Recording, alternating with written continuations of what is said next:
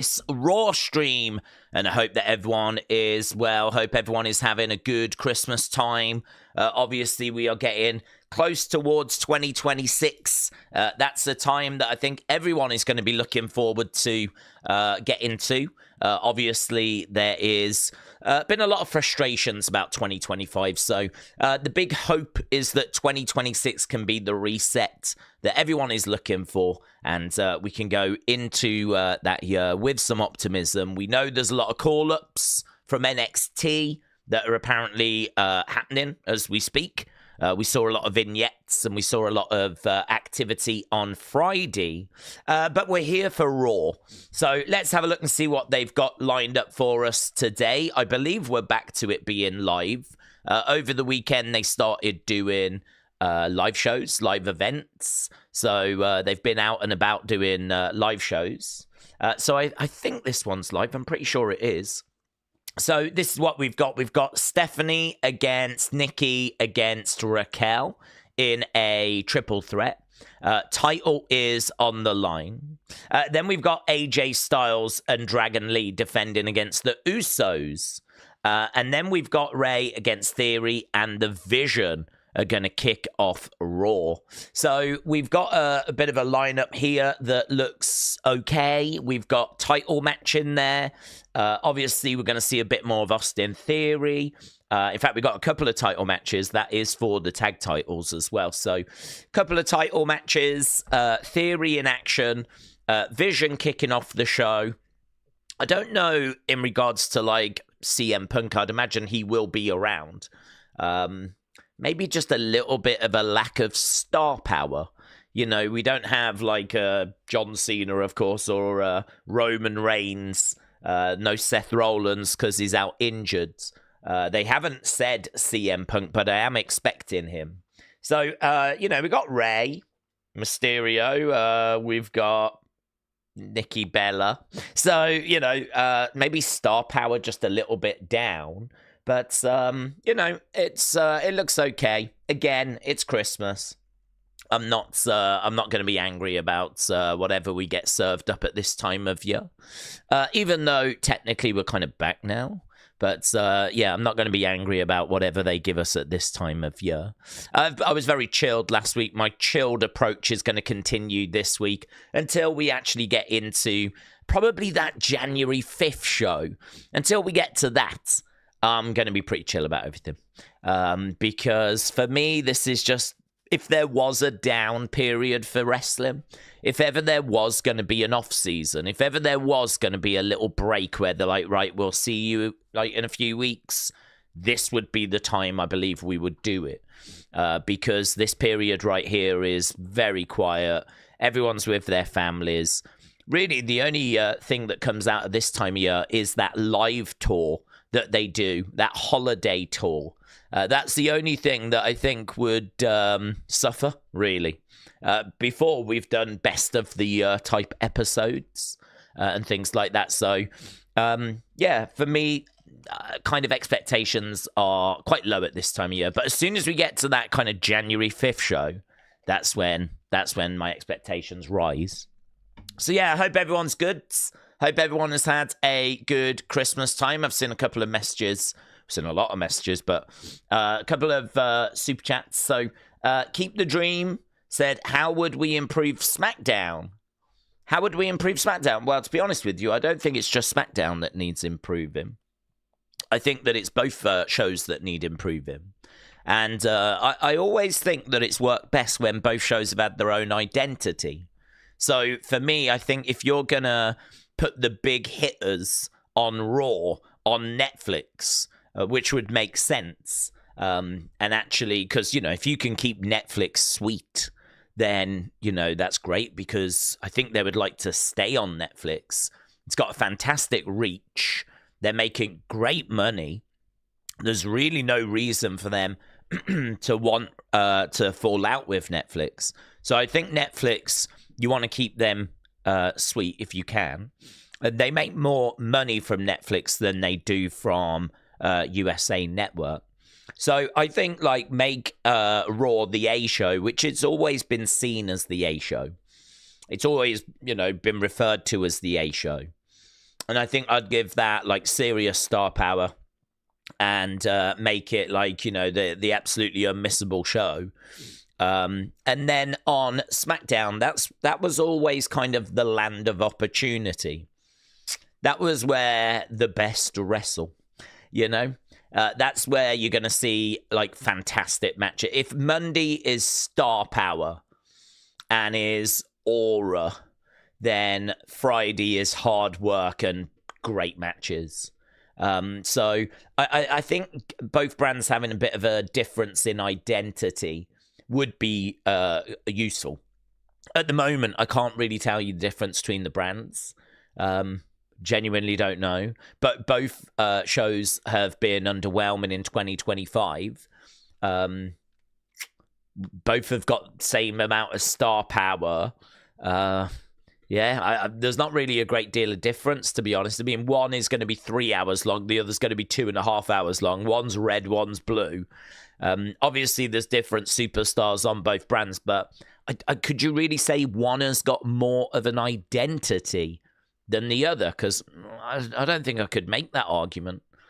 I think I'd really, really struggle to make an argument that one feels drastically different to the other. So I think to improve SmackDown is also improving Raw by giving them both an identity. And to be honest with you, you just go into a bigger conversation then of the creative and all the kind of conversations that we've been having. We know creative needs to be better. We know the rosters need to be fixed. There needs to be a draft. We need to get the right numbers, the right people in the right places. And we need to get, I think, both brands an identity. So that, for me, would help improve SmackDown. You know, going into specifics, to be honest, I don't feel like we need to do that because we would have to sit down and we'd have to draft out all the rosters and all of that. But I think big picture, that would be the focus. And I mean, we just need some fresh feuds, don't we? We need some exciting matchups. But the great thing is it looks like Javon, Oba, Trick. It looks like all of those guys are making their way to the main roster, and that is going to really provide some fresh opportunities. And I don't think they're going to wait around with Trick and Oba. I think they see big things for both of those. So I could see both of those kind of not being around the world title level, but certainly being around mid-card titles relatively quickly. Oba, apparently they see him main event level, like, straight away. So Oba could be a bit of a Brock, where later this year is trouble in the world title. But Trick, I think, will, you know, be around. He's already had a little run-in with Cody and told him to keep that title tight because he's setting his sights on it. I mean, way too soon. But, I think we could see some... Yeah, I could see some shake-up with these guys coming up. I don't think they're just going to be used sparingly on TV, a bit like Carmelo, you know, where he's kind of used a little bit, but not that often. It's a lot of backstage segments. He was doing a best of 7 feuds and then, like, wasn't really on TV. Then he got with The Miz and he was in the tag division. I think we're going to move a bit quicker. We're going to have a bit meatier stuff coming up for Oba and Trick. Finley, hello, shout out to you. Said Monday Night Desktop Bop LFG.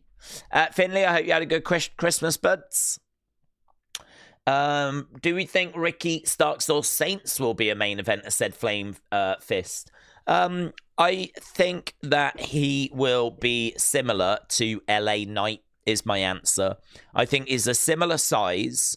I think he, charisma-wise, might be about the same, if not a little bit of a step down. The reason why I say step down is because I think LA Knight has massively benefited from his catchphrases. I think he's massively benefited by having a few good killer lines. You know, his delivery, his confidence. I mean, I would say that Ricky's promos are really good. I would say I've seen some real fiery stuff out of him in NXT. He speaks with passion. He's a little bit like LA Knight, but he's got a bit of Sami Zayn mixed in where there's a bit of fire in those promos. Match quality-wise, they're probably about the same.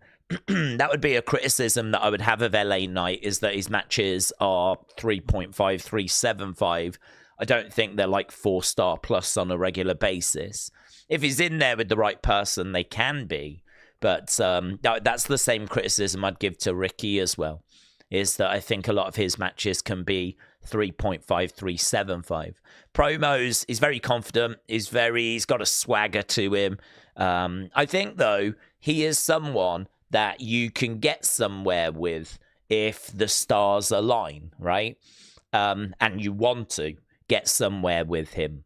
And that is like LA Knight. If the stars align and, you know, the people are behind him, you can get somewhere with LA Knight if you want to. And the stars are aligning. Let's make no mistake about it. I'm not sitting here saying the stars haven't aligned. They absolutely have. A lot of people out there are big fans of LA Knight. They want to see him succeed. He's paid his dues in the wrestling business. He's done everything he can. I do think that, and we've spoke about this before, I do think that a decision is made as to how hard they're going to push you and how much investment you're going to get. Probably over the next 3 to 6 months, a decision is made, right? It has to be. Because every kind of quarter of the year is kind of roughly planned out. Like, they will know what the WrestleMania card looks like right now. They'll have it penciled. Might not be pen. A lot will be pen. But it'll probably be penciled in. But they'll know if, you know, Ober's going to feature, or Trick's going to feature, or Finn Balor's going to feature. So, you know, if Ricky was to get called up now, he might not be in the WrestleMania plans. And if he's not in the WrestleMania plans, he's only going to receive such and such of a push, right? So I think when you come up from NXT, they've got an idea as to how much they want to use you for the next 3 to 6 months. And I think that dictates the size of your push. And so the thing with LA Knight is he came up as Max Dupree. I don't think they had major plans for him. And so, you know, his push was so-so. And it was the people getting on board, and it was LA Knight getting over that has got him into the situation that he's in now. It's hard to know if WWE would look at Ricky and see something more and would have bigger plans. I mean, the only person that really is going to know that is Triple H, of course, as to how much he wants to push Ricky straight out of the gates. I think age-wise is in a much better position. I think when LA Knight came up, he was about 40. Ricky right now is 35. And I know that doesn't seem like loads, but it is. It's a big difference, because if you think that the Attitude Era ran from like 97 to about 2002, that's 5 years. So it's basically the Attitude. Everything we did in the Attitude, you know, that era that people rave about. That era that's like, you know, made so many people wrestling fans and changed WWE and was so revolutionary. That was about 5 years. So 5 years in wrestling is a long time. So it's a big gap at the moment. That is to Ricky's advantage. So, yeah, I mean, I think it would be similar to LA Knight. I think they would bring him up. I think they would like the look of him. I think they would see opportunity.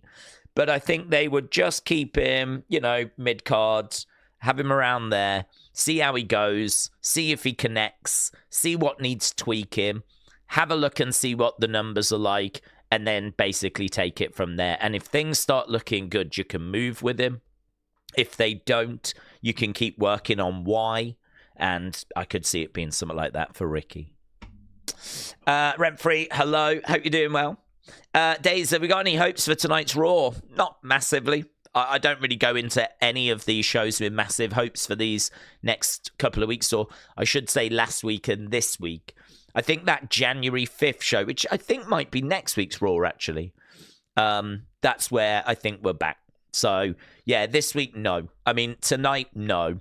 Tomorrow, no. It's a tape show tomorrow. Friday, no. I don't even know what we're doing. So this week, maybe my expectations have risen 10% on last week, but This is that weird Twixmas. This is that weird period where we're between Christmas and New Year's. We are building towards Saturday night's main event, which is not a bad show, but is massively overshadowed by the Royal Rumble just a week later. We do have a European tour coming up in January, which we know can be disruptive. So for me, I'm just sort of looking at this thinking, how crazy is this show going to be at the moment? I don't think it's going to be that crazy. You know, if you've got any surprises up your sleeve, you're saving it for next week's Raw, or you're saving it for the Rumble. So I think, like, there's not going to be anything too dramatic, nothing too crazy. I think it's just going to be a show that just develops a few situations, just moves a few stories forwards. And that's fine, honestly. I mean, a lot of people are off work, off school, they're at home. You know, they're chilling with family. I saw my family yesterday, which is why I was not around. They all came over.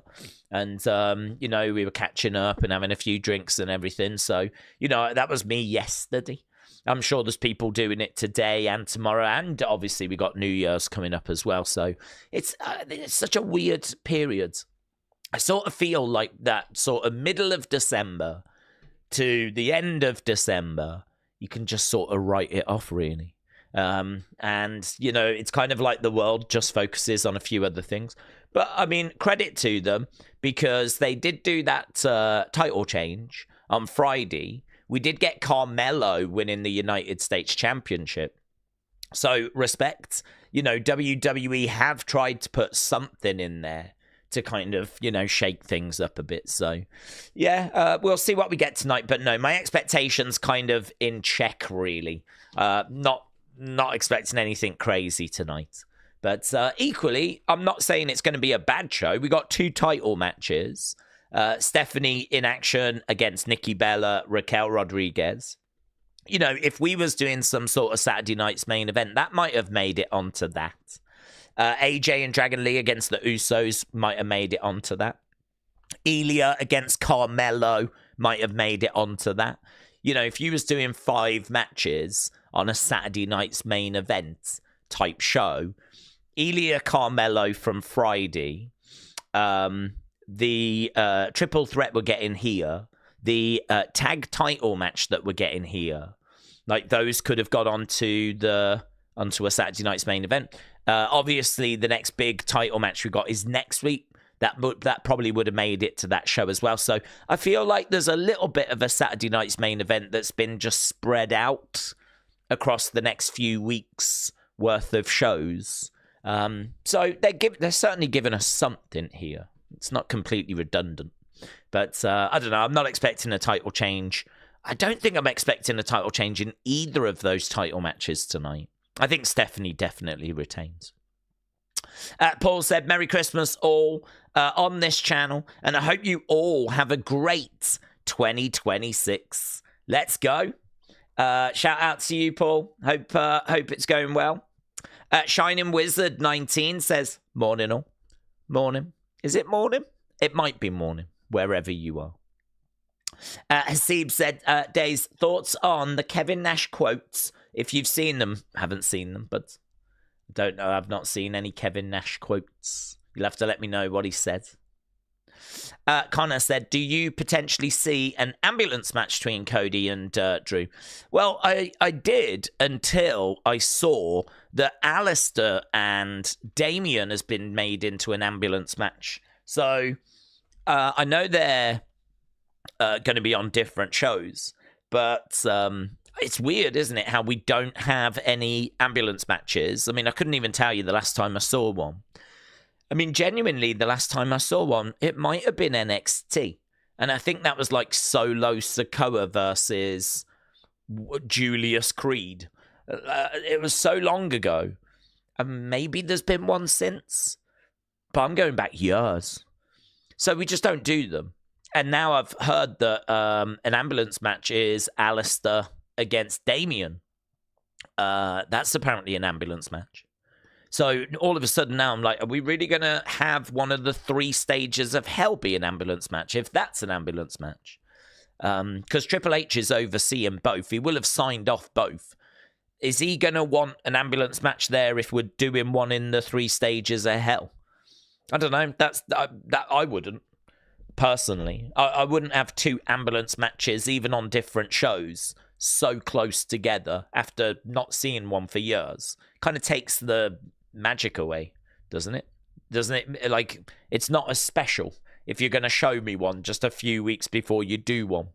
So, yeah, I don't know. I was thinking that they would do that. I always think it's a good one to have. It's a good way to end a 3 stages of hell, because by this point you should have beaten the living daylights out of each other. So to win that 3rd fall by shoving your opponent in an ambulance, pat in the back so they get taken straight off to the medical facility, that's a good way of ending a 3 stages of hell, in my opinion. So yeah, I did, but now I'm thinking maybe not for that reason. If Roman wins the Rumble, would we be down for it? I would, because it's a boring... Oh, down on it. I would, because it's a boring option. It's an easy way to get Cody Roman. I like Roman, but we've seen too much winning big matches, said Asib. I would be okay with it. I wouldn't love it. I wouldn't hate it. I think Roman winning the Rumble is a bit of one of those I'm in agreement that it's not the most exciting thing, but if that is what they feel they need to do, I mean, to get Roman, basically you either win the Rumble or you win the Chamber, don't you? So those are the 2 ways of getting to the champions. So Roman would have to win one to, go after one of the champs. So part of me is like, maybe it's better if he wins the Chamber. But then do you make the Chamber a bit more exciting if it's a bit more unpredictable? Because we know that Roman Cody is the plan right now, apparently. So Roman's winning one of those. So which one do we have him win? If he's winning the Elimination Chamber, people will then complain about that and say that makes it a bit too predictable. We know who's going to win because we know that he's facing Cody. But I don't know, it's a hard one, that, isn't it, to kind of get around? Unless you have someone win and then they get, taken out, You could have a shock winner of the Rumble, but then a few weeks later they get murked backstage and they're out. But honestly, I think there'd be a backlash to that because basically the Royal Rumble was a waste of time. Because you've watched the Rumble, you've seen this person, this shock winner, and it was all to just throw you off the scent. And so then that person gets attacked and now you need a replacement. I mean, you could go down that road, but I can already hear the criticisms. So it feels like Roman's going to have to win one of them, either the Rumble or Elimination Chamber. So for that reason, that's why I wouldn't be too down on it, because it's one or the other that he's got to win. Word on the street is it is him and Cody at the moment for WrestleMania. So that's why I wouldn't be too down on it, because it's that or that. But yeah, it's not the most exciting thing in the world. But then it's a tricky one, isn't it? It's a tricky one because we do want a really good, juicy main event. It'd be brilliant if that information was wrong. It'd be great if it was actually Cody Randy, and actually Randy wins the Rumble. And even though Randy is a massive name and a massive legend, if you don't quite see it coming, then that's great. That will have still have its shock value. So it would be really good if that information was wrong, but I don't know. Normally this information proves to be correct. So at the moment it looks like Roman and Cody for WrestleMania. That was coming from Wrestling Observer. That was coming from Dave Meltzer. Word is that Roman is going to be coming back for a more regular schedule, said Shining Wizards. Apparently Hollywood just doesn't really interest him. Seeb said Kevin Nash basically took digs at CM Punk. He said last week showed why he should retire because his punches look slow and wearing a top during a match as the main champ isn't a good look. Well, I don't know about the top thing. I mean, I think it's fine to criticize some of his work. I would agree some of his striking can look a little bit off, but he's not alone in that. Sometimes it's the camera angle as well that can just be wrong, where they actually cut to an angle where you can see the shots aren't quite landing. Or, you know, from a different angle, they kind of look a little bit better. So sometimes there's a little something in the camera angles, but yeah, I don't know. I don't know about the striking. I would say that that's got a little bit sloppy and a bit loose on quite a few people, to be honest. I would probably point to his match with Gunther at SummerSlam as an example of the fact that he can more than deliver at this age, which I really enjoyed. And I think, yeah, I got a great score from you guys, but also did very well on Cage Match, which had a decent amount of feedback because that was SummerSlam. So, you know, I would point to that match. I mean, I would also point to his triple threat at WrestleMania as being a very well-received match. He certainly didn't stink the place out there, right? So there's 2 matches I can point to this year. I don't think his match with Cena was that great, but then this was heel Cena. I didn't think Cena's match with Orton was that great. And we didn't think Cena's match with Cody was that great. So I think that was just a bit of a problem with Cena being heel. So yeah, I'm not really worried about CM Punk. And you only have to go back last year to that amazing Hell in a Cell match, which was legitimately a match of the year contender. So I always think if people are like, oh, this person should retire, they don't look as good, you try to think back like, okay, have they had any good matches, really good matches recently that kind of can counter that argument? And I'd say I can, you know, think of a few there that I think he looked absolutely fine in. I mean, he looked fine in that mixed tag match as well. Him and AJ against Becky and Seth. Again, not much to take out of it because of the fact that it was mixed tag. There were so many people that were in it, but he looked fine. There was no criticisms of Punk, and actually hasn't really been any criticisms of Punk like in recent times. So I would push back on that about the retirement thing. I think to say someone needs to retire because their punches don't look good, you know, I would just say tighten up on the punches. And sometimes the camera angles can be a bit of a problem as well. In regards to wearing a top, I mean, I don't know, man. I feel like there might be something a bit more going on there with Kevin Nash and CM Punk. I really don't see the issue. I think CM Punk, he'll know his body. If he was botching a lot in his matches, and, you know, I mean, we can't expect CM Punk from like 2012. I don't think anyone does. So, I mean, if Kevin Nash is saying that he's not that standard, he should retire, then maybe there's something to it. But I'm not expecting CM Punk of that level. You know, even CM Punk made that comment the other day, is like, speaking to Bron Breakker, and he said to Bron, you want CM Punk of 2012. You can't even handle CM Punk of 2025. So, I mean, even CM Punk knows that he's kind of slowed from his prime. You know, he's not in his kind of peak physical condition anymore. But I think he's still offering up more than enough. I really wouldn't understand calls for him to retire.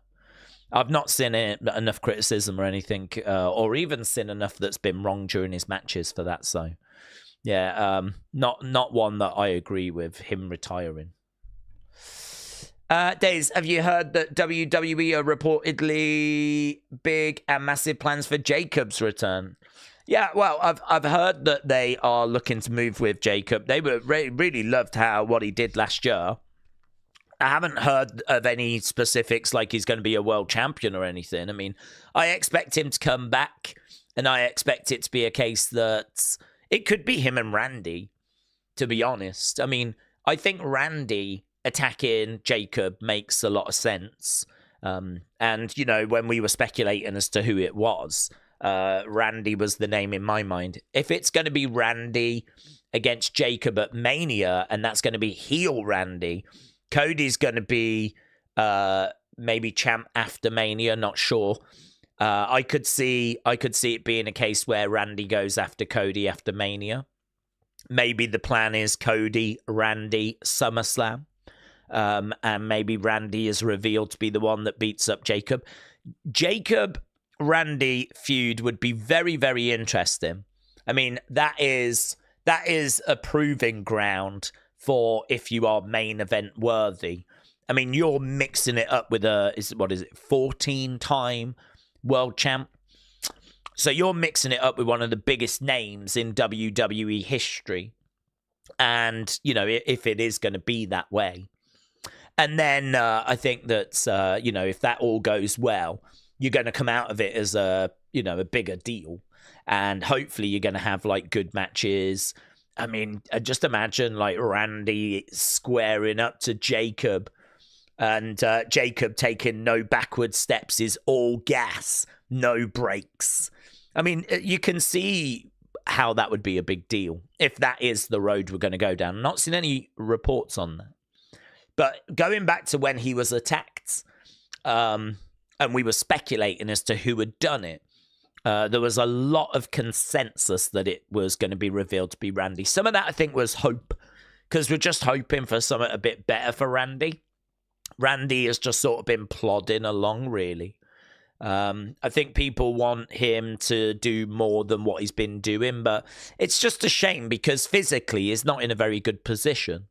So physically, I think he's struggling a bit. And so we just got to try and get out of Randy what we can, but we got to sort of manage that process. So I just really want to get a heel Randy, babyface Cody feud, to be honest. I'd really like to get that before Randy has to walk away. Maybe some people would rather it be the other way round. But I would really like for it to be babyface Cody, heel Randy. I just like heel Randy. I think heel Randy works so well. But babyface Randy, heel Cody could also be a winner, to be honest. So either way, but yeah, I'd rather have heel Randy, but I'll take either. Richard, chat out to you, said Daze, it's Richard. Is Raw tonight live? Well, I believe it is, yes. I believe it is. I'm not aware of this show having been taped. So I know that the superstars are back because they've been doing live events over the weekend. So to my knowledge, it is live. But I don't 100% know that. I don't 100% know that because I haven't really been following the whole taping and all that kind of stuff. And when I did, the information was incorrect. There was a bit of information that came out that said they're doing this show tonight and it's going to be shown that. And then it turned out that wasn't true. That wasn't correct. So, but I don't remember having seen this show being recorded. And I've certainly not seen any spoilers or anything. So I believe it to be live tonight. Yes, I think we are back to being live. Apart from tomorrow, when it is taped. Shane said, I know this is not wrestling related, but did you see what happened to Anthony Joshua? I did, yes. James said, did you see Anthony Joshua news? Been in the car crash. 2 of his close friends died, and he's in stable condition. Yeah, I saw. Hope you well, James. Carl said, haven't had a heel win the Rumble in 4 years. Odds are that it will be a heel that's going to win. Also, Roman last won in 2015. So a strong possibility for him. I just hope for a real surprise, says Carl.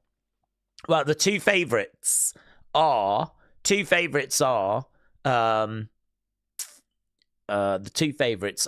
Roman and Braun.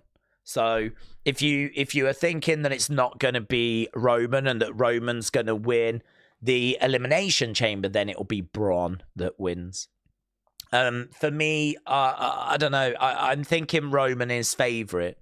I think that kind of tees up. Well, it just makes a big announcement, doesn't it? That Roman's back. I mean, Roman is the needle mover. Roman is one of the biggest names. I don't even think that's arguable. I think he is the biggest in wrestling right now.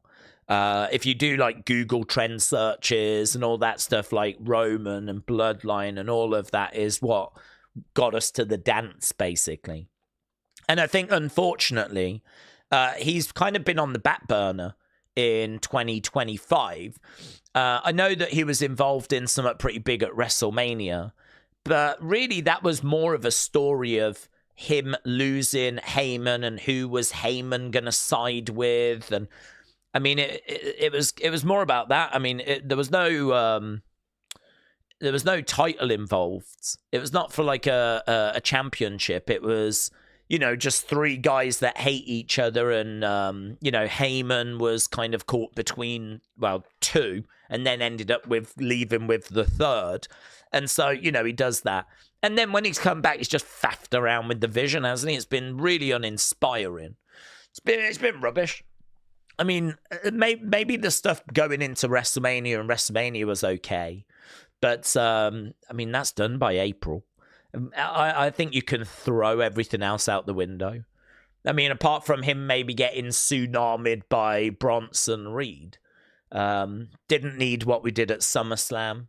I mean, it was a tag match. Didn't need it. Didn't need most of his faffing around, like running down, trying to chase off the vision and all of that. Like, it's been really uninspiring. It's been really uncreative. So I think if he did win the Rumble, what you're doing is you're sending a message. Roman is back. He's going for a championship. WrestleMania is going to be a big deal, which we know it's going to be a big deal anyway. But I think it's just a message that's being sent, isn't it? It's just a message that's being sent. Like, this is going to be goods. We're getting our biggest, most well-known, most popular superstar back into the title picture, back into the main event. I mean, technically, he was in the main event this year, but it was not for a championship. And as I said, it was a weird story that wasn't like him and someone. There was like 3 people involved, 4 including Heyman. It was a bit crowded. So I think, like, it's a big statement that's going to get made. Plus also, the Rumbles in Saudi. I sort of feel like in Saudi, the star power is really important. I think, in the UK, we kind of really like... I think we really like and root for the underdog a little bit. Like Bret Hart was really popular over here. Daniel Bryan was really popular over here. I mean, of course, Roman's massively popular. But I think we are, we could get behind a Sammy or someone like that, right? I don't... Sammy in Saudi, of course, makes sense. But I sort of feel like over in Saudi Arabia... it's really star power, They're really taken with the big names. It strikes me as a little bit more of a casual fan mentality. Not that they're casual fans, because I don't believe they are. I think they're very well educated.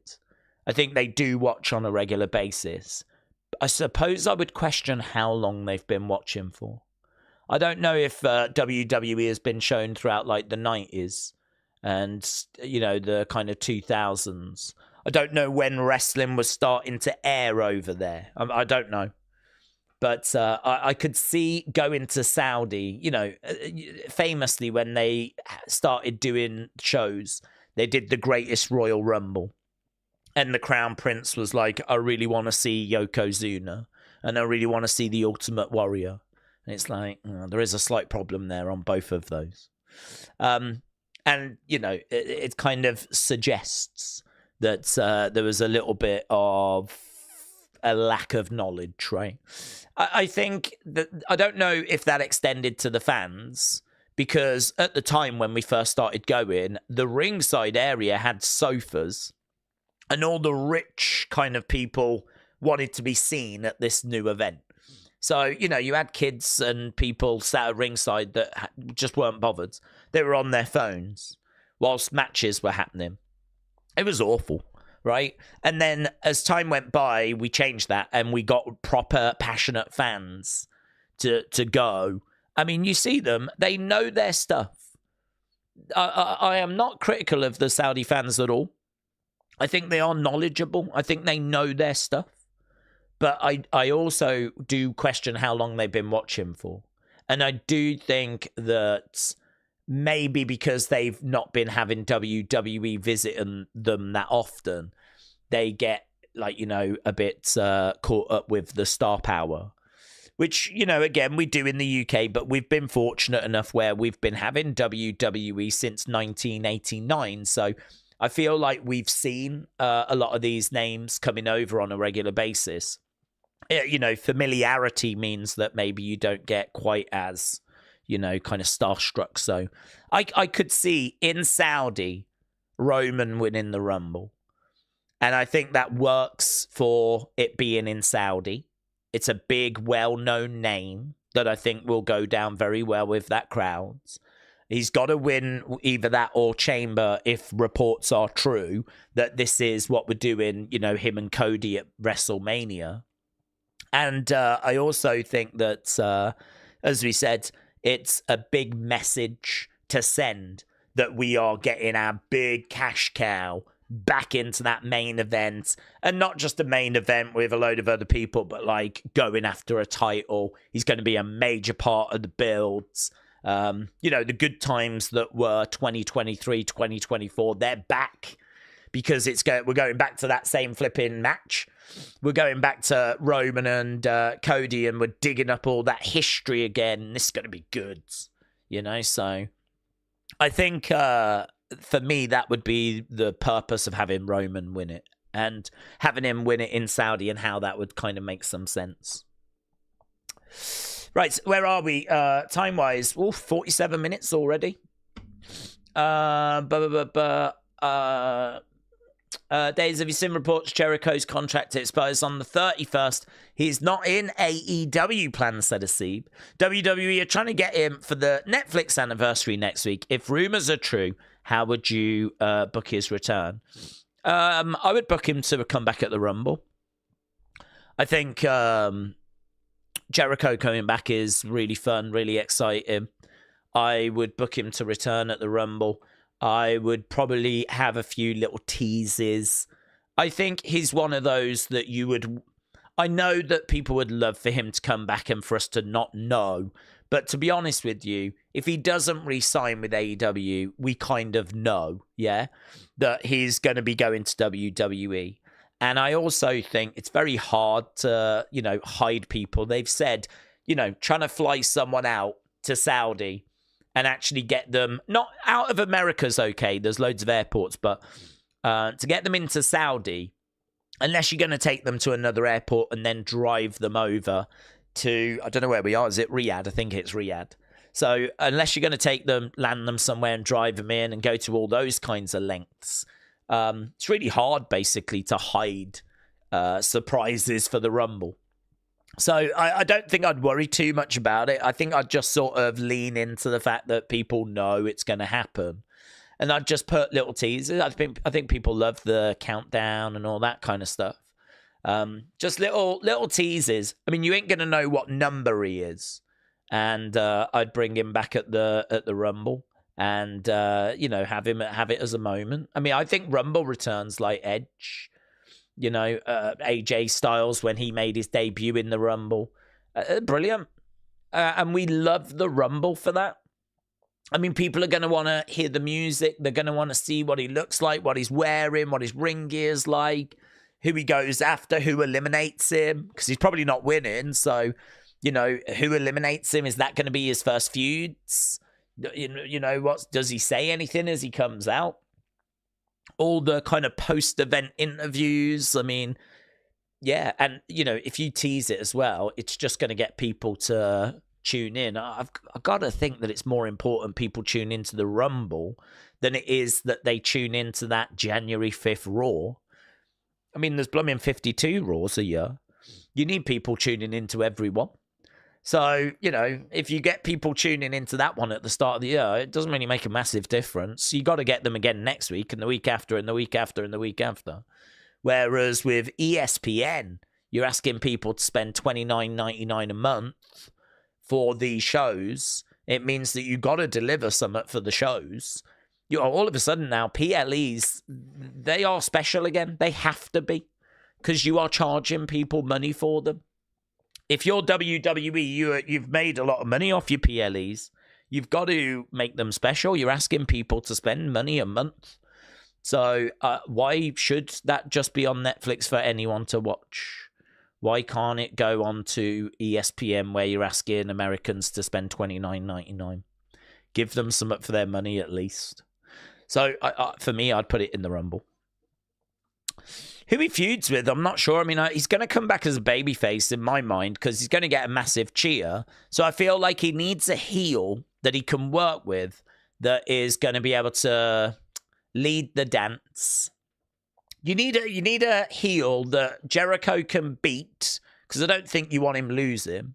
So you need a beatable heel that has got enough experience where they can help, like, more than help carry the match. So, honestly, the first name that comes to mind, I'm not saying this is the right person, but it does at least fit what I'm saying, and that would be The Miz, because The Miz is someone that can lead the match. He can carry the weight of the match. He's active. He's someone that's got a lot of experience.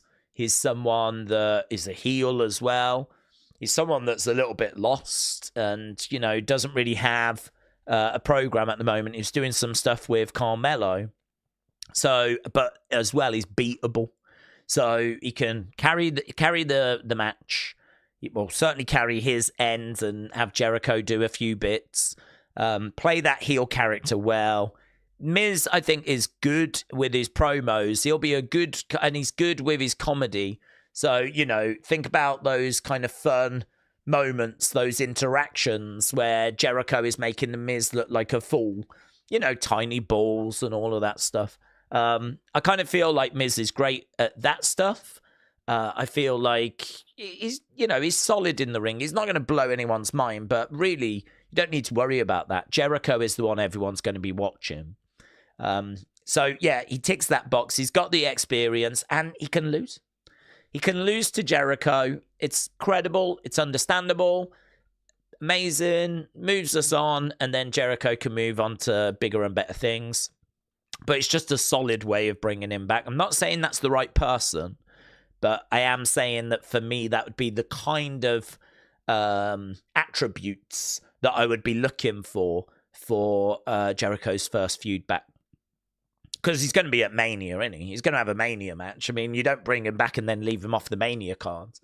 I mean, you could put him in the tag division, but I don't know. I wouldn't like that as much. If I could avoid that, I'd like to avoid that. I think that would be a bit of a shame, putting him in a tag team. I feel like that would be a bit of a waste. But you do have to factor in his age. And I mean, there are plenty of matches in AEW where he wasn't looking very good, I thought. So, yeah, it's one of those where definitely it's going to be a bit of a challenge. But there's a way forwards with Jericho, definitely. How much you get out of him, I don't know. I mean, it could just be a case he only works PLEs.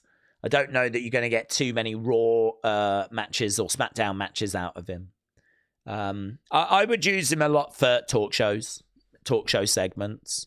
I mean, he's an excellent talker, and he can really, put people over verbally. I think that would be a good use for him. But, yeah, I'm quite excited. I'd like to see him come back. But when you think about it, besides Truth and Orton, the last full-time wrestler debuted in WWF as, when you think about it, besides Truth, Orton is the last full-time wrestler that debuted in the WWF. As when Orton debuted on TV, it was still WWF, says Nava Meets World. Nava, hope you're well, buds. Connor said, do we think it's time for Drew to potentially win and become the new undisputed champion? Not particularly. I think that he can do. I wouldn't say it's time. I mean, I think that Drew is He's done, everything that you can. I think he's a very credible challenger. I think you could put the belt on him and that would be fine. I think that he is bigger than the World Heavyweight Championship. He can win that belt. But he is someone that can win the WWE Championship as well. We've kind of spoke before about how, for me, that WWE Championship sits above the World Heavyweight. So, World Heavyweight, we gave Jey Uso a try. We gave Damian Priest a try. And that, for me, is probably the belt Bron Breakker's going to get first. If Ober's going to be a champ, it's going to be that belt. If Trick's going to be a world champ or LA Knight's going to be a world champ, it's going to be the World Heavyweight Championship. I don't think you go and do that with the WWE Championship. I feel like the WWE Championship in recent years particularly, but really I would say throughout its history as well, apart from the Universal Championship, which they did an excellent job of genuinely making feel equal, right? But if you go back to the original World Heavyweight Championship, it kind of felt the same. That the WWE Championship was the championship. And it feels that way to me now.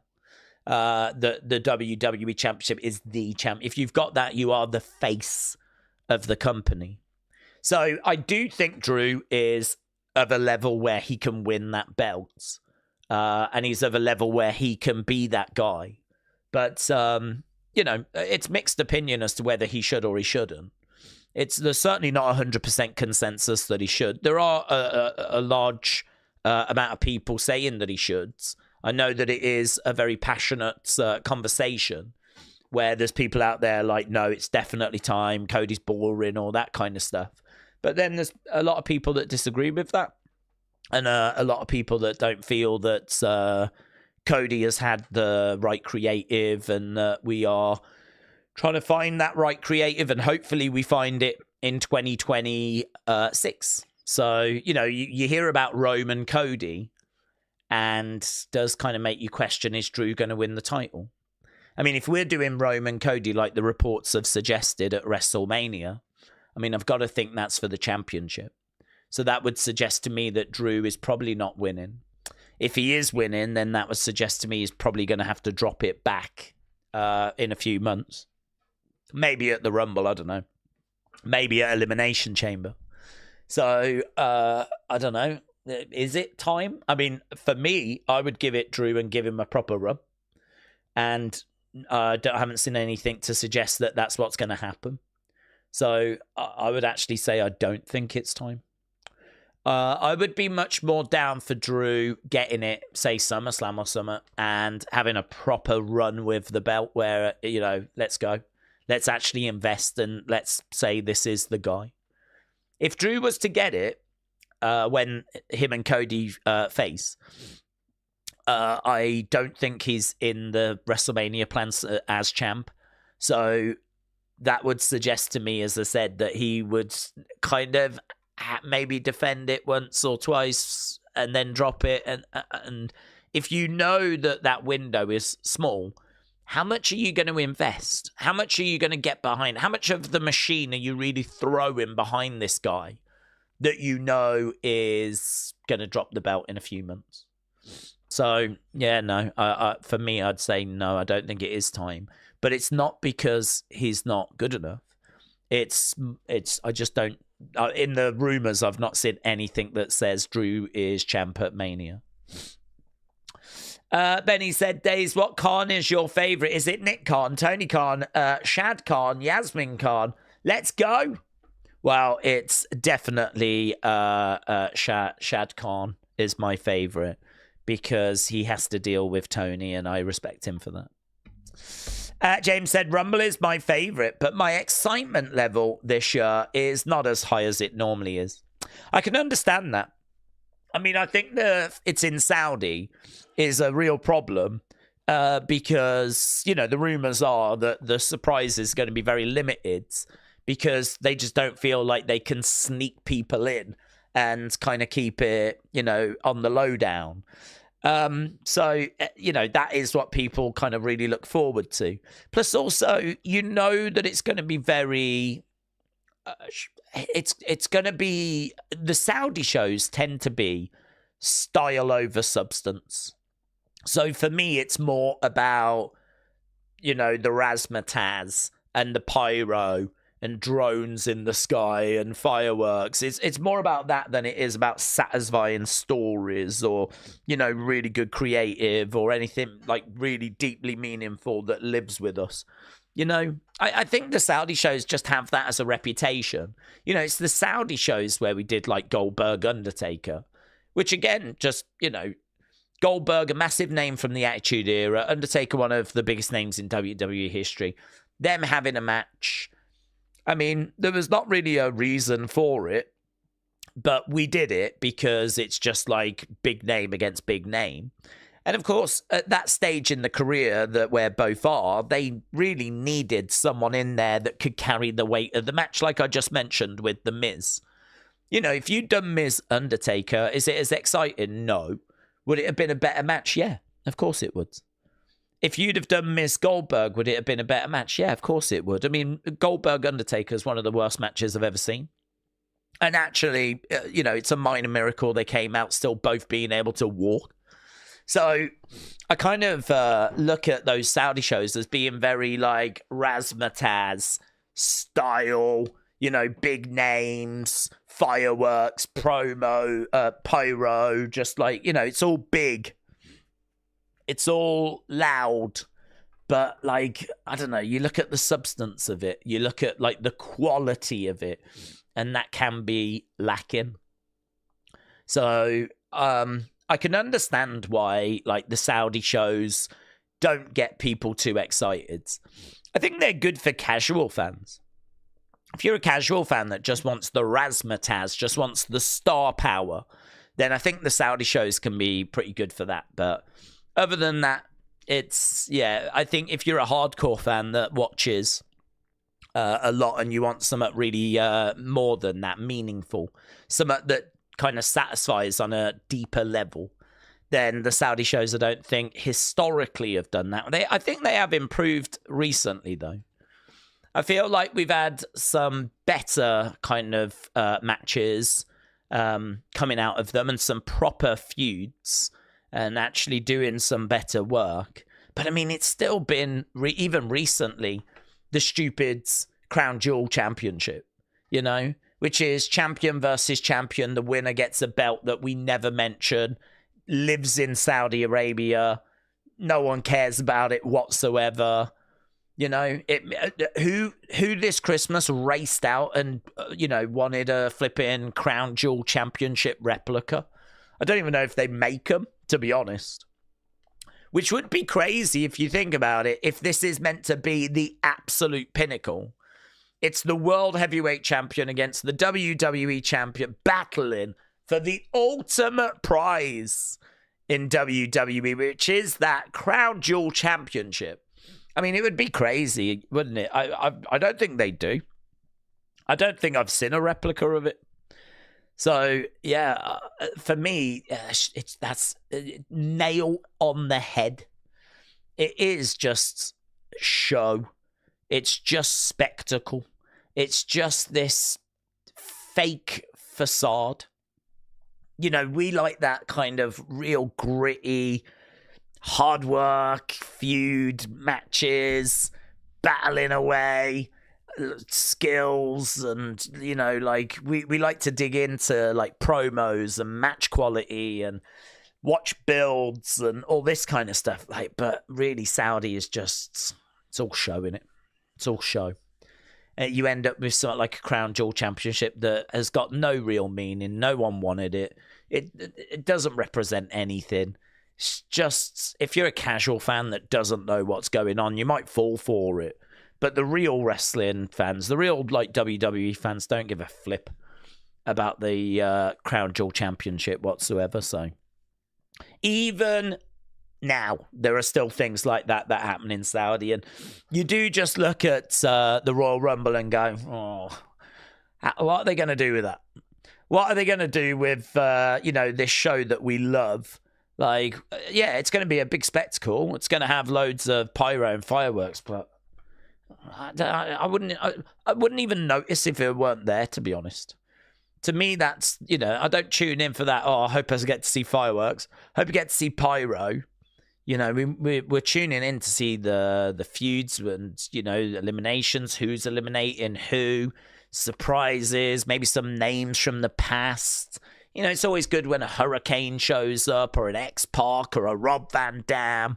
Those are the kind of things that we would like to see. But I don't know. You can understand going into this year's thinking, instead of that, is it going to be Omos? Because he's really tall. I like Omos, though, so that'd be okay. But that is the kind of thing to expect, Are they going to go and get another sumo wrestler because they want someone really fat? That's what they did in the Greatest Royal Rumble, wasn't it? They went and got an actual sumo wrestler that had never appeared in WWE. They went and got a sumo wrestler just so... I can't even remember his name.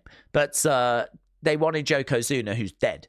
So they just went and got a proper sumo wrestler. And they were like, well, that'll do. That'll do. Probably stand a great chance of seeing the Great Khali. Thinking about it. Because he's really tall. Again, would I be down on it? It'd be bonkers. It would be bonkers. That would probably be okay. If that is what we get, actually. The Great Khali. It'd get a reaction out of me. Right, Hasib said, I was thinking, how could Saudi people watch the shows weekly? If they do, they'll see the women uncovered. Well, I don't really know how that works, honestly, because I don't know what that... they watch. I mean, they know who everyone is, and they know who the women are. I mean, they don't get like a censored version. I think this probably leads into a bit of ignorance in regards to their culture, which I'm quite happy to put my hands up to, because I've never claimed to kind of know what the culture is like over there. So I know that the women can't, that live there aren't meant to be going around, unclothed, like, they have to cover up. But, I watched a video when we found out that Saudi was getting WrestleMania. I watched a video where a tourist went to a Saudi Arabian shopping mall. And everywhere she went, it just looked like an American shopping mall. I mean, there was mannequins with girls with, like, low-cut tops and short skirts. And she was like, who's this for? Because, like, there isn't enough tourists to warrant, like, going over to shop at H&M to buy these clothes. So it must be that this appeals to locals. And like, the locals must have to buy it as well to make it, financially viable. And it turns out, like, the local women do wear that stuff. But it's just, they wear it at certain get-togethers. There's women-only type events where I believe they can wear those kinds of things. There's family gatherings where I believe they can wear those kinds of things. It's just when you're out in public that you have to cover up. So there's these kind of things that's like, I don't quite understand the rules. I don't quite understand how it works. And plus also, there's tourists walking around Saudi Arabia that don't cover up.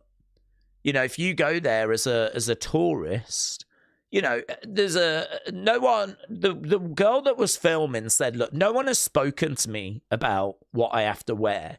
No, there's been no word as I landed in the country saying you've got to cover up or anything. But I'm just going to use common sense where I need to be respectful." So, she was just kind of wearing a top that wasn't too low cut. And I think she was wearing like quite long pants. But, I mean, her face, her shoulders, her arms, they were uncovered.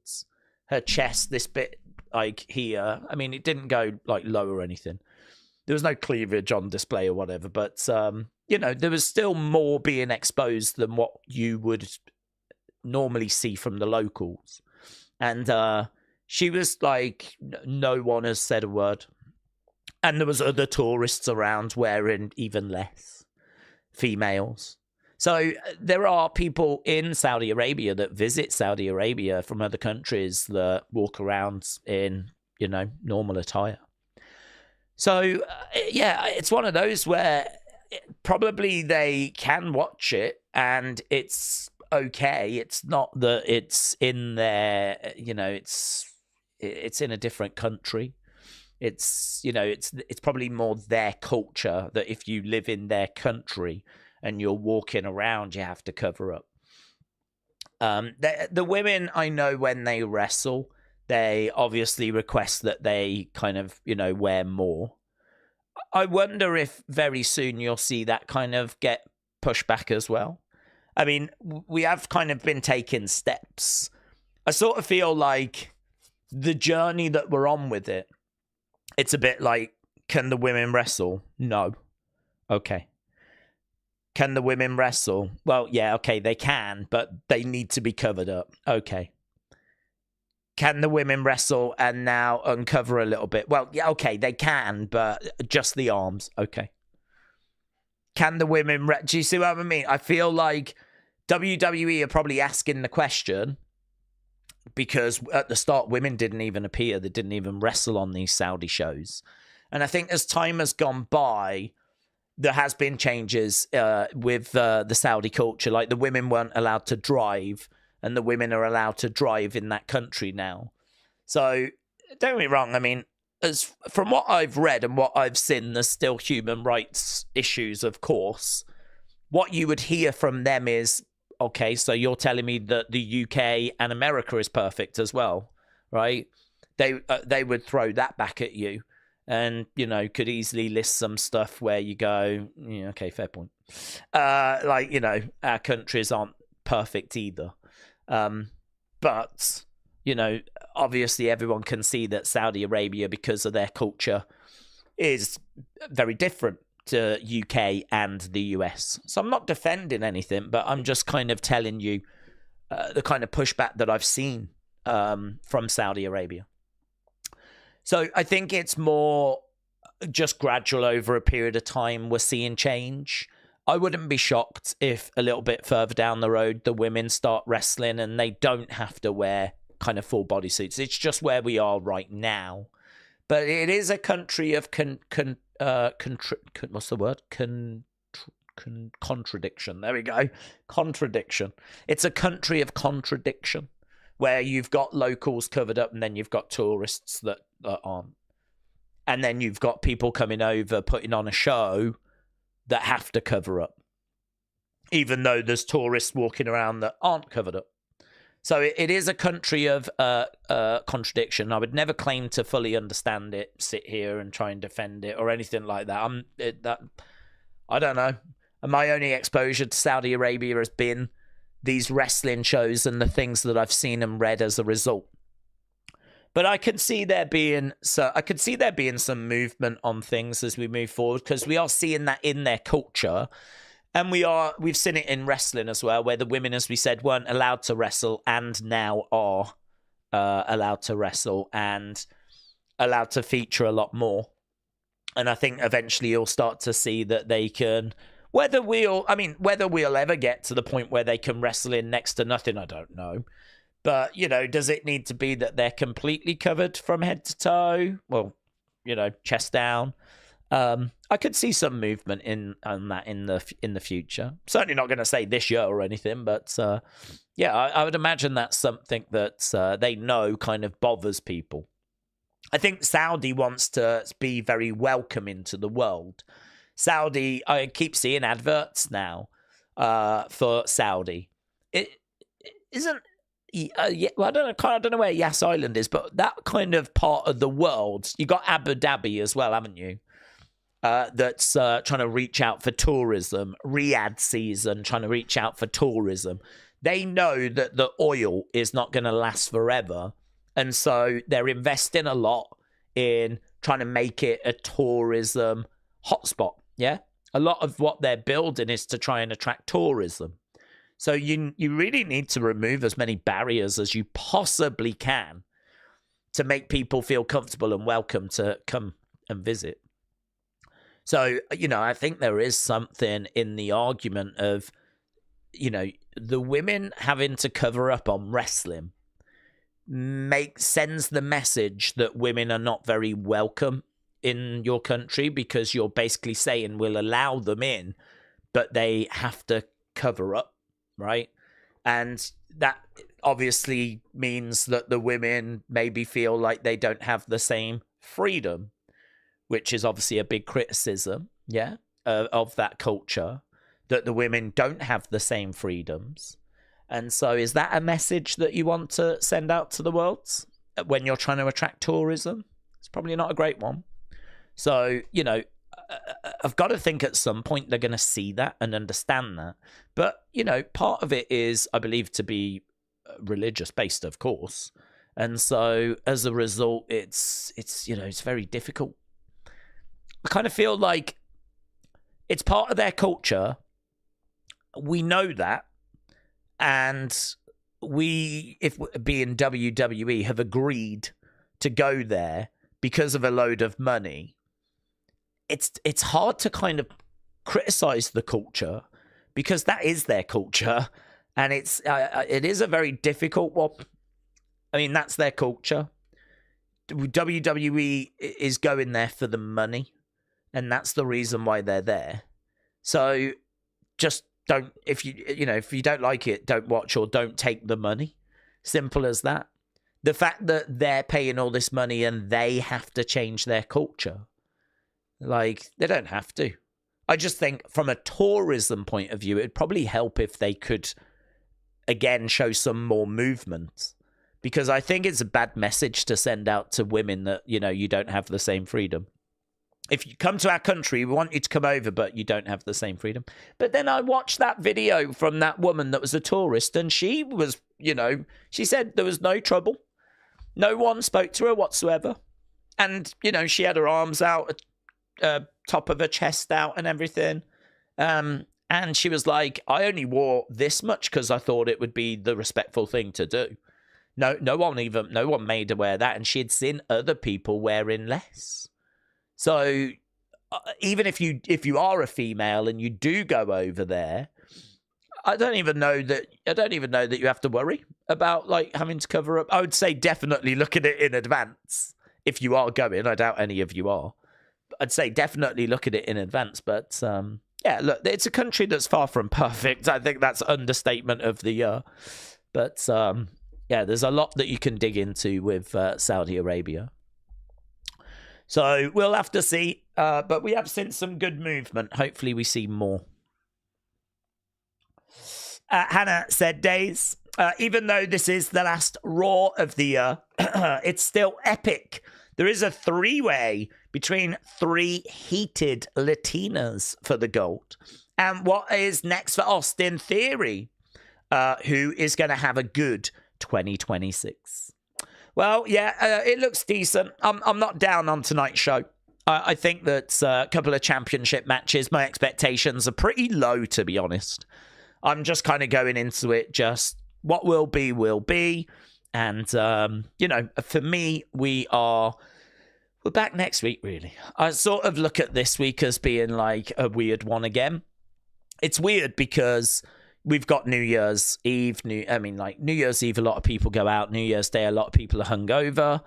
Obviously, you're still in that sort of Twixmas, weird caught between Christmas and New Year's. So you're in this kind of weird phase. And you got New Year's. And of course, once we get into 2026, we've just got not really much happening. I mean, to my knowledge, I don't think there's anything on Saturday. I'm not aware of any shows on Saturday.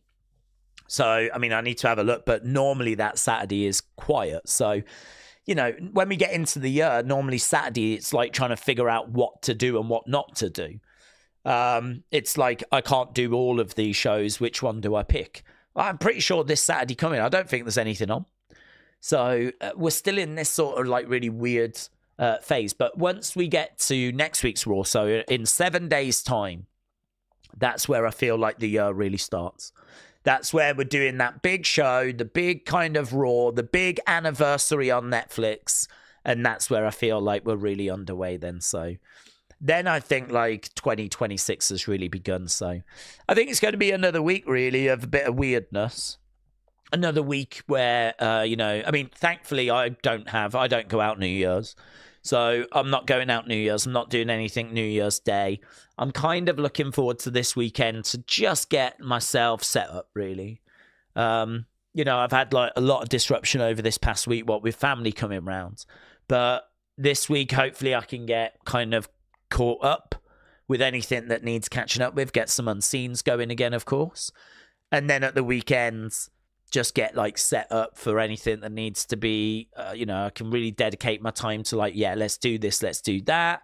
And then boom, next Monday. Yeah, I go. I feel like a lot of people are probably looking at life that way as well. There's a lot of kids that don't go back to school for another week or so. A lot of people aren't back in offices for another week or so. So yeah, it's just a weird period. So low expectations for tonight, but yeah, it could still be good. Check in Hose said, I think the show tonight is going to be very strong in order to build towards next week. If only they would come to the UK, they respected our culture, said Stomper Power. Well, that's a whole separate thing, isn't it? Mayor Pete's, hello. Daze, would it be weird if one of us sneaked up behind you, took off your beanie and smelled your hair? It would be strange. I'd say it would be strange. Wrestle with Andy. Hello, buds. Daze, are you doing anything for New Year's? No, I never do. I think I've been out on New Year's like a handful of times in my life, and that's it. And most of those I didn't really enjoy. I remember one year I was with my partner at the time, and she was living in this flat. And down the road, or literally opposite us, was a pub. And we would always pop into that pub. So if ever we fancied a drink, it's like, should we just go over the road? And when I say over the road, I mean it was literally the opposite the flat. So you'd go downstairs, out the door, over the road, in their door, you're in the pub, right? It was amazing. So we were in there a fair bit, right? But the great thing about England is we've got too many pubs, probably. Not now, loads have closed, but certainly go back 10 years, there was like loads of pubs. A lot have closed, thousands have closed. Pandemic was obviously a nightmare for people. And also the cost of living. I mean, it's just been going up and up and up and up and up and up. And as it's been going up, obviously pubs have seen less traffic. And, that's meant that a lot have had to close their doors. So it's a real shame. Same with nightclubs as well. A lot of nightclubs closing down. A lot of nightlife and everything really not what it was.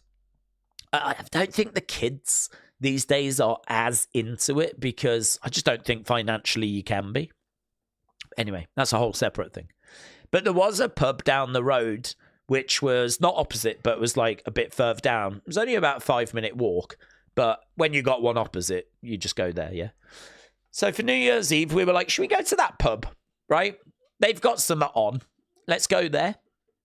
So we decided to do that. So we walk into this pub at about, I think it was about 11:15. We kind of thought, we'll go in for a couple, be there for midnight. If it's good, amazing. If not, we can always just go. It was one of those where we walked in. There was a bit of music playing, but it wasn't too loud, right? People were just starting to, it was starting to get warmer. And those kind of scenes in those shows where everyone just stops and turns and stares at you? That happened. So we walked in the pub and there was a bit of music playing. And I don't know why, but like people just, I don't know if it was a private function. It had that maybe kind of vibe of like, this was there was no signs.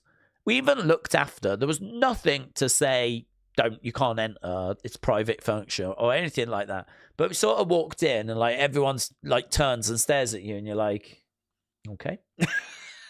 And it was all like old Jamaican people.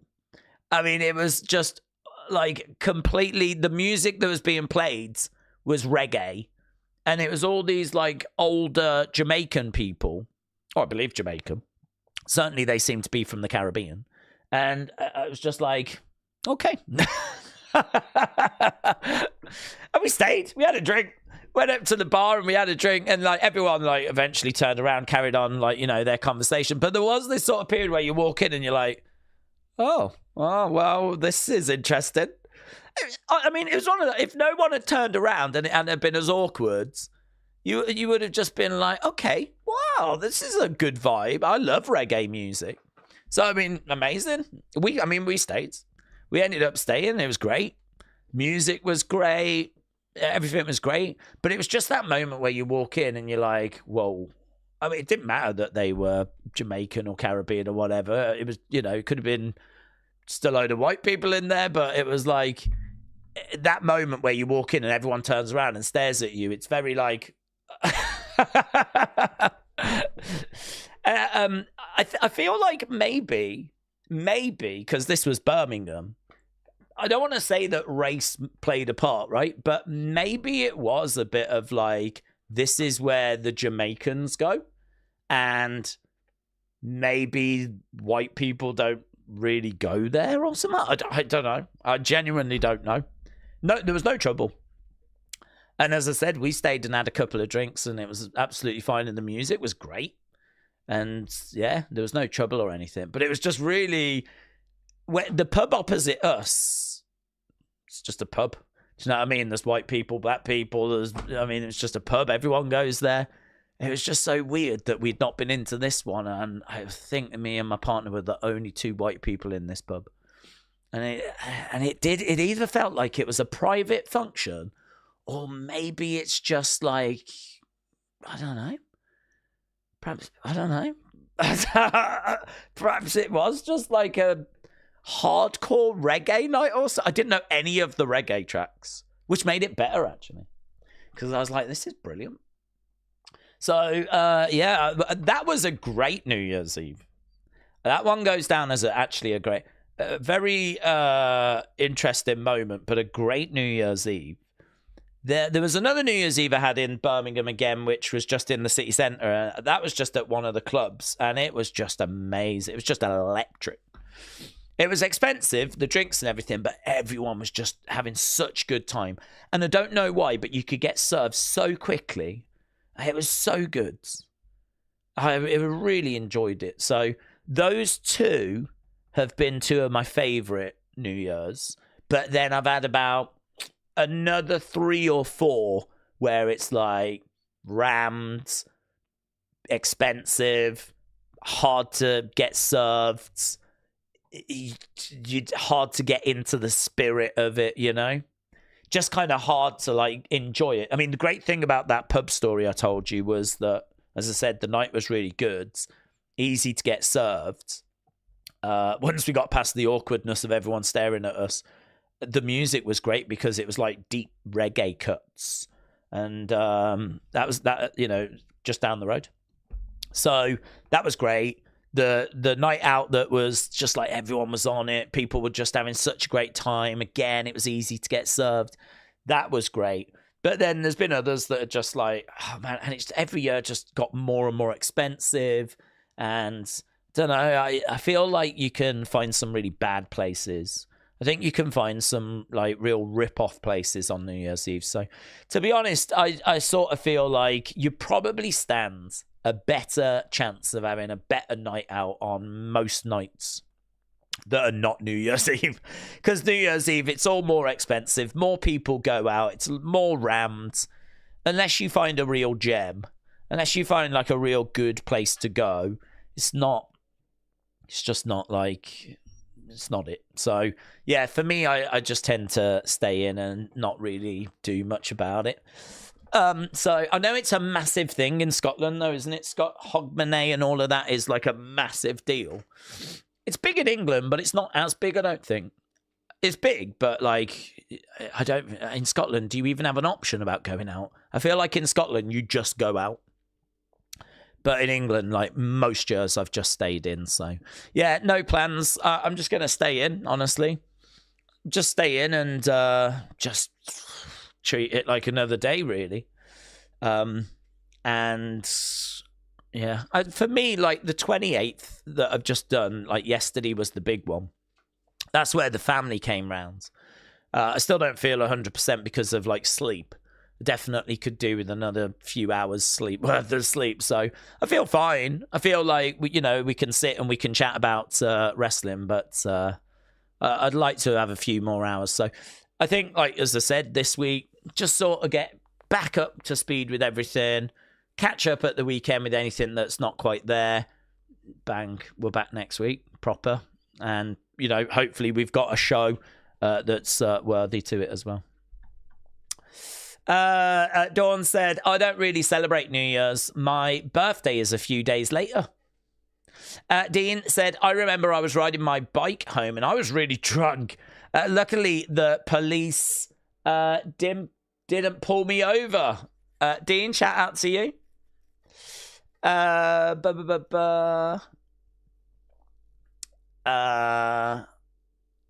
Is this the right chat? Daze, you're going to a reggae night. Oh, I went to one on New Year's Eve. I didn't know. And genuinely, we walked out after that night and we were like, what did we just walk into? Like, nowhere did it say reggae night. Nowhere did it say, like, private function or anything like that. It was literally a pub.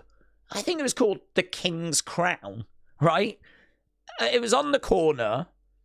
And it said, like, New Year's Eve celebration, kind of the time it started till late, obviously. And we just sort of looked like, really feel like we've missed a piece of information here.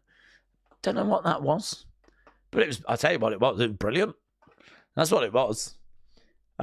We would have gone the next year, actually. We definitely would have gone back the next year, but she moved. So we didn't live in that place anymore. It was when I first met her. I first met her, and this is where she was staying. This is where she was renting. So I used to go around all the time, of course.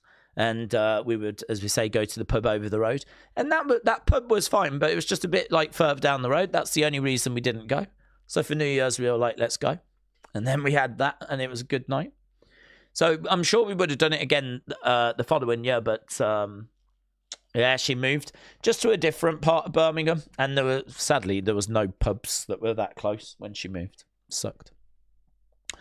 Mr. Matthew said, I'm excited about going to a live event that's not a PLE. It's going to be on Netflix. I just want to see the difference of a PLE versus a non-PLE. Matthew, shout out to you, buds. K Dub said, Daze, did you see the news today about how Vince is apparently back with creative? Do you think that's true? I've not seen that news, and I doubt that it's true. Big Time said, we've already discussed the issues of 2025 product, but I am focusing on wanting them to create new stuff in 2026 instead of relying on nostalgia, says Big Time. Trini said, Daze, you would fit right in to the block with dreads. Oh, mate. If I was to do that, I'd get beaten up for cultural appropriation. And rightfully so. Didn't Adele have like some sort of dreads or some at once? Cornrows and got into like loads of trouble for it. You can't, it's all cultural appropriation now, isn't it?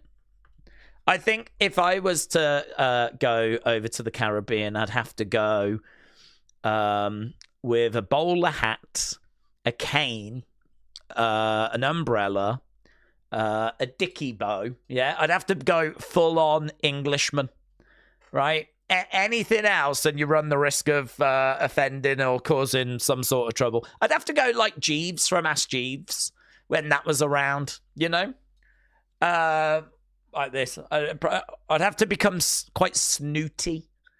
That's an English thing, isn't it? Or a stereotypical English thing. Cane in this one. Umbrella, maybe a newspaper under the arm. Yeah. Hello. Bowler hats. Yeah. good morrow. All of that stuff. That I'd have to do that. That way I would be on safe ground. Yeah. Because I'm going to get cancelled eventually. You know it's going to happen. I know it's going to happen. But I would like to try and delay it for as long as possible. So there'll be no dreads from me. But I don't even think I could grow my hair long enough anyway, so I don't need to worry about it. Wrestle with Andy said, Daze, I just Googled the King's Crown in Birmingham, and they're doing reggae bingo this New Year's Eve. I could believe it. But that would not shock me whatsoever. I hope they're all doing well. To be honest, I think there's King's Crown. There's probably a million King's Crowns in the UK. Isn't there a crazy... What's the number of pubs in the UK? The number of pubs in the UK is steadily declining. An estimate of how many pubs do you think we've got? We're smaller than Florida, size-wise, right? There's 38 to 46,000 pubs. Apparently, there is 30 to 50 closing every month. In the 1970s, there was 75,000 pubs in the UK. 75,000 pubs. Where do you put 75,000 pubs? Pub, house, pub, house, pub, house, house, pub, pub, house. 75,000 pubs. No wonder this country went to the dogs. No wonder we lost our empire. We're all absolutely trashed. Absolutely trashed. Just running around singing sea shanties. That's all we're doing over here. I mean, it's not 75,000 now. It's 38 to 46,000, right? But even that is, like, pretty crazy. But yeah, we've lost a lot. We've lost a lot. Right. Let's try and get back to wrestling, shall we? Rob said, well, of course, they're going to drink all the time in the UK. What do you expect them to do? Stand in the sunshine in the UK? I mean, this is a really good point. This is actually a really good point. It probably is a way of just getting out of the rain. There's 1,400 McDonald's in the UK. 1,400 McDonald's. I mean, that's a lot of McDonald's, and it feels like McDonald's is everywhere in the UK, but there is 40,000 pubs. 40,000 pubs. No wonder they're closing down. So many people drink at home now. I mean, back in the 70s, you weren't buying cans and drinking at home. Like, that just wasn't the culture. I don't even know if there was. I think there probably was, but it was just not the culture. And obviously, as time's gone by and times have got harder, people, rather than going out and spending monies in a pub, they'll just buy, beer from a supermarket that's cheaper and just, drink at home. So there's a lot more home drinking now. To be honest, I think the amount of alcohol people consume has gone down. A lot of the kids just are boring. Do you know what I mean? They don't really go out. They don't really drink. They're like sensible. I don't know what's happened. Not me. Not my generation. Kader said, would you like to see Jericho Logan at WrestleMania? No, thank you. Joseph said, this generation is not a drinking type. The bars are closing here in the States too, said Joseph. Yeah, it's weird, isn't it? I wonder why. I mean, to be honest, you would expect that generation to drink because they certainly can't afford a house. Do you know what I mean? AI is taking all the jobs. Or it's gonna.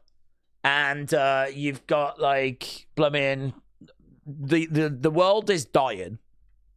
You've got wars popping up everywhere. No one can afford a house.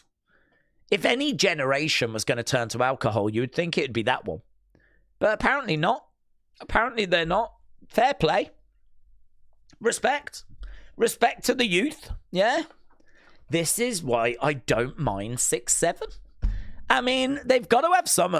If they're not going to be drinking and going out, at least give them 6-7. Do you know what I mean? Fine. Have it. Fill your boots. James said, Daze, that's wrong. Vince isn't backing creative.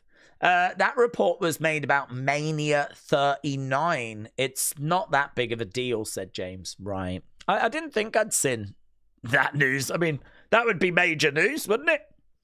Vince is back in creative. I mean, blimey now, we certainly wouldn't be sitting here talking about pubs. So, okay. I'm with you, James. Thanks. Even clubs are closing that. They are, yeah. They are. Honestly, I think there is something in kids not being into it, but I think the reason they're not into it is because they can't afford to be into it. I mean, you can't be into something that you cannot afford. And I think it's so expensive, like, you know, now going to university and paying for your just living. I mean, back in the day, you could go to uni and you would still have money where you could go out. And university culture really was the lifeblood of a lot of cities where, you know, the nightlife was thriving because they had a uni. So the students would go out. But if you're going to have a cost of living crisis where food goes up and just, you know, just things you need to live go up, and it's going to leave less disposable income, people aren't going out, aren't they? They can't afford to. So, yeah, it's a real shame. Honestly, that is all sort of changing, but I don't know. We can't sort it here, guys. I would love to, but that's too much for us to deal with. Nick says, younger people like drugs. Look at the opioid usage. I wonder if that's, well, I mean, I don't know if that is something that has gone out of control. It might have gone up, but I don't think that was like a crazy high percentage. You know, over here, the majority of people would go out drinking and go to clubs. And I feel like everyone did it at some point where you would go. I don't think everyone's doing opioids. I think it's probably that you know, that has seen an increase and probably a drastic one as well. But I can't make an argument that clubs have closed and pubs have closed and now everyone's on opioids instead. So I would imagine that that's seen an increase. Probably still cheaper to do that than it is for a night out. It's crazy. I mean, honestly, like pints are like blooming £4 odd at certain places, £5 odd. I mean, you can spend an easy £80-100 on a night out, going to a club, getting some food, having some drinks and whatnot. You can't do that on a weekly basis on like low income, can you? It's crazy. Wrestling Void said 3 months already. That's crazy. Wrestling Voids, shout out to you, my friends. And Tracy has been around for a year. 12 months. Tracy, shout out to you, buds. Appreciate the support. Hope you're having a great Christmas, my friends. Okay, we've got, 17 minutes to go. 17 minutes to go. So if you are just joining us, we've got Raw coming up, and it looks okay. It's not the most exciting looking card, but it looks okay. We've got a couple of championship matches going down. Definitely here for that. And yeah, really, as we said, it's about next week. It's about next Monday. I feel like tomorrow should be fine. It's a tape show. I'm not aware of any spoilers, so I've been, you know, quite fortunate in that regard. So don't really have any expectations for tomorrow. And then on Friday, we've got SmackDown. I think that's live. That should be okay. But let's just get through this week. Let's get into 2026, and then boom, we're well underway. Glockness said, I never understood going to a bar and paying $15 for a beer when you could go to the liquor store and get a case for $15. I think, I mean, I understand it because I think there is an excitement and unpredictability about going out, you know? You never know what the night's going to bring. You know, you never know if you're going to see a girl that grabs your attention, or if you grab her attention, or, you know, what kind of you know, you go into a place and the music's just like killing it. Maybe you hear like, you know, some great tracks or some new tracks you've not heard before. Maybe try a new place that's opened up. Go to a bar like I did on that New Year's Eve that I've not been in before and have like a fantastic night. There's an unpredictability about going out, which I don't think you can really replicate indoors. You know, you can watch a film that might be good, or you can put on a new album that might be good, but I don't know. It's not going to carry that same level of excitement as like going out. So obviously, you know that the trade-off for that is going to be the beers are going to be more expensive. You're going to have to pay to get into a place. It's going to cost you more, but you know, you are kind of getting more for your money, and that is the experience of the night out. And you know, I would imagine that people have got lots of great night out stories. Can't imagine there's as many great night in stories. I'm sure there are some good ones, but I've got to think some of my favourite times have been when I've gone out with mates and just, you know, there was the one time I went out and saw a band, Brian Jonestown Massacre, and my friend was a big fan of theirs, and they flipping walked past because they were the support. They walked past and went outside. So my mate was like, should we see if they're out there? Because we could have a word with them if they are. And I was like, yeah, fine. I wasn't bothered about, I can't even remember who the main band was, honestly. And we went out and they were there. And the lead singer turned around to my mate and he was like, is there any good bars around here? And my mate was like, yeah, it's one down the road. I can show you. I'll take you there. It's literally walking distance. He's like, okay, let's go. So we ended up walking with the band to this pub and ended up spending the night in the bar with them. Even got invited onto their... but it sounds like I'm making this up, but I'm not making it up.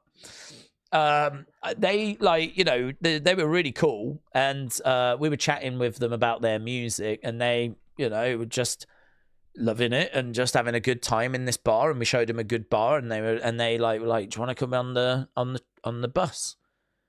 And we were like, nah, man, we got work the next day. So we turned that down. But, you know, those are the kind of things that can happen, aren't they, when you go on nights out? Those are the kind of crazy things that you just don't know what's going to happen. So I get it. To be honest, I miss those kind of nights. I think when you do this job and you stream all the time, there's no chance of any of that. So, you know, I'd like to try and get some of that back into my life one way or another. Maybe catch up with a few old friends and have some nights out and just kind of see where the night goes. But if you do that, you know you're going to have to pay money, don't you? And I think it's a real shame that the kids today are not getting that. You know, the kids today are not experiencing that. Instead, they're doing that, aren't they? They're buying drinks, staying in, having friends around and just having chats and watching films and, you know, whatever. But it's not the same, man. It's not the same. Corey said, 18 months. Daze, did you print my Christmas picture? I did not print your Christmas picture, my friend. But I appreciate you sending it over. So 18 months, Corey. Thank you. Shout out to you. Doc Holiday says, another skibbity stream from Wrestling Daze. Let us 6-7 and rejoice. His gritty ways, 10,000 aura for the real ones. Let's get after it. Doc Holiday, shout out to you. Well, we are 12 minutes away from getting after it. We're going to get after it very, very soon. Aaron said, if I start talking about that steroid trial, would that be a great segue to get us back to wrestling? That'll do. I'll take it. Nick said, last time I went out and went to a bar right up the road, it was walking distance. Kai Cenat and the Stream University was there, and that was pretty cool. That's very cool. That's really cool. I mean, imagine walking into a bar and you just massive celebrity is in there. That's great. That's really cool. That is the great thing. I mean, you know, you have to get ready, you know, and all of that, and arrange it, and you know, I get it. It's so much easier to just go, I've got beers, come round mine. Do I need to get ready? Not really. Just come round. You know, we'll watch a film, play a game, whatever. But I mean, I do think it. Sometimes you can go out and the night can be dull. Yeah. I mean, it happens. You can go out in the night. You've got all these hopes, and you go to places, and it's just flat. It's just flat. But more often than not, most times you go out, you're gonna see something, or there'll be a memory made, or there'll be something about the night that is a bit of a talking point. So I was very fortunate to have quite a few of those experiences, and as I said, it's just a shame the kids today don't really or can't really afford to do that. One time I met The Rock, said LS Dub. Hello, LS Dub. Hope you're well, buds. He invited me into his private gym. I spent the night in his mansion just for being me. Is that true, LS Dub? I feel like you would have mentioned that before.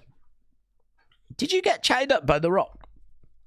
I could understand that, to be honest. I could understand that. You do have a quality about you where I could see people trying to take advantage of you. So, LS Dub, shout out to you, my friend. Got chatted up by The Rock and locked in his private gym. God only knows for what reason.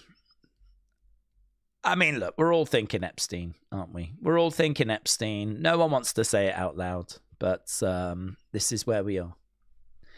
So, LS Dub, shout out to you, my friend. Not quite the conversation we were having, but respect. Daze, I got a mini wrestling ring and a steel cage ring piece.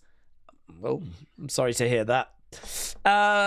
Dirty Dom Mysterio figure. Tristan, shout out to you, my friends. Shout out to you, buds. Yeah, I've got like a folder full of stuff that people received. We weren't able to really get Unseen done on Christmas Day or Christmas Eve. There just wasn't enough that had come out from the wrestlers, to be honest with you. I had loads from you lot, which was brilliant. But Unseen really needs, like, wrestlers and like what's going on in wrestling. I kind of feel like the community folder is obviously an extra, a bonus. So I was sort of waiting to flesh out the other folders a bit more, and I just couldn't find enough to do it.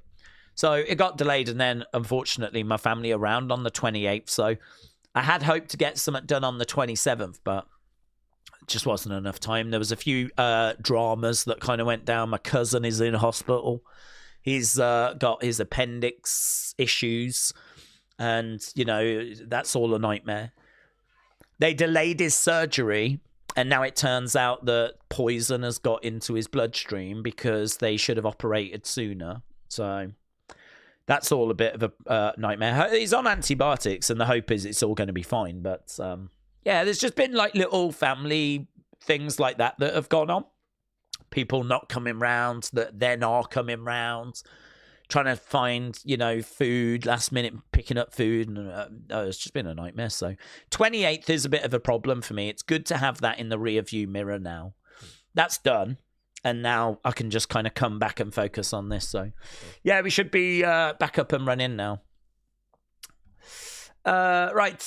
Dead Kirby said, here's a weird question. Let's go. Could a drunken fist gimmick work for Jey Uso? Does he need reinvention? Well, I think the thing with Jey Uso is he does need reinvention. I think they're giving him reinvention, right? I think the reinvention that he's getting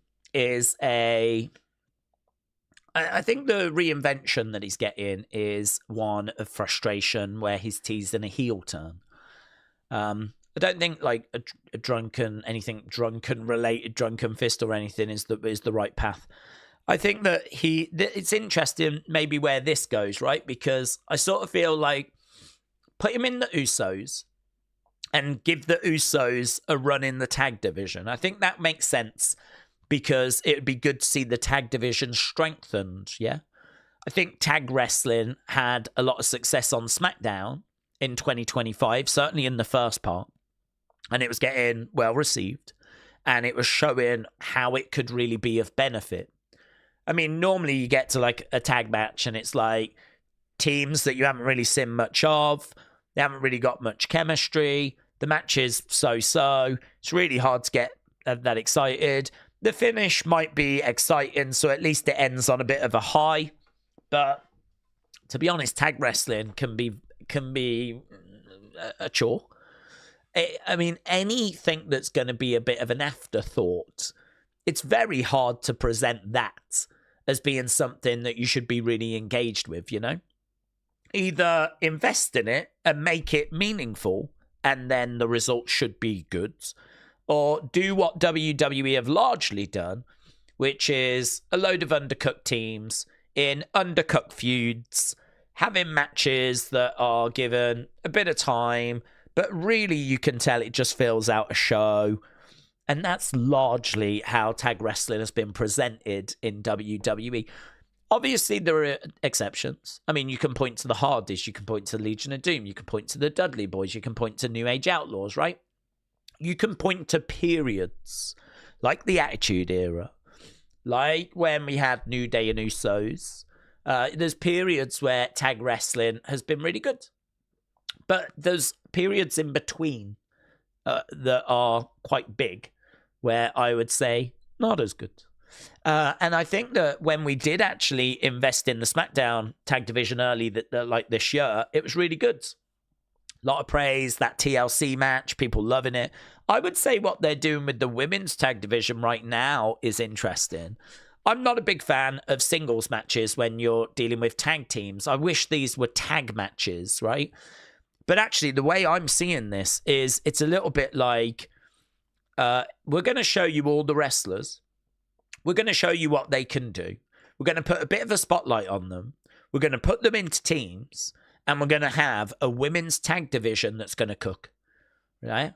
So I feel like if you look at this as a restart, a reset, a new beginning for the women's tag division, if you look at it that way, it makes sense. Right? You're just showing off. I mean, imagine if WWE started brand new, yeah, from scratch. And like episode 1 of WWE was a couple of months ago, and we had a match on there that was Raquel versus Asuka, right? And then, you know, you do Rhea Kyrie, and then you do Alexa Nia, and then you do Lash Charlotte, and you're showing off all the women in the tag division. This is what they can do. We're going to bring them together. We're going to make tag teams. And, you know, then we're up and running with the women's tag division. And, you know, if you look at it through that kind of a lens, then it can make sense as to why they're taking this approach. It just doesn't really make too much sense if you've been watching a while and you know who all these people are. I mean, we know who these people are. I don't really need to be introduced to them. But, you know, whatever. It just sort of feels like we're doing a reset, a refresh. And it feels like we are really investing in that women's tag division. I mean, the star power in it is immense. Rhea, Io, Asuka, Charlotte, Alexa, Nia, who's, you know, a former women's champ, of course. I mean, Liv is in there as well. I mean, there's some serious star power in that women's tag division. So I feel like the Usos getting back together is to try and boost the Raw tag division. I'm okay with that in the short term. And it would be good. I don't know if they're going to do this, but it would be good if people could keep mentioning how Jay failed as a single star, because you want to build that frustration. I remember when Usos got back together the other week and Jimmy was saying about how it hadn't quite worked. And as a result, you've kind of got Jay standing there sort of gritting his teeth, looking frustrated, looking like, you know, we get it, yeah? I didn't succeed in that match against Punk. You know, I wasn't able to get over the line in this match and that match, you know? I lost the title to Gunther. I couldn't get it back and blah, blah, blah, blah, blah. I think, like, if you can keep, like, pushing those buttons, he's probably going to snap. And he's probably going to turn maybe on Jimmy, or maybe he goes after another babyface and Jimmy's got to have a word, and however it plays. So I don't think you want to go with anything drunken, because I think Jay and his drinking, it's a bit on the nose, to be honest. I'm not saying there is a problem there, but we've seen him drunk a couple of times. And I don't know that you want to bring that into a storyline. It's, I don't know. I don't know kind of what that situation is. I mean, we know there's been DUIs in the past. I believe both of them have had DUIs. And, you know, we all saw the video of Jay after John Cena's last match where he was kind of clearly intoxicated. I personally wouldn't be bringing that into any story or gimmick. I think that's a bit too on the nose. So I wouldn't be going down that road. I would probably go down the road it feels like they're going down, which is a road of... we're live, by the way. Probably a bit going down the road of frustration.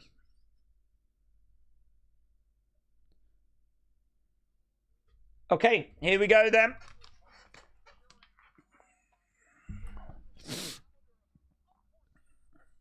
Na, na, na, na, na, na, na, na.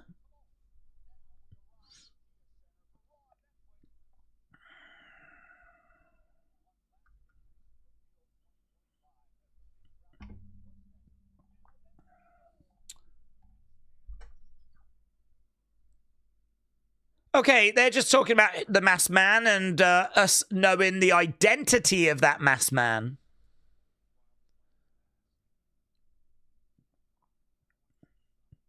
So obviously, Austin Theory, we know that the Vision are going to be starting the show this week.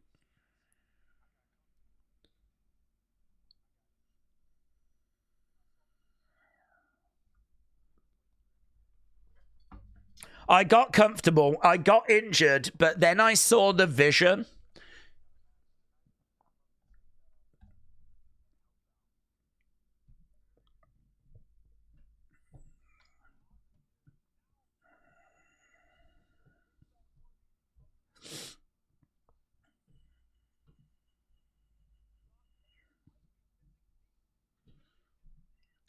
So we're just seeing what went down last week, and they're just showing Theory,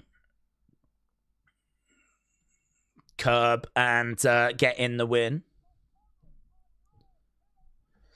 Right.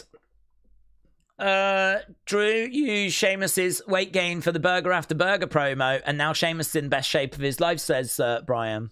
Yeah, but that was just a dig because that wasn't an issue that Sheamus had. I mean, the point we're making is that drinking, there might be an issue there. That wasn't an issue that Sheamus had. He'd just let himself go. In fact, he didn't, I think he's even commented on it, he didn't know that he was coming back. And so he came back a bit earlier than expected. So he hadn't really started his kind of return back. So he wasn't in the shape that he wanted to be in. And so, you know, Drew kind of poked fun at him for that. But it's not that there's any kind of underlying issue there. I would say that's different to what we're talking about because there could be an issue here. I don't know. I think it's... I wouldn't be leaning into the drinking thing. I honestly wouldn't have any confidence that WWE could deal with that. I mean, if you're leaning into the drinking thing, sort of, I don't know, are you making out that he's drunk? Are you making out there's a problem? I don't know that WWE would be able to tell that story.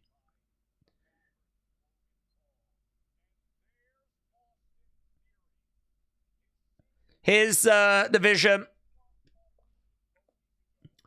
Bron Breakker, Bronson Reed, Logan, and Austin Theory.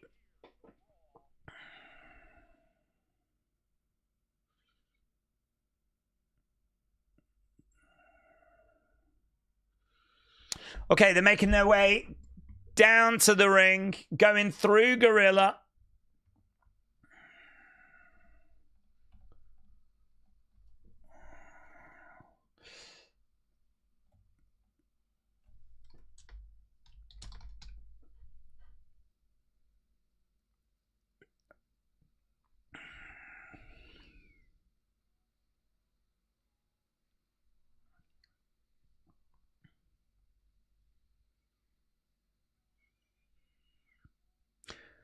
Okay, Bron Breakker in the middle, in the spotlight. Have we presented it that way before? Bron Breakker, I mean, it felt like Bron was the one in the spotlight. It felt like the rest of the division was not in the spotlight there. We might have presented it that way before. I can't say I've noticed, though. So we followed them from the back all the way out to the ring.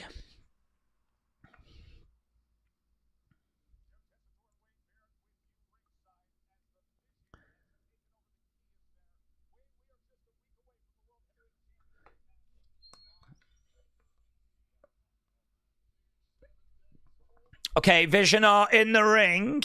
I don't know what to make of this. I mean, I feel like Bron Breakker's aura with that entrance was pretty good.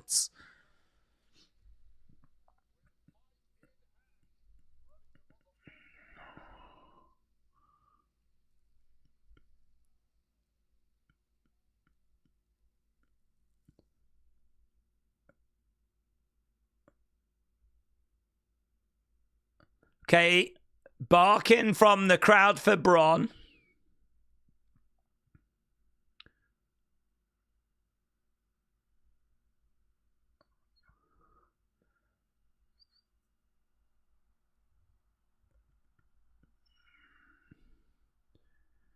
Crowd are booing.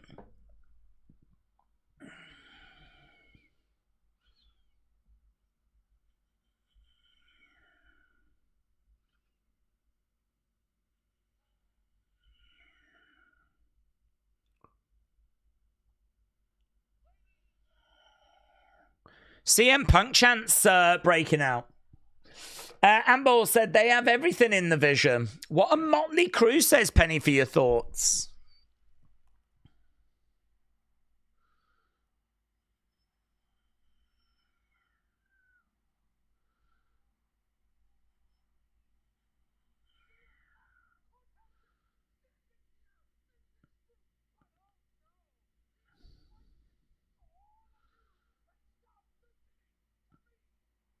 CM Punk could have been in this group.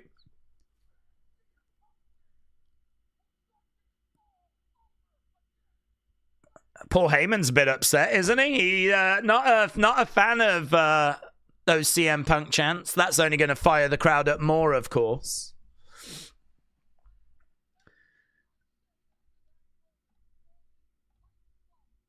Yeah, I think that beginning is really interesting with Bron in the spotlight. I have not seen this before. That was how the vision came out. I mean, you could understand people getting upset with that in the vision. You could understand people being a bit annoyed by one member getting the spotlight.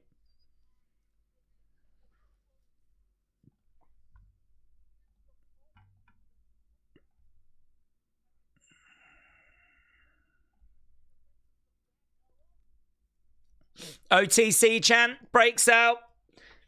Heyman said, this is the moment you look back where you can identify all the future WrestleMania main eventers. So he's making out that the future of the industry is in the ring. They certainly feel that way about Bron Breakker. I don't think Logan Paul's going anywhere.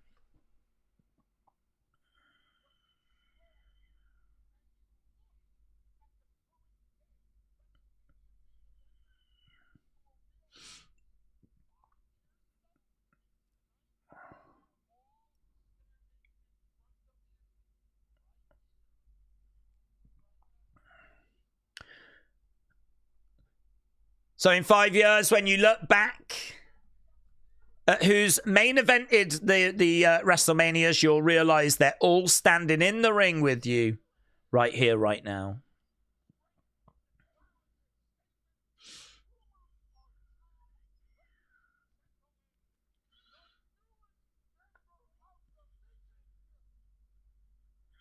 The newest member of the Vision. So Theory is in.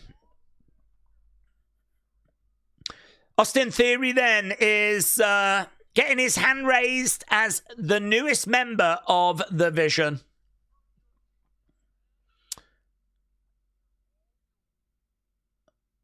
Earn your keep, young man. So Theory's actually going to cut a promo here. I thought Paul was probably going to go down the line. I'm glad he didn't.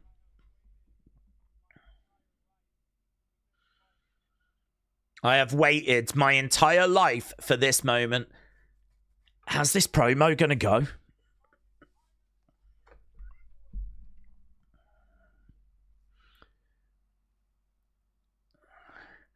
Boos for Theory. I got a lot of things I want to talk about, says Theory.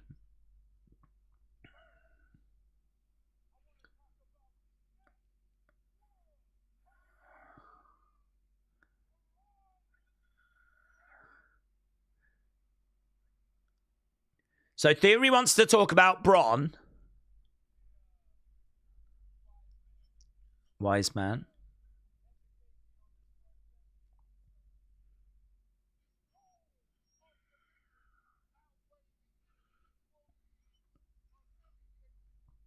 CM Punk chants. Theory would be good to play Captain Underpants in the next Marvel movie. CM Punk is coming down. Wow. Crowd were chanting CM Punk. Punk's music hits. I think Heyman just said, I effing hate this guy. I think he just mouthed it in the ring. Here he is. CM Punk comes walking out with that championship around his waist. I do love it when the wrestlers wear the championships around their waists. So many of them have it over their shoulder. CM Punk comes out, arms outstretched, kind of conducting the crowd with that championship around his waist. We didn't get to hear too much from Theory, which was a real shame. He said he had plenty to say, but unfortunately, he didn't say plenty. CM Punk is here in the entranceway.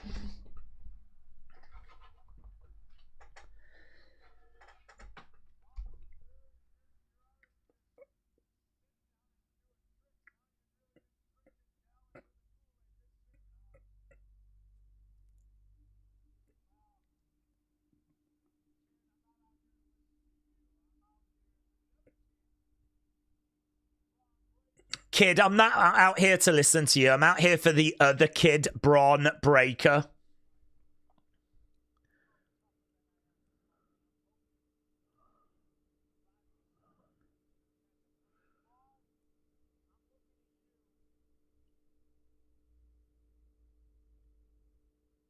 He said, I hope someone in this group has got a brain. And he said, Paul, I'm looking at you.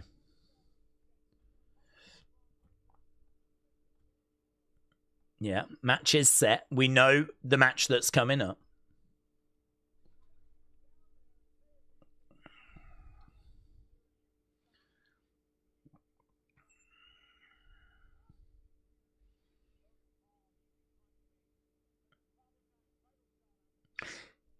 That would have been a really good. That would have been a really good line. He said, "Theory, I could come down there. You could stomp me. Braun, you could spear me. Bronson, you could tsunami me. Paul, you could do whatever you do." That's what I would have said. But he said, "Logan, you could punch me." Logan, you could YouTube me.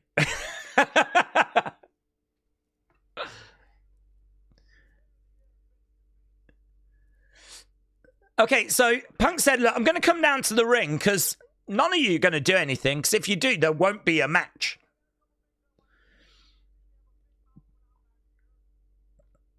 So are we looking at a Braun Breaker, CM Punk? Just let's have you and me in the ring.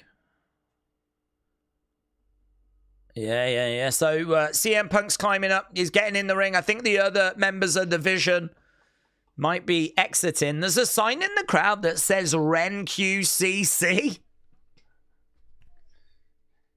Let's go.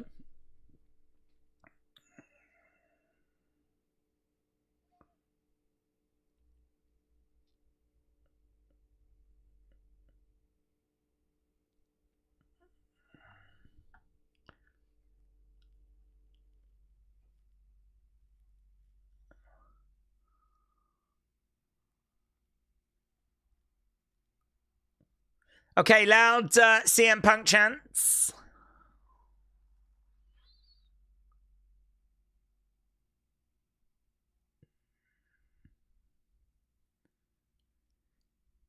Yeah, the rest of the division are leaving.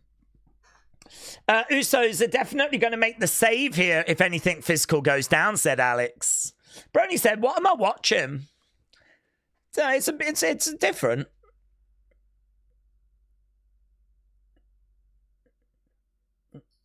I feel like we've gone from one open to another open.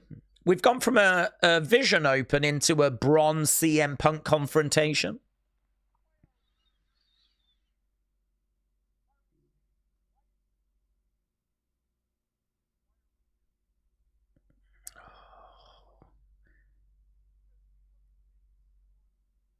They're not going to allow Braun Breaker to get eaten alive, surely. Even though he would.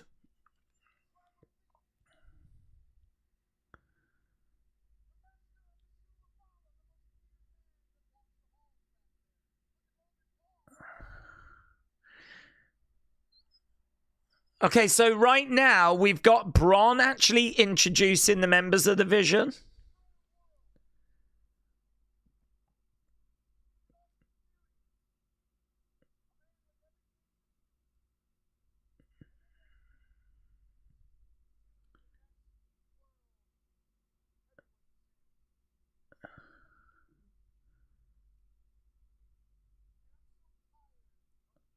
I'm tired of you. I'm tired of everyone saying I'm the future.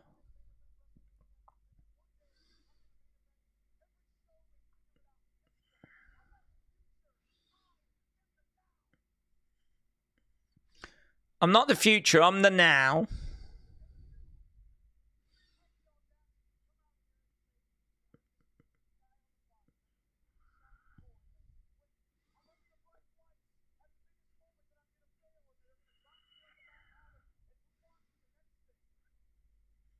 Mm-hmm.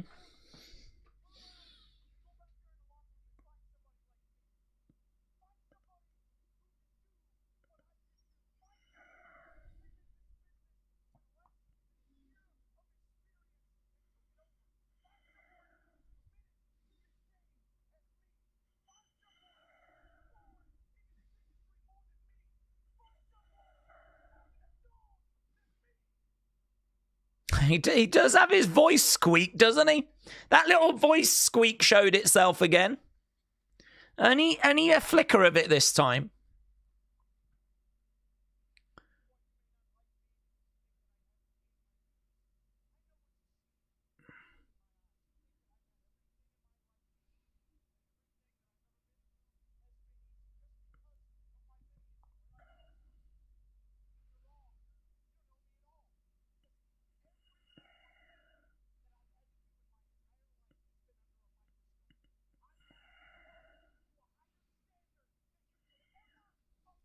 I've had to live up to a higher standard than you could ever imagine.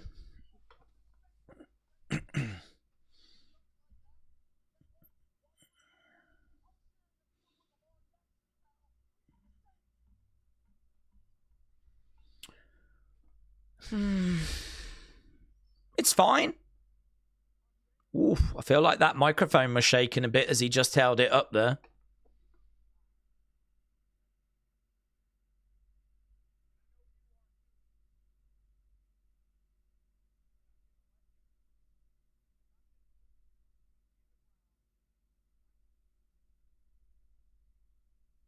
Can you see that microphone shaking a bit?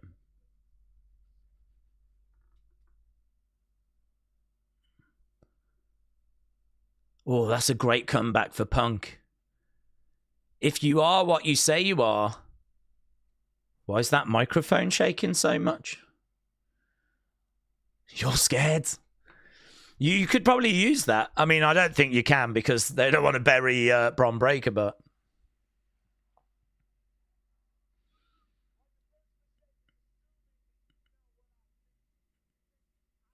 That was fine. I mean, it was fine. There wasn't really too much to it. There wasn't anything really wrong in it.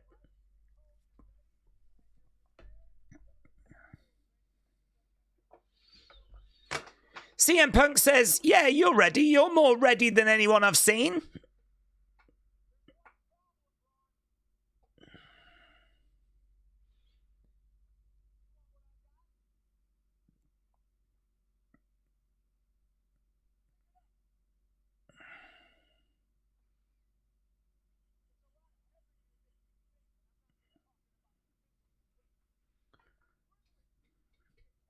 CM Punk puts the belt on the floor and he says, pick it up. And the crowd go, oh. I don't think that's an oh moment.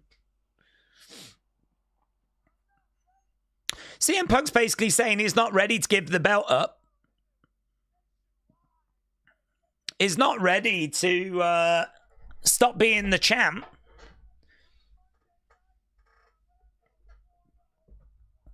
I think this segment's fine. It's not blowing my mind. It's fine. I think it's doing a good job of building next week, though.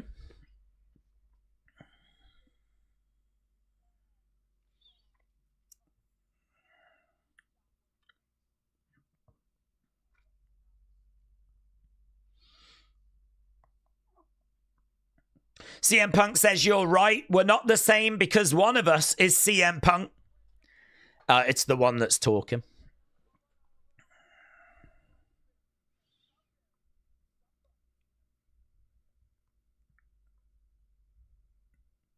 Someday, someone is going to beat me for this, but it ain't going to be you.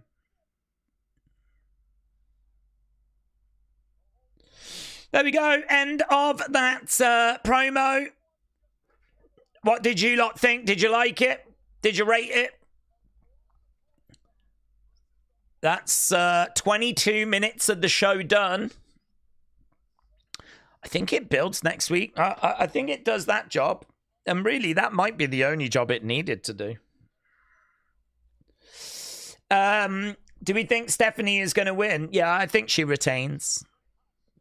Restaurant said the show needed Braun Punk. Everything was not needed. Okay, we're backstage with Raquel. That built zero anticipation for me, says Corey. Jesse said it was decent. Ant B. Ballin said it wasn't too bad. I'm usually pretty positive, but that segment did nothing for me, says Mayor Pete. Duran said it was a good promo from both. I hope the match is good. Liam said, I thought the promo was a little bit flat. Here's Liv.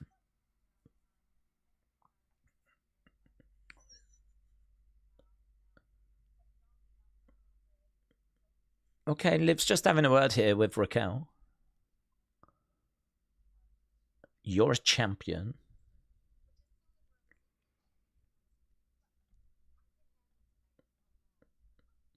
Okay, Raquel said, I can handle tonight alone.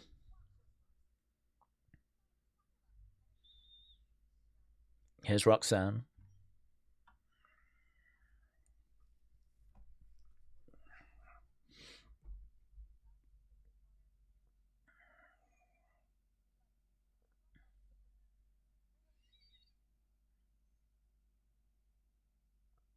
Okay.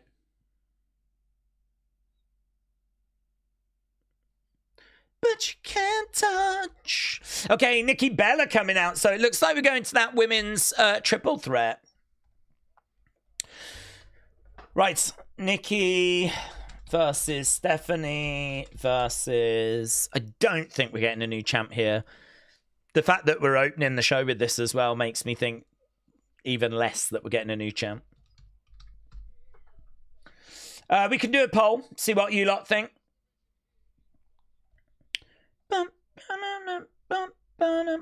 Yeah, feel free to let us know what you think about that promo.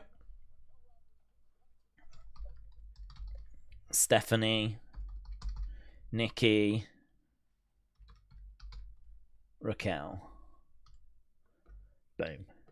Daze, just a quick one. This is 100% genuine. I'm hoping to have some exciting news coming in the next few weeks. Stay tuned. I hope all is well. Edward, shout out to you, buds. Hope you had a good Christmas. Sean said, you guys saying about Braun shaking. Do you know how much pre-workout powder he takes before Raw, lol? Yeah, there was. I mean, to be honest, part of me wondered if it was just a little... It's hard to know if he was shaking because of nerves or if there's just... I don't know. I mean, some people do have a bit of a sort of shake. You know, just a bit of a natural, involuntary... It's not like it was anything drastic. But there was movement there. Let's put it that way, yeah? So... I think that if I was standing there and I noticed it, I don't know if you use it, honestly, because you could use it and make something really good out of it. But the problem you've got is I don't think you're going to get many thanks backstage. I don't think you're going to get many thanks because what is the benefit in... I feel like CM Punk could have buried Bron Breakker there if he really wanted to. He could have buried him. I'm sure he could have absolutely gone to town.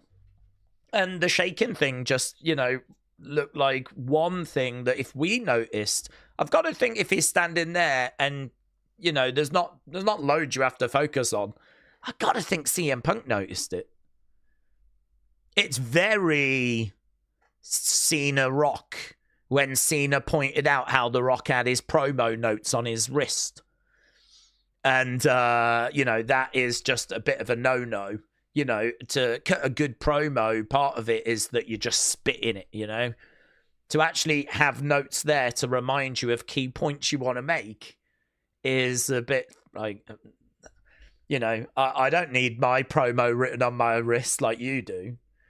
And that was a real burn. That was a real dub that Cena got over Rock when in their feud back in the day. And I sort of feel like the shaking thing, you know, I don't know. I don't know if it was nerves or if there was, you know, just a bit of a shake that he has. I mean, honestly, it could be adrenaline as well. But it doesn't really matter what it is because you can make out that he's scared. It could be that he just has a natural shake or that it is just adrenaline going through and that's resulting in... But it doesn't matter. It's happening, and I can say it's because you're scared. I can use it. But he won't get thanked for doing that backstage when they're trying to build up Bron Breakker, will he? So, you know, if you're CM Punk, you might see stuff like that, and you might have to bite your tongue. The other thing as well is if it is some sort of medical issue, and Bron Breakker turns around and says it's a medical issue, I hope you've got a good way of getting out of that. It's a little bit like going, like, you know, when you say to someone, oh, yeah, that's what your mom said. And then they turn around and go, my mom died. And you're like, oh. And you're like, how do I get out of this now? Yeah, I mean, look, I thought it was fine. I thought it was fine. Okay, Drew, Raquel making her way down. Do we think Roman should go back to being a heel ever again, said Shane? Well, I mean, never say never, but I'm a big believer in really just turning very, very few times in your career. I think if you turn lots of times, it's so detrimental. It's kind of the Big Show effect where people just stop caring. You know, you face, you heel, you face, you heel. You just don't really gain much credibility for either if you just keep turning. No one ever trusts you. You're a face and people are just like, oh, he's going to turn eventually. And it's just, I don't know, it loses its impact. It's the biggest thing you can do. It changes your whole relationship with the fans. I mean, it changes the way that you carry yourself in matches. It's massive. It changes, you know, who you feud with, how you interact with the other wrestlers, your relationship with the fans. It's the biggest thing you can do. So I really am a big believer that you should only do it a few times in your career. So, I mean, if Roman was to turn again, I certainly wouldn't be doing it for a few years. So, I would keep going with what we're doing and keep exploring babyface Roman. But, you know, you might get to a point where it just doesn't feel right and it's just not really working. I mean, he's super over, though. Fans love him. I think the only reason doesn't feel like it's working is because we haven't really got any great monster heels. What monster heels have we got? I mean, you could do a pretty good Roman Drew feud, to be honest.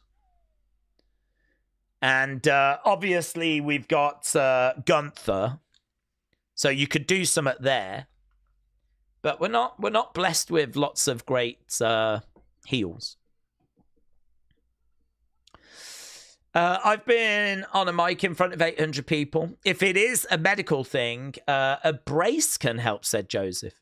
It made me wonder about Cowboy Bob doing that, said Joseph. Joseph, shout out to you, buds.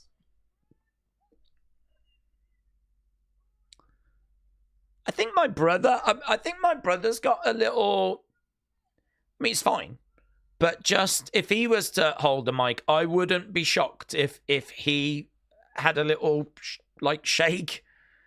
I don't know what it is.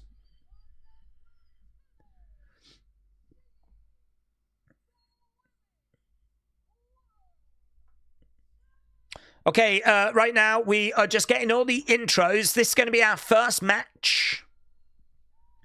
Sign in the background said it's Vaquer's era. Big smile on her face. Could really do with this being a banger. Stephanie needs to get some banger matches. She had some great matches in NXT, but there's been a real lack of them on the main roster. In all fairness, I don't think she's been given the right opponents to have bangers. I don't even know that I could see this being a banger, but I really want to see her in there with someone that can deliver a higher match quality.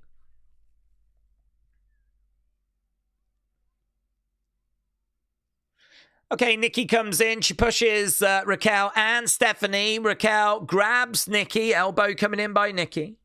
James said there's been an update on Piper. She might never wrestle again. That's from Wrestling Observer, and they are full of a hit most of the time. Okay, thank you, James. 1, 2, Stephanie, no joy. That one kind of looked like Stephanie rolled off the pin more than Raquel kicked out. I don't know, man. There's a couple of things in this match already I'm not keen on. I'm not keen on Nikki starting by pushing both girls in the face and then going after Stephanie and basically turning her back on Raquel. I mean, what do you think Raquel's going to do? If you turn your back on her, I mean, you've not dealt with her. You've just pushed her face. Do you think she's just going to stand there and watch? So that is like a bit stupid. Then we've just had a pin where it feels like Stephanie has rolled off Raquel rather than Raquel kick out. So in the early stages, just these couple of things that just like, okay, no, not feeling this. Nikki throws Stephanie back in. We've gone to commercial break. Nikki coming over, grabbing Stephanie. I'd imagine this is going to be during commercial break, so we're probably not going to get much from this part, so we'll keep an eye on it. At the moment, Nikki is in control, just smashing Stephanie into the ring turnbuckle pads. Connor said, do we think AJ and Dragon Lee will win and retain? I think so, yes. I don't think we're going to switch the titles. I don't think anyone's going to become a new champ tonight. Raquel comes in. Right, Daze.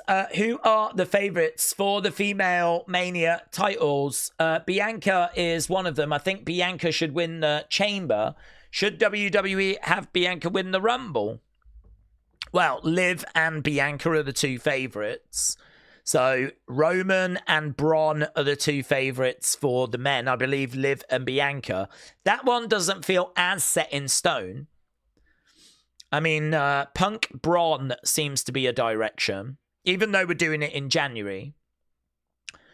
Streets are still saying there's a good chance we could end up getting it at WrestleMania. And Cody Roman is the other one. I think Brock Gunther feels like what we're going to do for Gunther. And I think Liv against Stephanie feels like what we're doing for that. And I think Jade Bianca is what we're doing for that. So, again, it doesn't really matter. I mean, if you know what your 2 championship matches are going to be for the women, then you know one needs to win the Chamber, one needs to win the Rumble. I don't think it makes a difference, does it? Does it matter if Liv wins the Rumble or Bianca wins the Rumble? Does it matter if Liv wins the Chamber or Bianca wins the Chamber? I think it just depends on the story, really. Which one, what plans have you got? Like, which of the 2 feuds do you want to start first? Which of the 2? Because obviously one, you can get the ball rolling in early February. The other one you get rolling in early March. So which one do you want to kind of spend longer on? I can't make any argument as to why it would make any difference for Jade, for Bianca to win or for Liv to win the Rumble, other than if someone was to say, well, let's have Bianca win the Rumble, because the plan is that we're actually going to present them as friends for a little bit. Like, they're still kind of on the same page a little bit after Bianca wins, and then it turns nasty. And so we need longer to tell that story, so it makes sense for Bianca to win the Rumble. In regards to Liv, if Liv wins, well, she just hates Stephanie, and Stephanie hates her, and there's not really a complex story to tell. You know, all you're going to do is a pretty standard build. But maybe the Jade Bianca one needs longer because of their history. That's the only reason as to why you could go Bianca at the Rumble over Liv. Otherwise, I don't think it matters. If it is them, we don't even know 100% it is them. Stephanie is down. Shoulder barge there by Raquel. I think, are we back now? Because the pace has picked up. Stephanie is up, and we've got this. I don't know what that submission move is called. She's kind of got it stretched out across her back. She's got the arms. She's bringing the arms down and like... And she's got her into a pin. Shoulders are down. 2. Stephanie having to find a way to arch there. Oh. Coming up. Raquel. Over goes Stephanie. Raquel. 2. No joy. Kick coming in there by Nikki. Okay, looking for... Oof. Nice suplex. Looks like she's going to go for the Devil's Kiss. It's in. Stephanie looking for Devil's Kiss, but Raquel was right there. Kick to the midsection.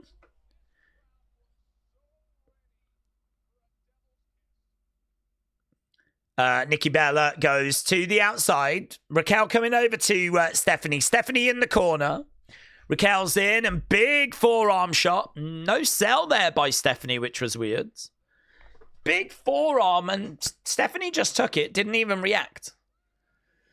Stephanie to the outsides.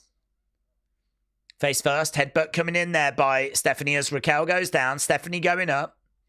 Nikki grabbing the leg. Stephanie down on the edge of the ring. Nikki trying to come in. Raquel with a big boot surely, but misses. Dragon screw, no.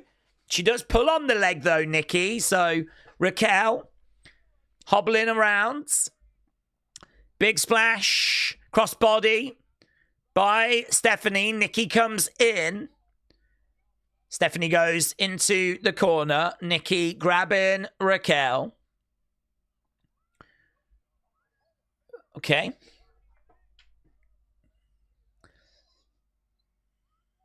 We've got STF in.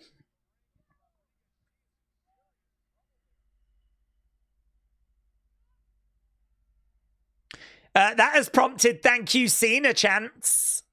Nikki's like, no, thank me. That's pretty fun, considering their history, of course. That's a pretty fun moment.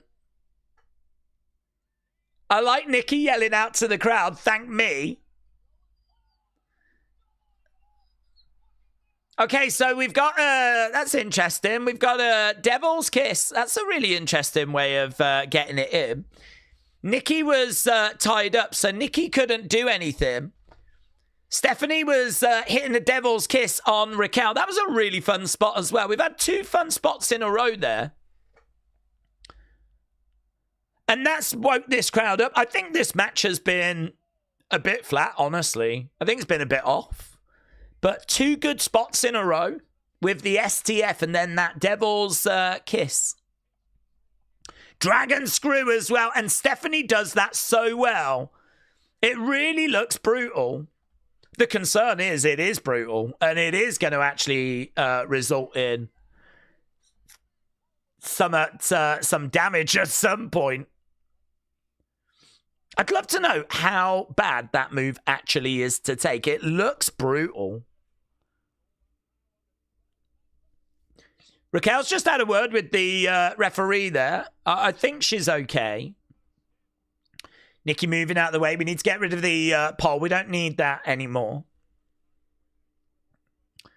Okay, this match has very much woken up because of those couple of spots.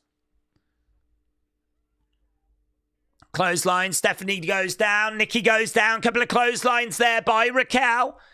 We're 40 minutes in. We're going to commercial break. Okay. Daisy, you spending New Year's with someone special? Yes. Myself. Sunny said, Daze, can you mention my books on Amazon? The Thoughts Within, The Soul Within, and After the Storm. I've been trying to get some more sales, but I haven't had any in 5 months. Honestly, Sunny, I think it's really difficult. I think it's really hard. I keep saying I just don't think this is a poetry community. I think that is where you're going to get the most success, is in poetry circles, people that are really into poetry. I'm not sure what the poetry wrestling crossover is like.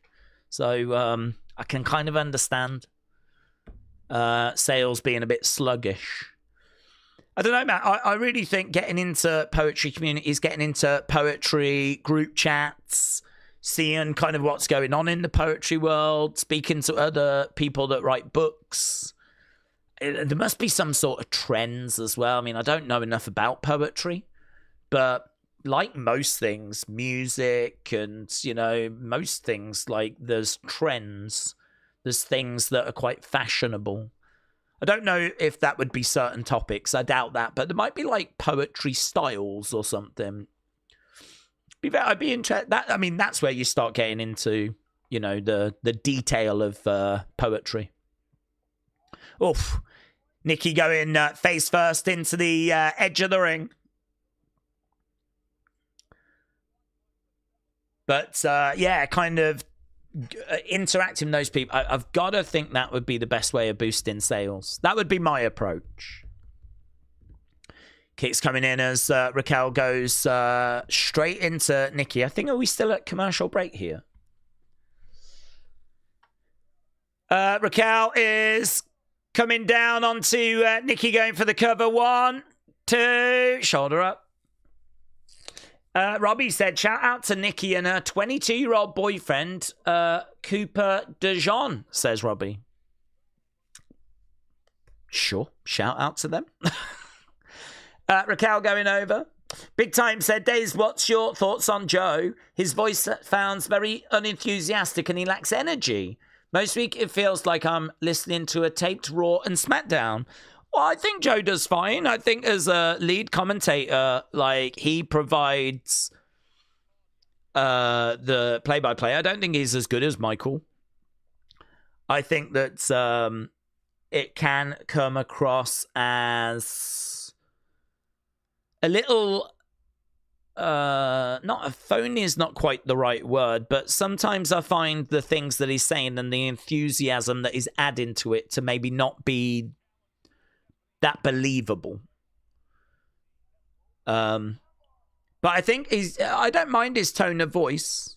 I think he's got a commentator's tone of voice.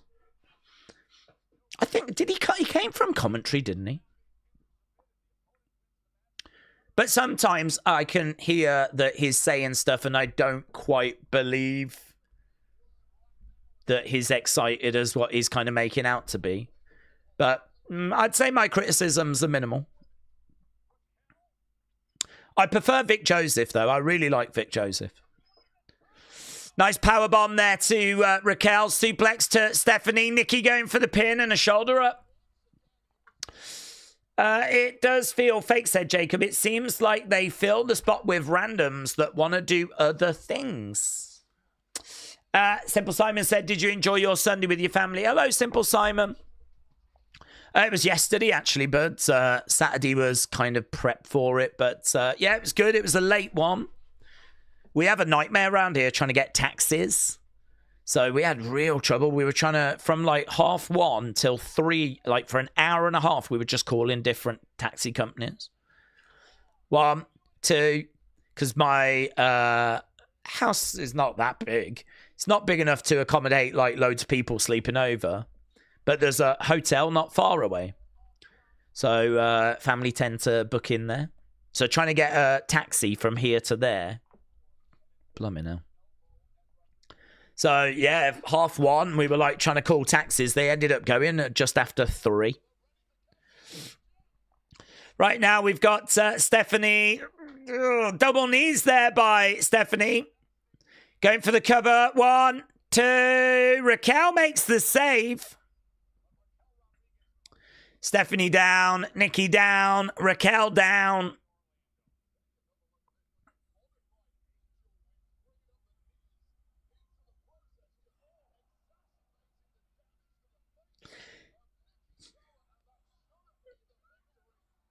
I wasn't crazy about that modified angel wings, the knees. It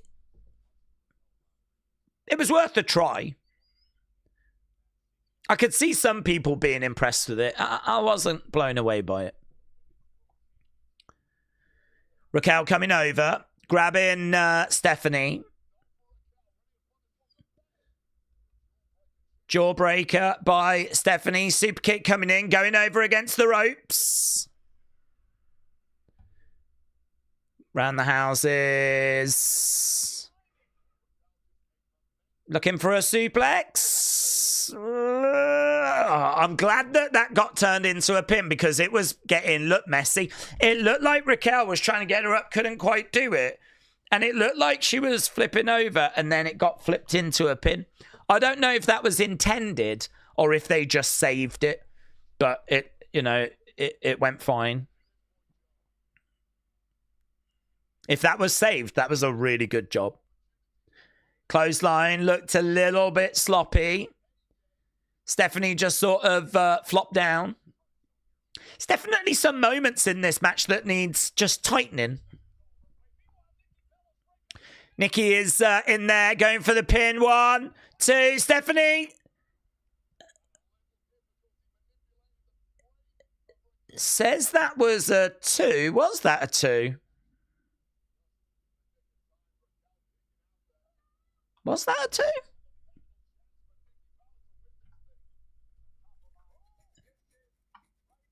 Crowd didn't react to that kick out at all. Oh, this is good. That's good by Raquel. She's got both women up. Oh, Stephanie falls down. That's a shame. She had both up for the Tahana bomb. It looked like she was going for it. Stephanie gets the win and yeah. There's moments in that match. I don't even know if that double Tiana bomb thing was meant to work or if they planned for Stephanie to get out of it. I think if you tease Summer, you should really do it because otherwise it just sort of looks like it didn't work.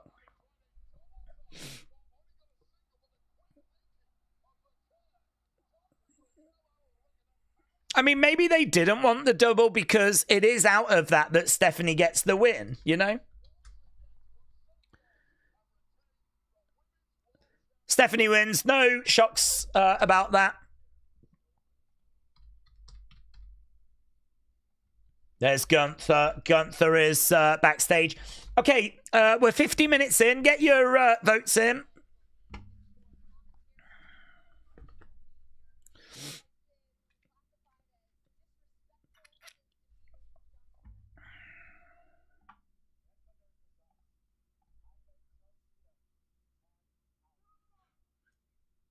Okay, here's our truth again.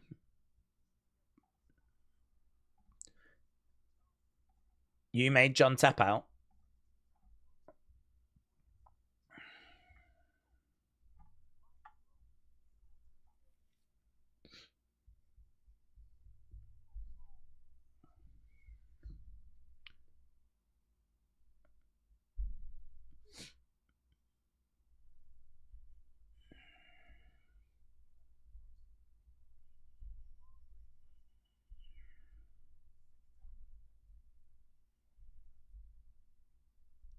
Second time you've done that, and there won't be a third. R-Truth, very serious.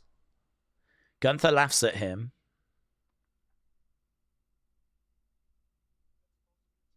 If that's supposed to be a challenge, I'll see you in the ring. Yeah, it makes sense. Makes sense to do R-Truth against Gunther. Of course, R-Truth is going to want to stand up for John. I think that makes a lot of sense. And Gunther, of course, is going to mark him. Okay, here comes the Kabuki Warriors. Okay, get your votes in. What did you think about that first match? What did you think? This is your opportunity to have your say. What did you think about the match? Stephanie, Raquel, Nikki. Kabuki Warriors making their way down to the ring. Imagine Gunther retires R-Truth. Then trash talks about him, said Wrestle with Andy. I mean, we know that he's got a contract. I don't know when that contract expires. I think he'll make it towards the end of the his contract.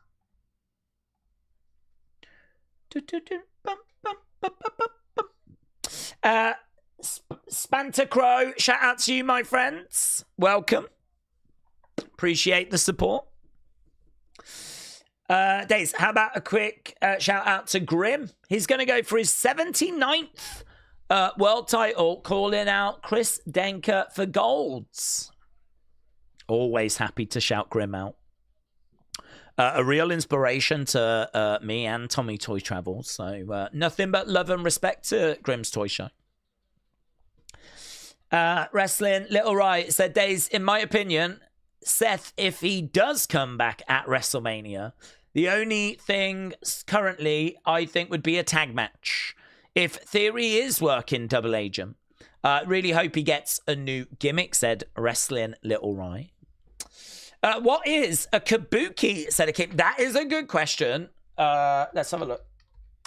What is a kabuki? It's a highly stylized, classical Japanese theatrical art form known for flamboyant costumes, dramatic makeup, exaggerated movements, unique music, with plots based on history and love story. So they are basically theatrical warriors, which makes a lot of sense, actually. And they do come down like dancing away, don't they? And, kind of big on their mannerisms. Dramatic makeup. I think you could say that for Asuka. Exaggerated movements. So they are performative warriors. There we go. Very good. Scottish Chris said, hope you're well, good sir. Good to see you. Scottish Chris, shout out to you. Hope you are well. I'm doing good, thank you. I'm very much looking forward to just getting through this week. Get through this week. Get everything caught back up. I do feel like I'm really behind on stuff. I mean, normally I would have, I think I've got Wrestle Feud this week, and normally I'd have questions for you. I haven't even got them. I need to do them tonight, get them asked tomorrow. So, yeah, I do feel like I'm a little bit behind. So I need to use this week to catch back up, and then next week, boom. Okay, WrestleMania ad right now. Wyatt6661 said, would you agree when Braun was talking, no one like you was thinking Ober coming out? What would have been a perfect way to come in SmackDown look Raw needs new faces and aura like Oba. I don't know what you mean about Bron. Yeah, when Bron was talking, I certainly wasn't thinking about Oba. I think both shows need help. Both shows need new bloods. So, you know, I'll take Oba for either. Hello. Noah Lyles in the house. Olympic gold medalist.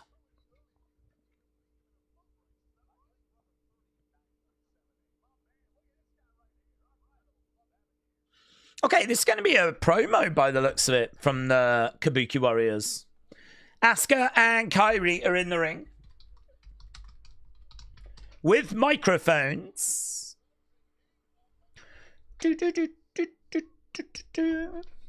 I think Bianca wins the Rumble, challenges Jade. Liv wins Chamber, faces Stephanie. It'll probably be Roman winning the Rumble, challenging Cody. I think we do get Punk versus Braun versus Seth. Sean, shout out to you, but Poppy Croc said, do you remember when Gunther fought Axiom on SmackDown this year? That was so random.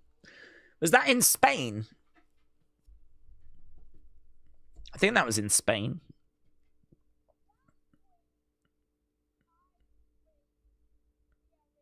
Last week I faced Rhea Ripley. And I beat her. Kyrie.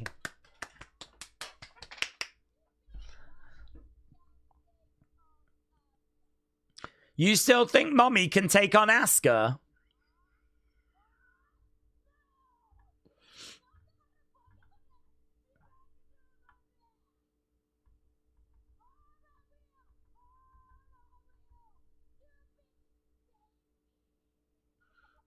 All of you are still big babies.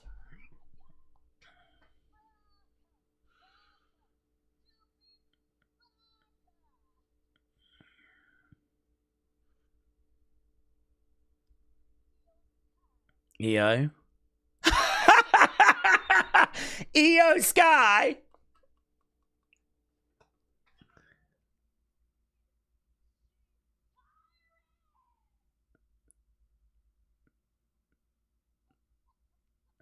Come on.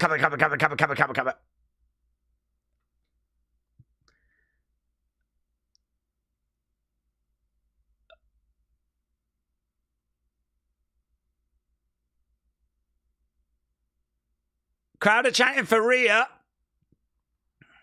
I don't know what Kairi was trying to say, but Asuka went, Kairi! Come on. Took that microphone away.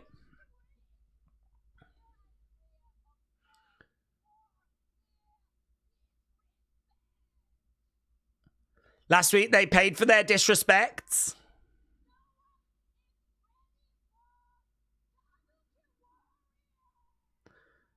No one is ready for the Kabuki Warriors. Okay, here comes Rhea.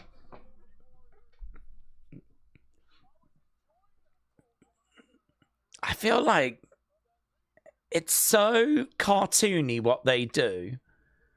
It's so bonkers. OTT feels unrealistic, but it's just so out there. I do find it very entertaining.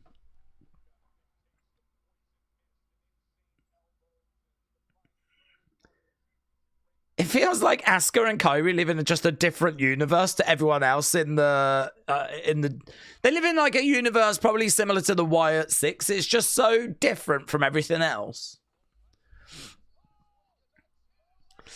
Shots coming in by Asuka and Kairi, and Io and Rhea. They're brawling on the outsides. Kick coming into the ring. I did like that Kairi moment though. Io going into the commentary table. Rhea comes out, forearm shot. Oof. Over into the timekeeper's area.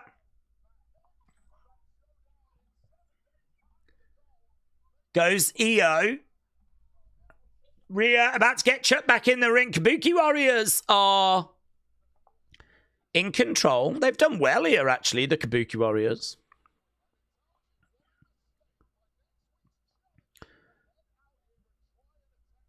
Okay, right now, Asuka grabbing Rhea. Kyrie is up, but EO comes in and pushes Kyrie down.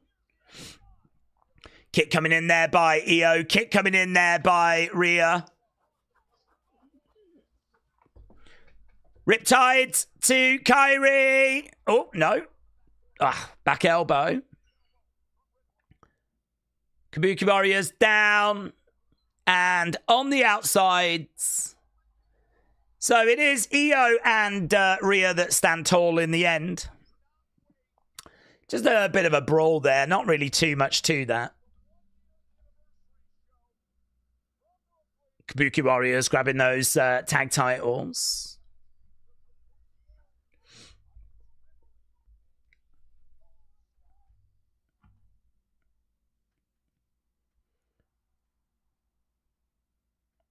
Okay, we got Rey backstage. There's CM Punk.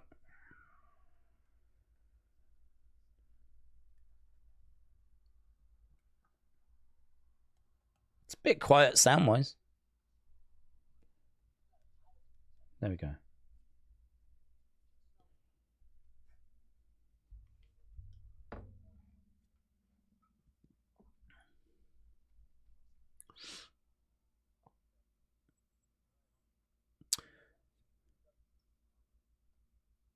Okay, Ray's taking on Theory later. He said, I know you've got my back tonight, but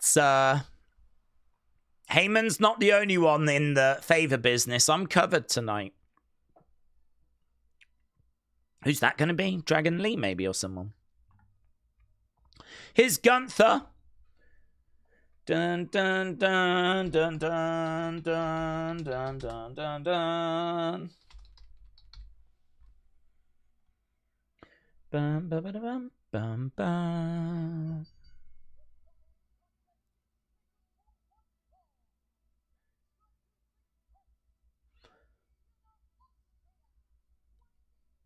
Mate, there's people in the crowd doing that as Gunther's walking back. Do you think that's bothering him? Why would you look at Gunther and do that? He made that person tap. All Gunther's got to do is look at them and go.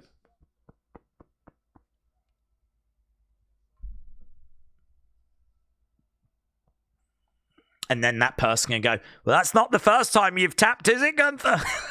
And then we get, you tapped out. You tapped out. And then we all go, why did they do that to him at WrestleMania? So we've just played that whole thing out. Andrade is going to do solid for Rey Mysterio. Andrade is cleared now to wrestle in AEW. Gunther has come down. Standing on the commentary table. So Gunther, R-Truth.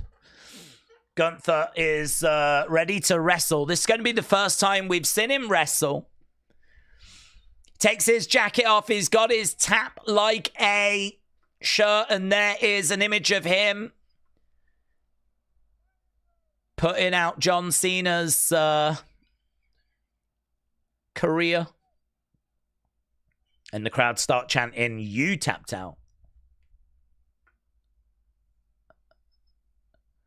Here we are on the 30th of December, or 29th in America. And he is still having people chanting, you tapped out to him for something that happened at WrestleMania. The you tapped out chants have now turned to you suck chants.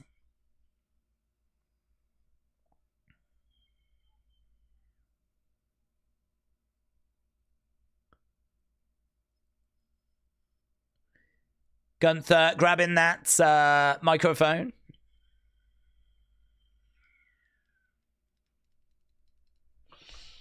Okay, looks like he's just going to say a few words.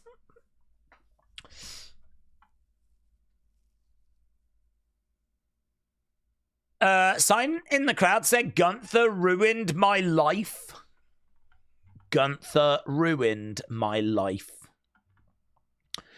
Gunther putting his arms in the air. Boos for Gunther. Is he waiting for us to come back from commercial break first before he says something? We've only got 40-odd seconds.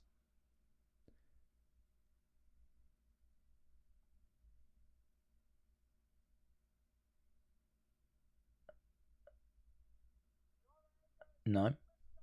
Your anger is misdirected.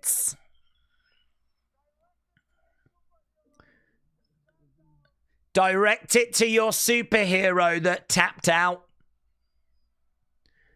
So there we go. Gunther's music starts playing again as we are back in just a few seconds.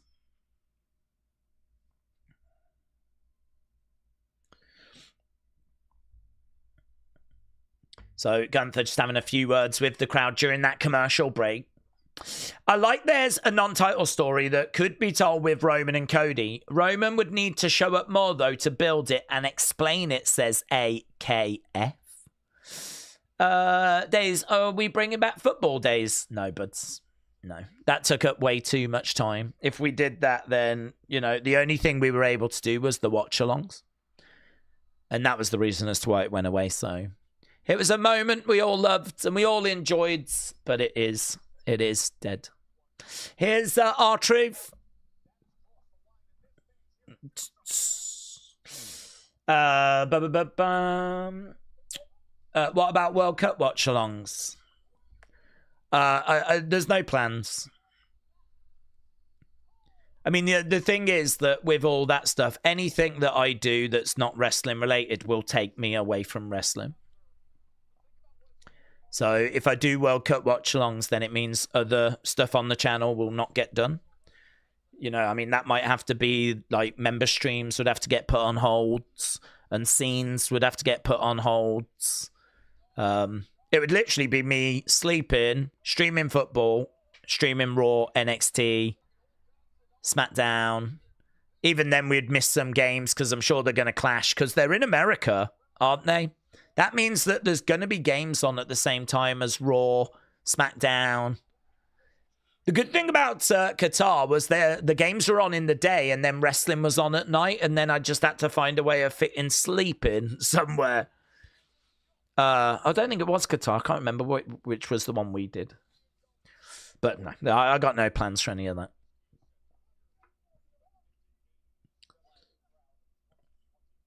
Okay, Gunther slamming down R-Truth. Gunther working on the arm. Forearm shot coming in there by R-Truth. He's trying to throw in some forearm shots and a big chop there by Gunther as R-Truth goes down.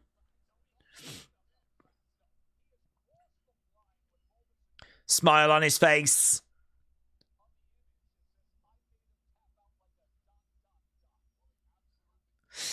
I mean, this just makes so much sense. Him going after R-Truth. R-Truth is like John Cena's biggest fan. John Cena was R-Truth's childhood hero. R-Truth trying to jump on the back there of Gunther. He's trying to get a sleeper hold on. Gunther, though, driving R-Truth back into the corner. Chop coming in there by Gunther.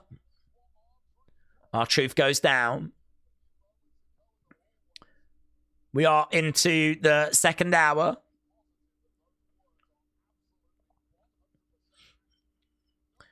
Bang! Short arm clothesline. R-Truth goes down.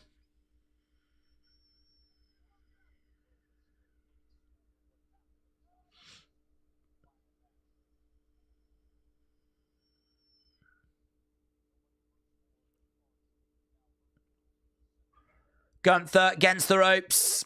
Clothesline. R-Truth goes down again.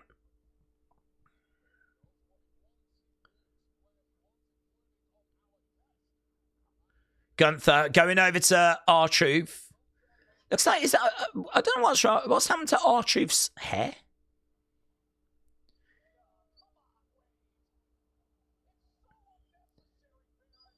Looks like it's really thinning on top. R-Truth gets the rope, shoulder tackle, big boot. I don't know if he's just shaved it like really, really short, but just looks like on top it's like balding a lot more than what I've seen before. 1, 2. Oh, Gunther could have won it then. Gunther could have won it. But he grabs R-Truth. That's good. It's a very slow kind of match, this. He wants him to tap. He wants... imagine if R-Truth actually just chooses to pass out. Imagine if R-Truth chooses to pass out, giving us the finish that John probably should have done. But no, he made him tap as well. Gunther could have pinned R-Truth, but instead he makes him tap.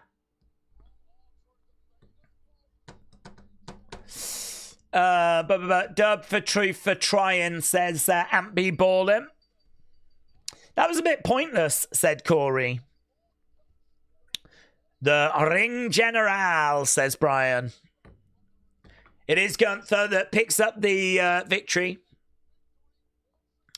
Absolutely no surprises in that whatsoever.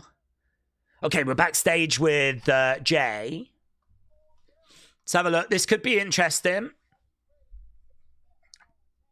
We'll review that match, but wasn't really much to review. Okay, what's up with Jay here?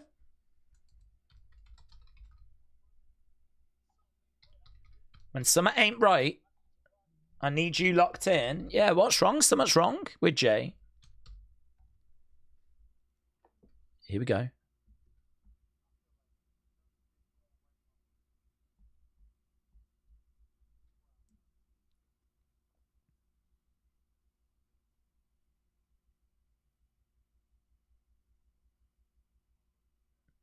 Right.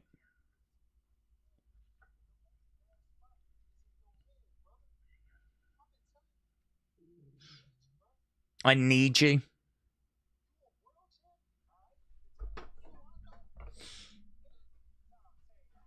So Jay says, look, I'm in a bad spot. Nothing's going right for me, and I can't put you in a bad spot. I mean, that frustration's only going to build if he does. I think the Usos lose tonight, and it might be because of Jay.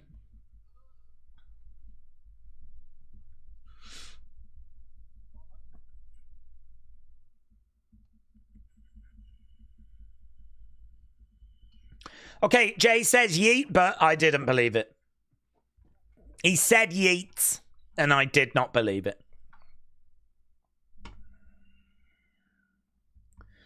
Okay, so it's going to be Usos against AJ Styles and Dragon Lee.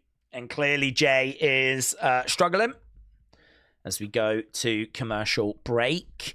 Is this going to be a Byron interview, maybe? Don't know what we're doing here. We've got a black screen. That's fun. It is Byron. Who's he chatting with?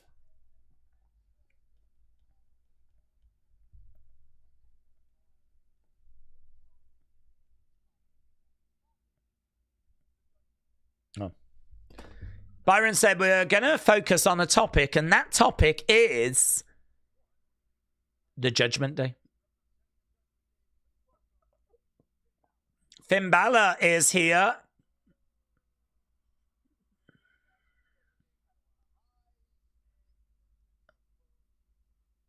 Could Finn say something interesting here? I feel like I need to listen to this.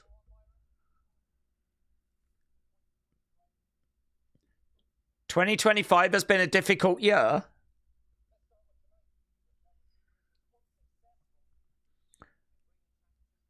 Yeah, Raquel was unsuccessful.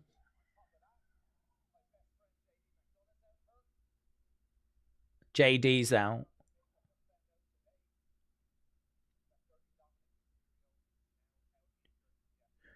Dirty Dom is out indefinitely.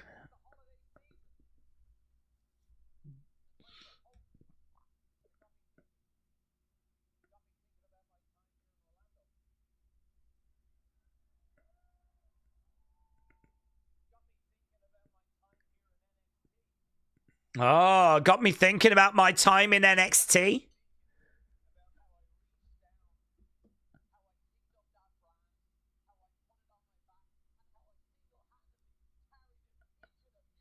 Yes, this is the Finn Balor we've been waiting for.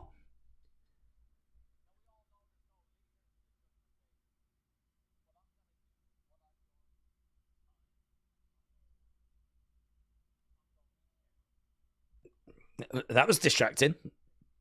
Ric Flair just went by.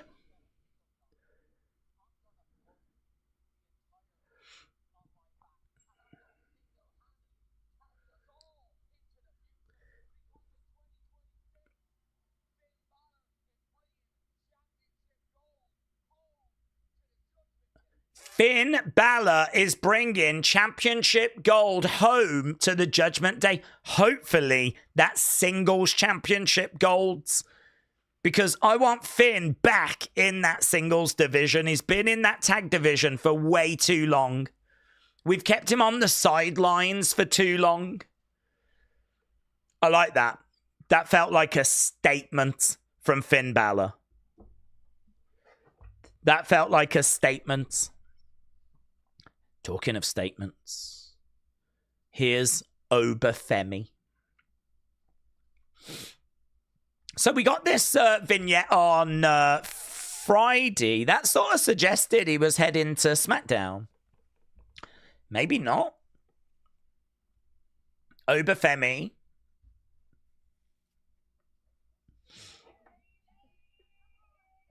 Oh, the young OG. Who's in the background? Someone's in the background. Was that one of the Creeds?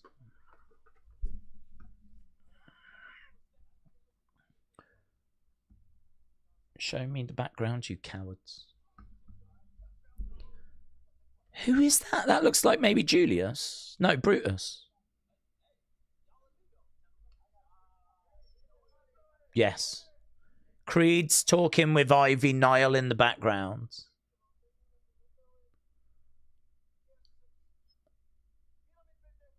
Okay, young OG. Oh, is he going to have to face Bravo now?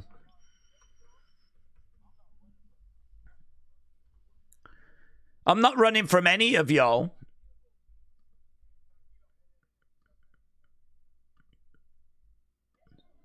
Here's AJ. Dragon Lee. Is this going to set up a 6-person tag? 6-person tag?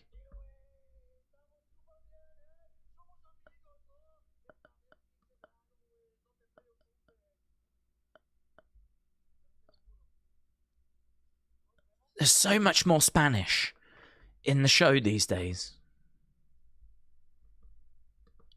I have no idea what they're saying. Yeah, Javon's like, I don't know what he said. I don't either.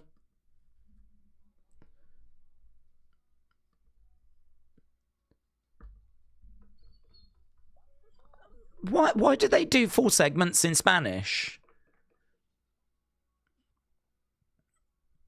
I mean, I know this is popular in Spain, but like the whole of the show has to be dubbed. But we don't get it dubbed. We just don't know what was said.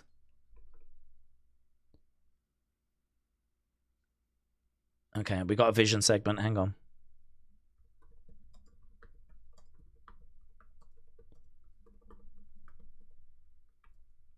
From now on, we've got you back. I acknowledge you, my tribal thief. So it's a bit of a welcome to the Vision backstage segment here.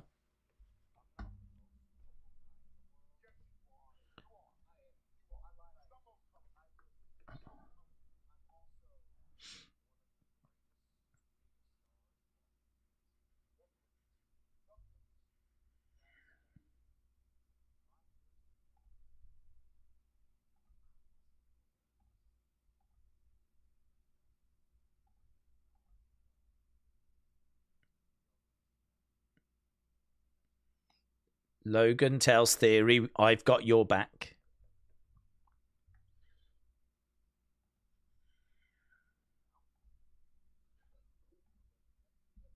Heyman tells Logan, you take Theory out to the ring.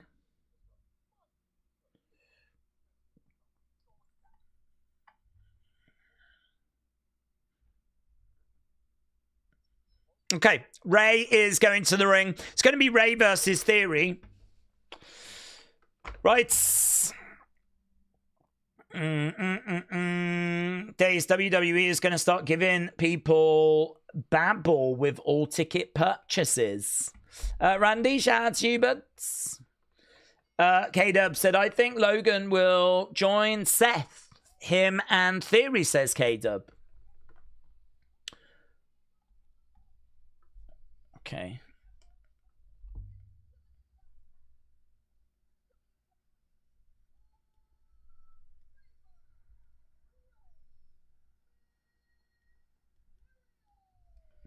Boom.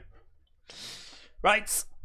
When does Gunther question where Ludwig is? Oh, he might know. He might know.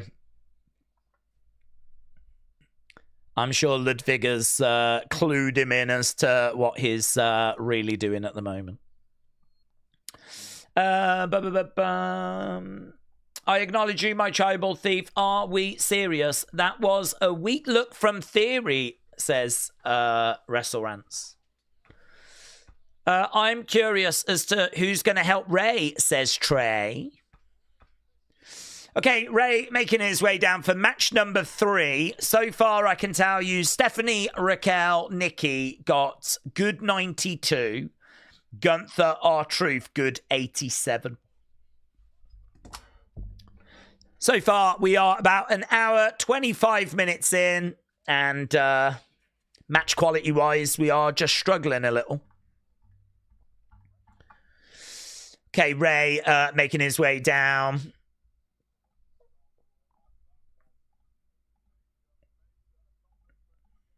Just spending a bit of time with the crowd. We are at commercial break at the moment.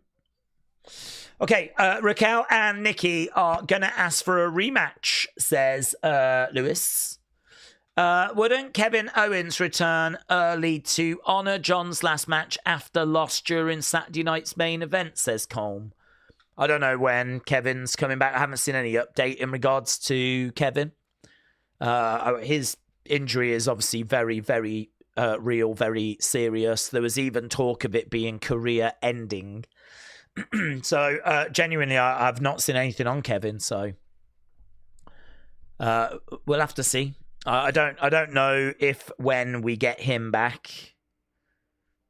Again, I've not heard any rumors of him for WrestleMania or anything, unless there's been some that's done the rounds today that I've not seen. What's the main event tonight, said Bishop. I'm not sure if it's not the tag match. I mean, we've still got AJ and Dragon Lee against the Usos. So I'm not sure if it's going to be that. What is going on with Dom? Will he vacate the title? So he injured his shoulder at that AAA show. And word came out that he'd picked up an injury. Didn't know how severe it was. He was going for scans. Now word has come out that he's out indefinitely. I mean, they either know the severity of it and it's not too bad, so they're not going to have him vacate, or they're getting further scans and they're trying to get confirmation. But I would say, you know, there's been no words on him vacating. Normally, if there's an injury and they know it's bad, they vacate quite quickly afterwards. So the fact that he has not, or there's been no word, it's not like next week we hear from Dominic. There's been nothing like that. So whilst it's still quite quiet on that regard, that's probably a good sign. Okay, we just got Charlotte WrestleMania ads. Looks like we're struggling for guests. No one on Impulsive. Best of for What's Your Story with Stephanie. Best of for The Undertaker's podcast. Still just shouting about the John Cena one for Cody. Austin Theory will be on the Raw recap this week. Okay, Rey Mysterio is in the ring, and as we said, we're just waiting for Theory to come down.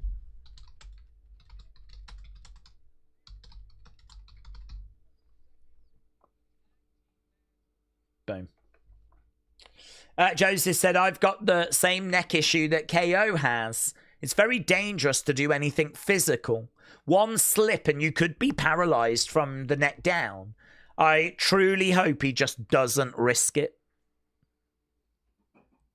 Okay, is this new music for Theory?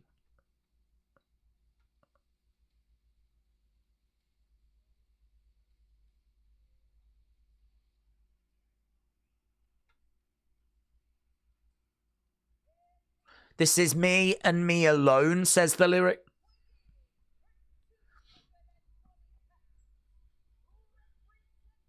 Okay, this isn't bad.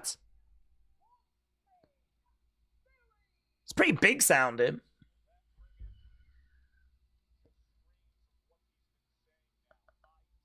Yeah, this isn't bad. I don't mind this.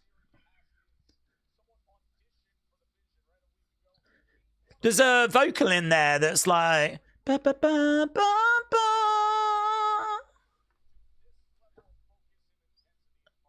Some of the music's a bit generic, but as a theme, can I picture this at WrestleMania? Yeah, I can.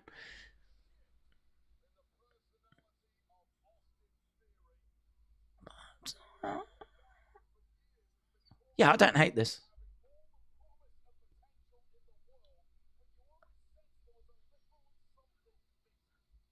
I like the vocal.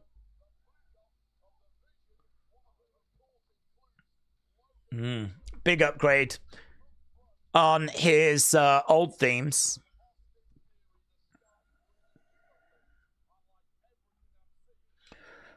Okay, Austin Theory then has come down. New entrance music. What did you think of it? As always, I would expect different of an opinion.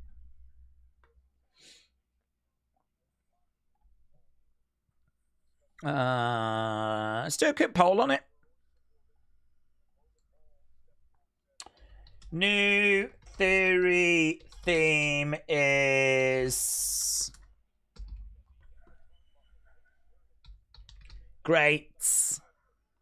Okay. Bad. We'll just do those three. Great. Okay. Okay is like average, fine. Don't love it. Don't hate it. Love it. Okay. Hate it. I should have done that, really.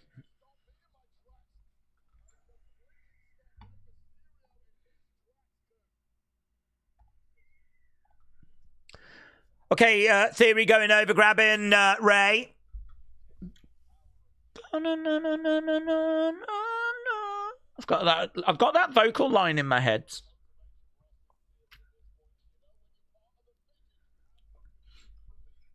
Theory charging over into the corner. Rey coming in into that middle turnbuckle. Going through. Nice takeover there by Rey. I wonder if that's a Def Rebel creation. Doesn't feel like a Def Rebel creation. Could be, though. I believe they're still doing the music. Theory with Rey. Smashing him into the ring post and planting him on the edge of the ring. Do you know, gotta tell you, man, this is better. I'm going to take everything, Rey, I could just hear Theory say.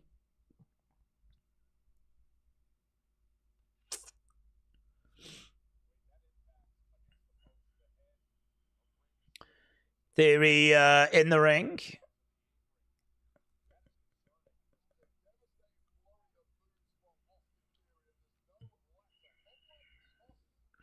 Rey is on that bottom rope. Theory was using that to choke him. Ooh, hard in the corner goes Rey. Theory to kick out.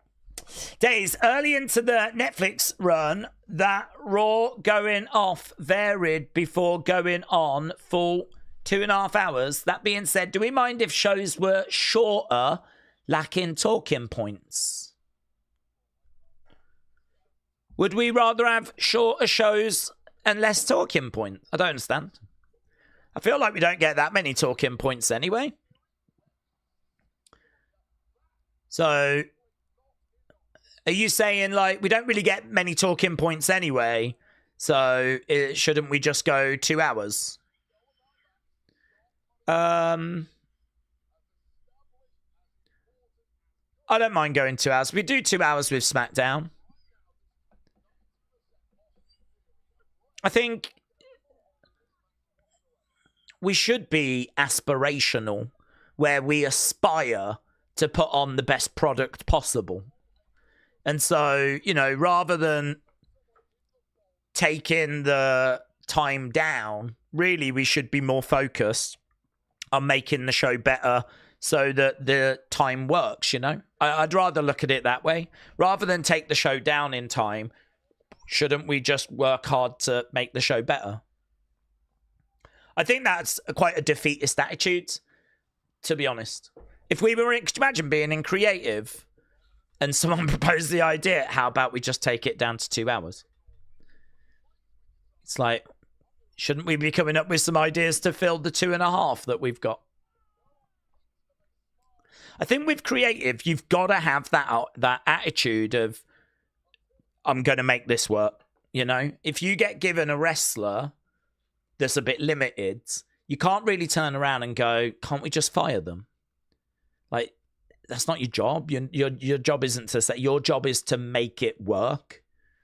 You know, if you get given someone that's like Eva Marie, who's really limited, you can't really turn around and go, no, I can't do anything with this person. You got to make it work. You got to find a way of making her interesting. And I feel like if you're working on a show that's 2.5 hours, you've got to make it work. So I would take that approach, honestly. I'd be like, no, I think the responsibility on WWE is to make the 2.5 hours work. And I think the structure of it is fine. I mean, we tend to have 2 hours for, you know, the build and the different... I mean, we've got a lot of different championships, different divisions. And then you've got that last half an hour just to focus on the main event. Now, I think the structure of that works. It's the same argument, isn't it, as a 2-day WrestleMania? There's people saying, oh, they can't book 2-day WrestleManias. We should just go back to 1 day. But it's like, no, shouldn't we really be trying to book the 2 days as best we can? It's not that it can't be done. It's just that it's not being done. Shots coming in there by Ray. I don't like the beginning, but when that beat drops, I thought it wasn't bad, said WrestleRants. Shoulder up. Days, going 2 hours 30, it means you're still trying to flesh out storylines and characters. Sometimes it feels like they could accomplish that in 2 hours. Yeah, but the problem you've got is that what if you go through a period where you don't do it for 2 hours? Then you might get people going, you know, we've probably got enough to do an hour and a half. And then you'll have some people saying, how about we drop it further? I think what you're doing is you're trying to drop the show time to cover for the lack of creative, when that is a fix. Dropping the time down, you know, will, you know, kind of take out some of the filler. But another fix is to, you know, change that filler to something more engaging. And I think that's the better approach. Fill in the time you've got with good stuff has got to be a better approach than reducing the time. Take over. Theory against the ropes. Ray looking for a 619. Connects. Theory down. Logan gets involved. Logan gets involved and the bell sounds. So Logan gets involved. Bell has sounded. We're going to find out whoever that person is that's going to come down. So this was a bit of a nothing match, really. This didn't get much time, did it? It's Penta. Penta is coming down. Penta's back.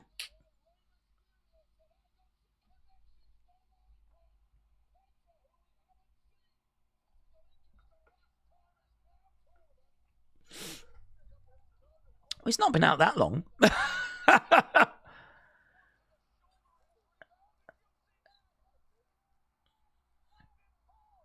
619 there by Rey.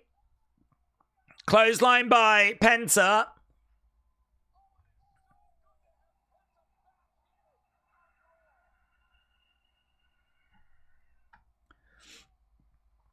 There we go, Penta and Rey.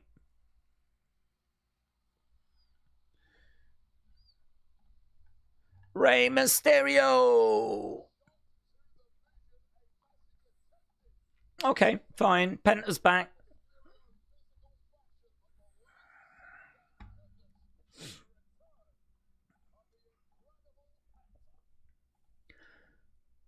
Okay, the poll is in, and when it comes to the music, people are saying, oh, really close.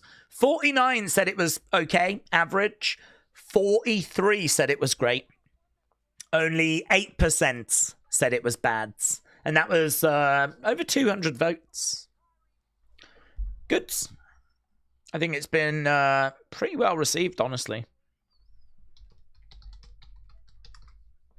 Okay, we got a promo right now. Rhea and Io.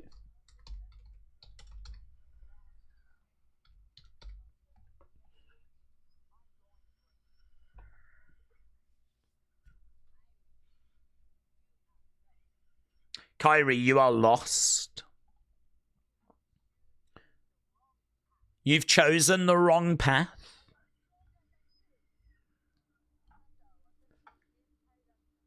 You were my senpai, but now the student has become the master.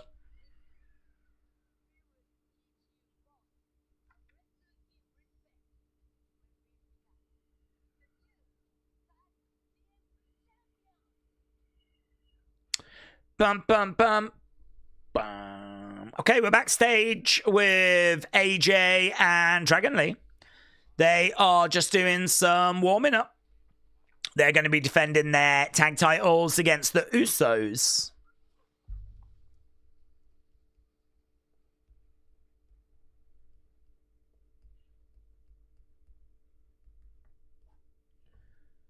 Commercial break again? Is it another Byron Saxton moment or what?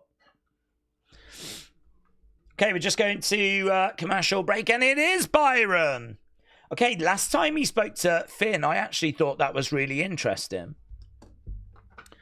So who's he going to speak to this time? Oh, it's Grayson. It's the New Day. Xavier and Kofi.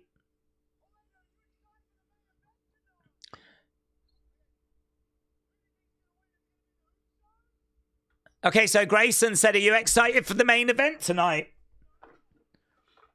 Will it be the Usos or will it be AJ Styles?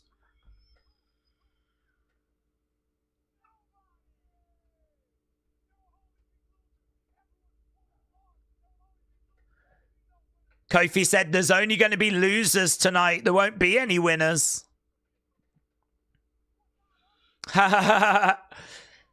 People are in the background and Grayson's going off on them.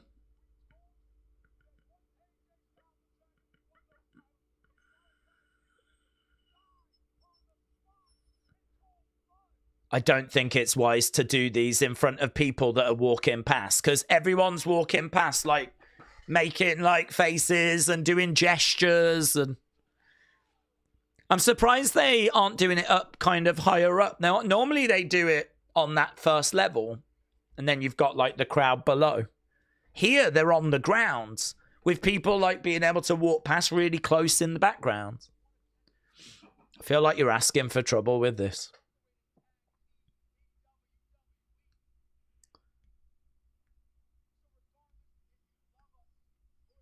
Okay, pretty standard stuff here from New Day at the moment. Mr. Unfamiliar said, Daze, who is your senpai?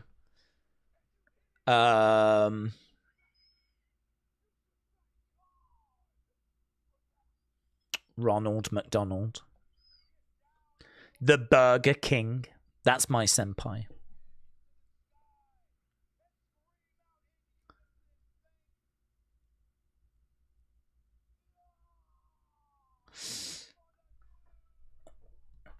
Okay, pretty standard promo, honestly, from the New Day. I don't think you've missed anything there. Shining Wizard said, please give Grayson something better to do. It's the same rotation of teams. New Day, War Raiders, etc., says Robbie. Randy said, Triple H is going to add himself to the vision as an authority figure heading into Mania. I've heard that, says Randy.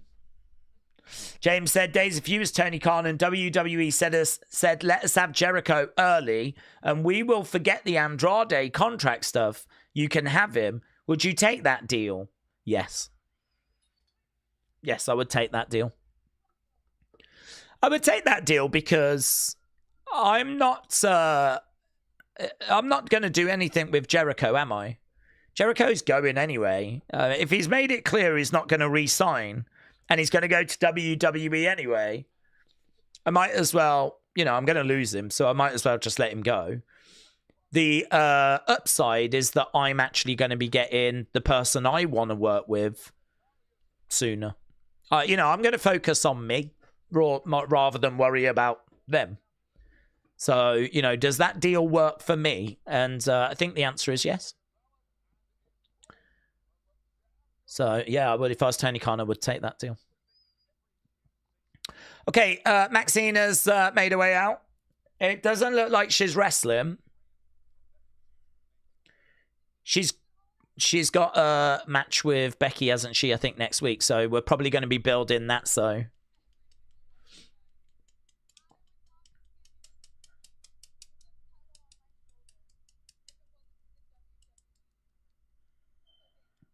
You mean AJ Lee? King Yeti said Daze's favorite wrestler. King Yeti, I hope you're well, buds.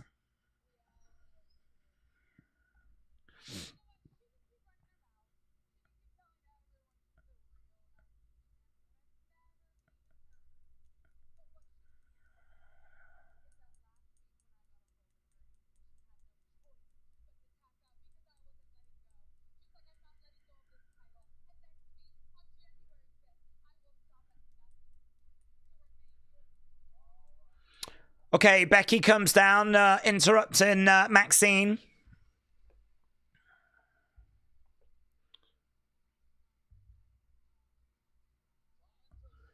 What's on her shirt? I think she's got a new shirt.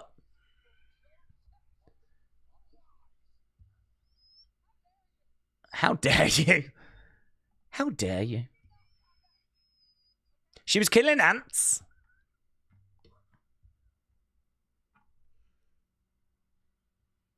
Crowd start chanting, you tapped out.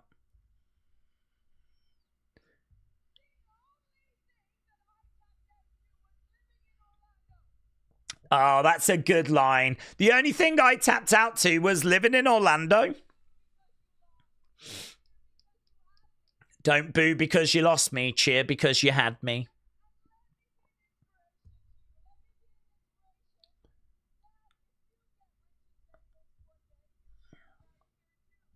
If you get rich and famous one day, you can leave here too.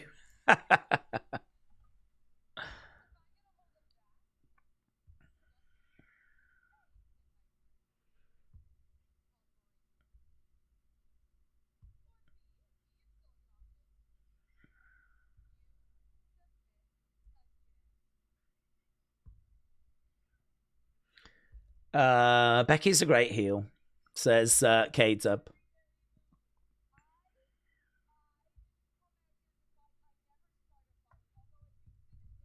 Becky said she didn't come out here to fight.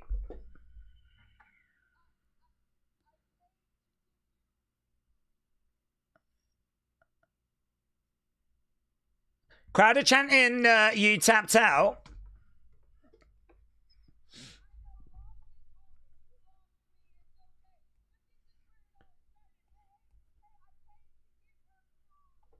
She's trying to say the word credit. She's struggling. Oh, she got it out.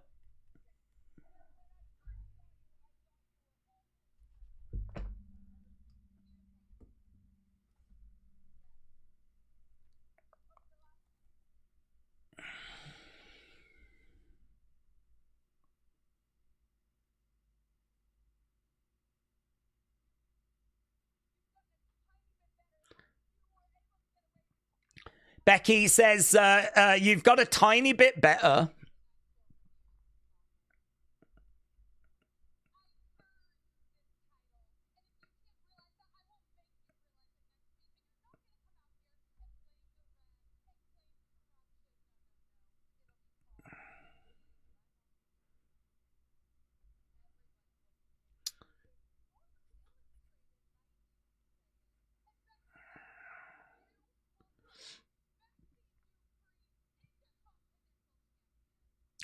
So Maxine says that she's going to win next week.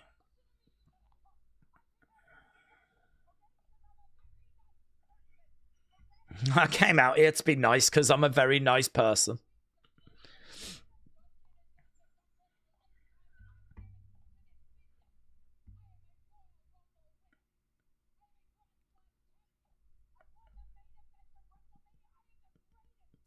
Becky starting to crash out.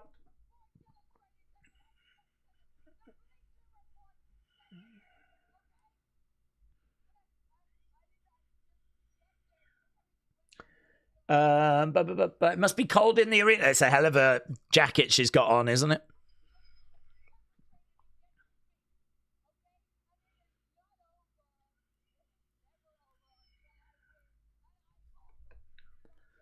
Becky said, this isn't over until I win, and I always find a way to win.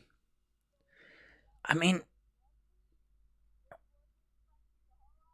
I've got to think they're going to have Maxine win clean. I've got to think, but there is a chance that AJ Lee gets involved again.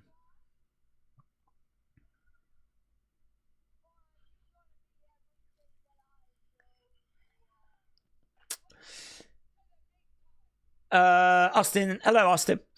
Just out of curiosity, does anyone in the chat think that Becky is the female GOAT? What is your opinion? So that is one for the chat.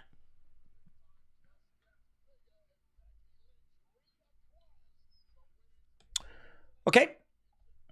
Little segment just to build next week. Oh, hello. We got Trick Williams backstage.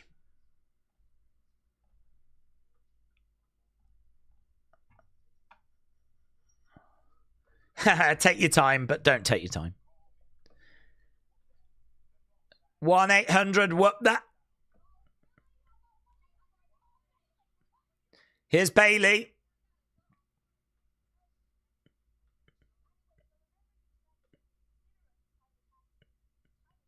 Okay, we got Bailey and Lyra.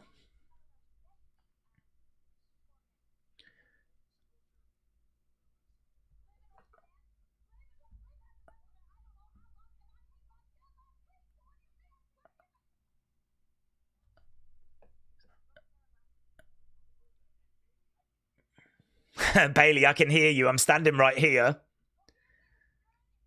You're an idiot. He's bald and he's an idiot.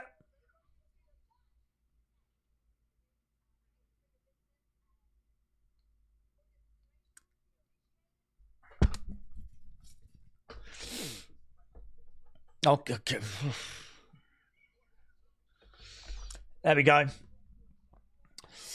Liv Morgan, past 2.5 years, is GOAT level. Becky is the GOAT, and her Trump character is awesome, said Prince Bowie. Becky is way better than this, said Crazy Ginger. Wade is really grey. Okay, next Monday, Raw, and they are advertising the Stranger Things collab as well. There we go, Raw, Strange Things. I don't know how that's going to work. Haven't seen any word as to how they're going to do that, but...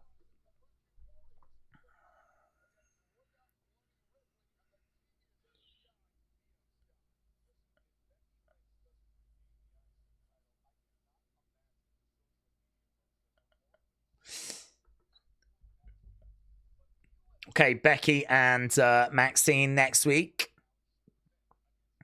Kyle, shout out to you. Do we think Becky will headline Hall of Fame? Yes. Absolutely. I think it makes sense for her to headline as well. I mean, she's the first woman to win the main event of WrestleMania. I think that that would be a statement. I don't believe there's been a woman headline Hall of Fame. It's going to happen at some point. I think Becky would be... I mean, honestly, Steph could be the one. I mean, at the moment, Steph is the only one that's been announced for next year. But there are rumors of John, and if John goes in, John headlines. I don't think a woman has headlined. I can't recall a woman headlining. So, yeah, I think you could have Becky be a headliner. She's a big name.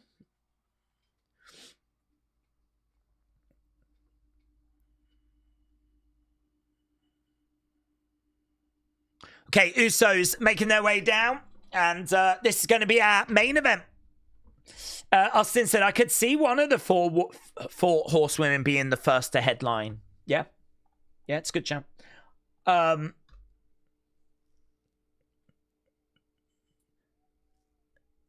Charlotte, I think Becky feels like the most likely. Charlotte next.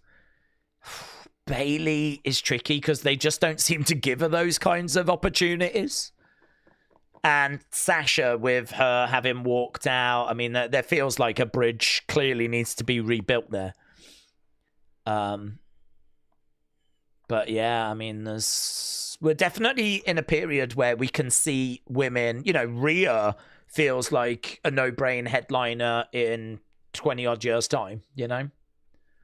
Obviously, depending on what happens, but she very much feels like she's on the path to be a no-brain headliner.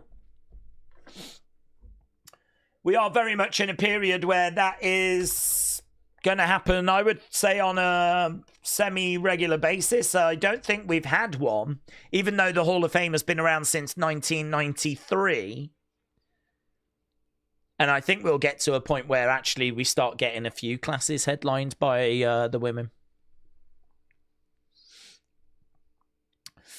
My gut is telling me that Becky will win that IC title belt back. It's hard for me to envision Becky tapping again. Yeah, but could it be a case that she is counted out? Or she is once again distracted by AJ? Or could it be that they do find a way of having Maxine win clean? I don't know. I won't be shocked if they keep it on Maxine. I think they're trying. They are trying every trick in the book to get her over. Whatever they can do, they're doing it. And you know, then it frees Becky up to maybe go after something bigger than the Intercontinental. I don't know. Or you could go back to Becky and have just used this as a way just to have, you know, kind of repackage Maxine. So, yeah, I don't know. It could go either way. I think if I'm a betting man, I'm probably leaning that they'll keep it on Maxine. Okay, Usos in the ring. Benny said, Austin Theory's theme is a Def Rebel rehash of Solo's NXT theme. What are your goals for the WEP? There's no goals, but...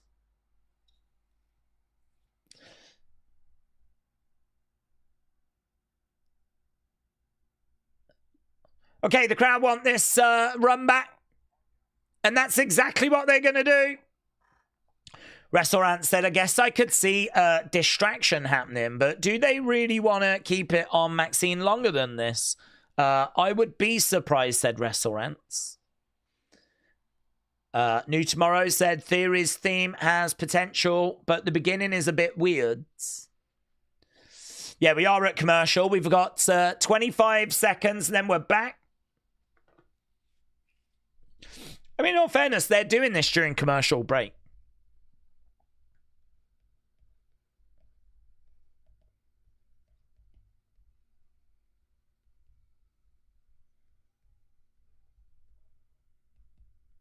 Okay. So Usos are in the ring. AJ, Dragon Lee should be coming down. We might get a little backstage thing first. Time-wise, we've got a fair bit of time, but there has been a few occasions where we've been getting out with like at 20 past. I think we did that last week, actually. I remember us getting out a little earlier than I was expecting. I wonder if it's going to be the same this week where we dip out at like 20 past rather than half past. I genuinely don't know what I would have as the thumbnail on this. What's the big talking point?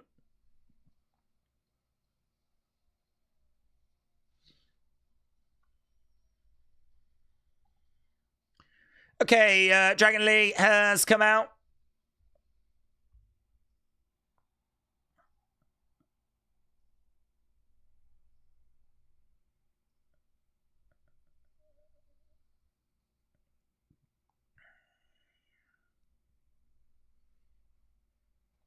Here's AJ.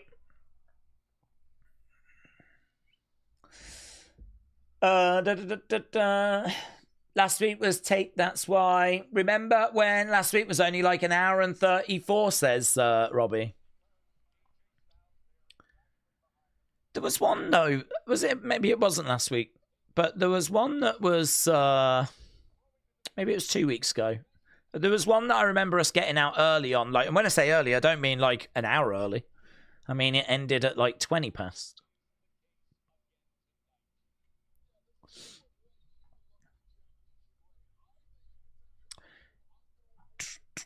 Sign in the crowd said I paid to see AJ Lee.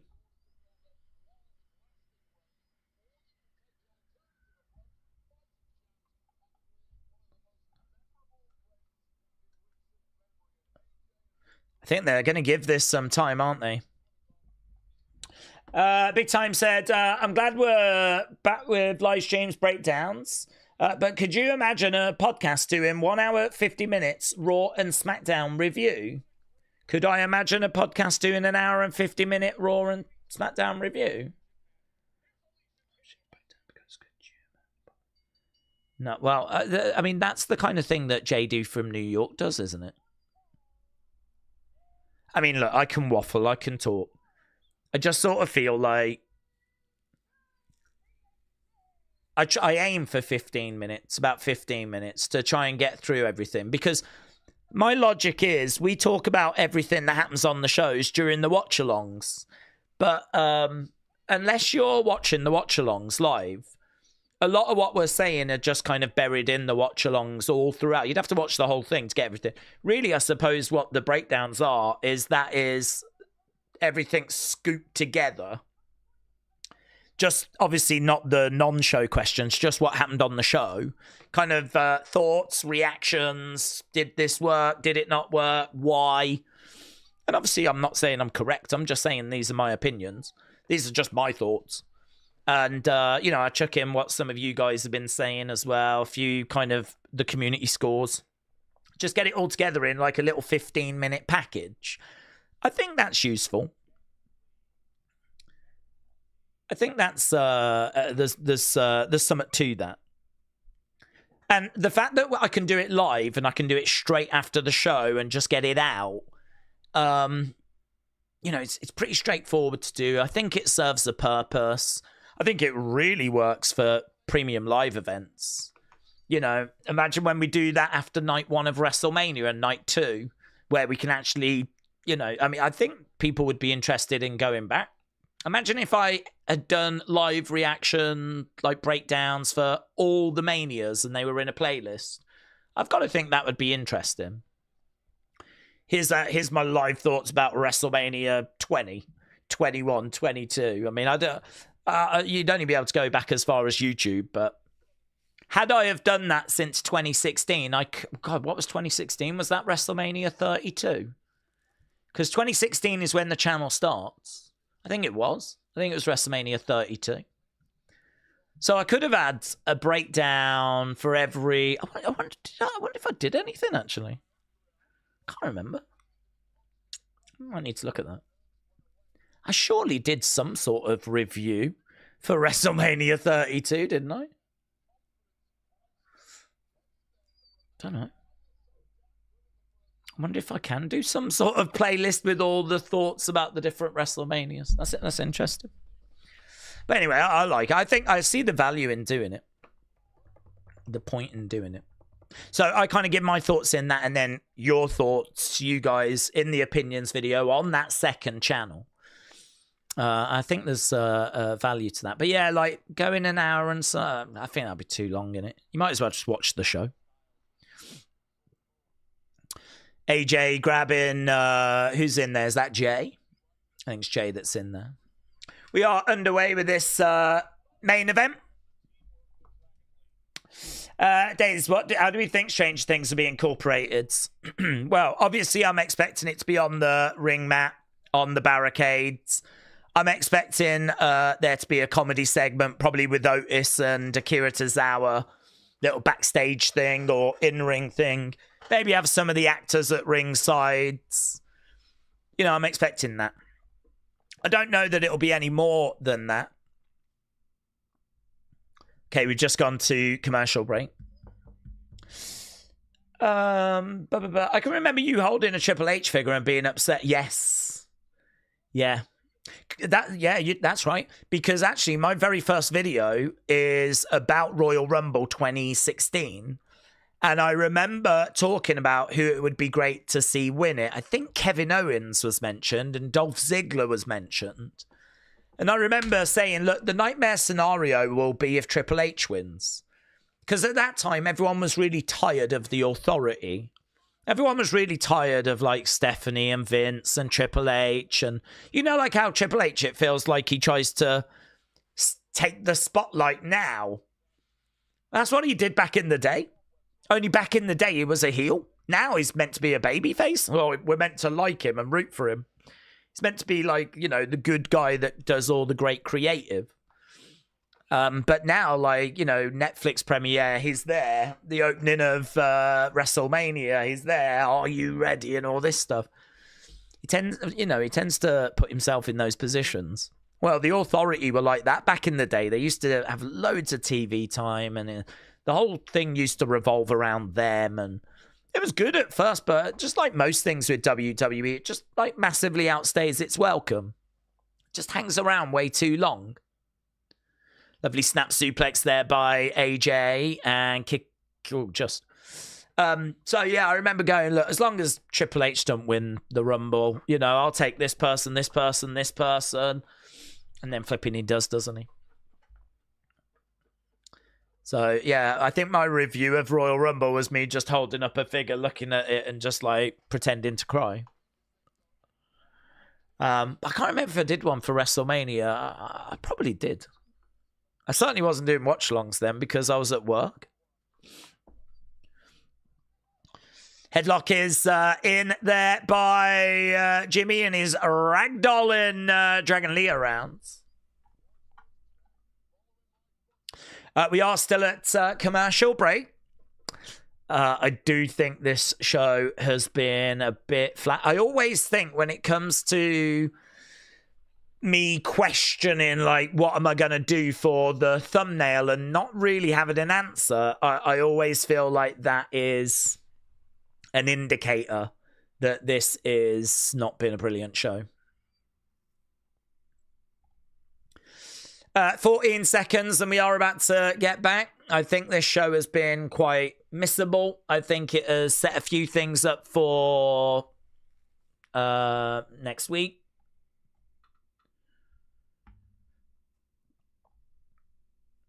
Okay, we are back to the action. It's all about next week. Next week is going to be hopefully where we get something to really get our teeth into.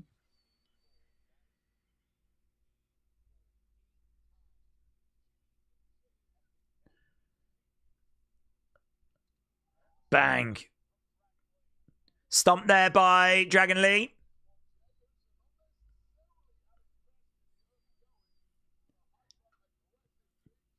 Dragon Lee charging over and drop kick. 1, 2. Crowd are really quiet for this. It just doesn't feel like it's good enough. It doesn't feel really big enough. I don't think there's been enough build for this to be... the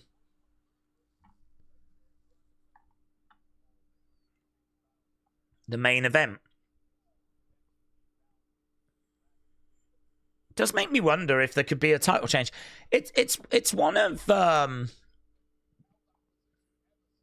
it's one of those where this show has been really flat, and so you kind of think like, are they going to do a title change? And that's going to be the big shock.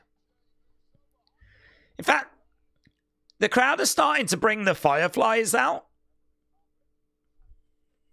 There's a couple of people waving their phones around. I could see a few other people starting to join in. Look, it's starting to spread.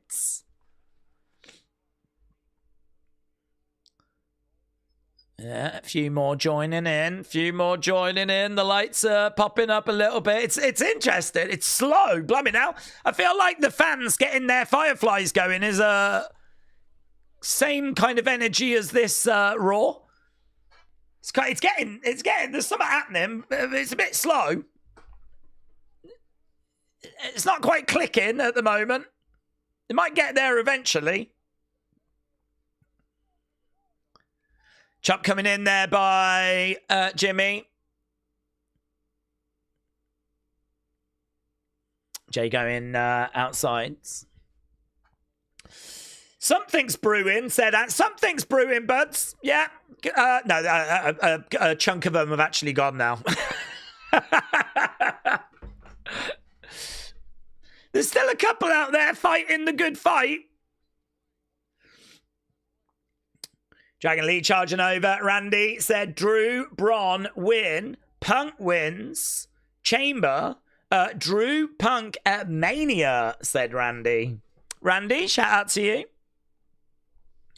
Drew Punk Mania, it could be the direction we go. To be honest, there's been a fair few conflicting reports. I think plans have changed. There's been reports of Rome and Seth, but obviously we know about Seth's injury. There's been reports of Roman, Cody. That seems to be the path we're on right now. In regards to the other championship, Braun getting a lot of mentions, so feels like Punk Braun. But then I think the fact we're doing that in January, early January, has got people wondering, are we really going to do that at WrestleMania as well? Maybe you're right. Maybe Drew finds a way of getting to CM Punk if Punk does retain.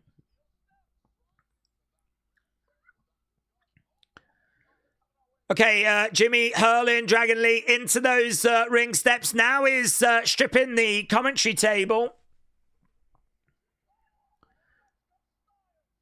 AJ Styles knocks down. Jimmy J goes onto that commentary table.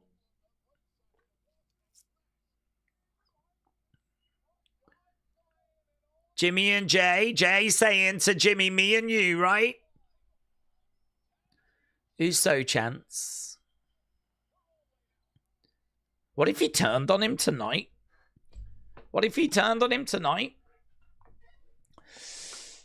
Okay. Uso's heel turns then. Yeah. I have no idea what the thumbnail will be for tonight. I have no idea what the major talking point is for tonight. There isn't anything. What is that? What genuinely has been the big talking point tonight? Theory? Like being in the vision? Stephanie retaining?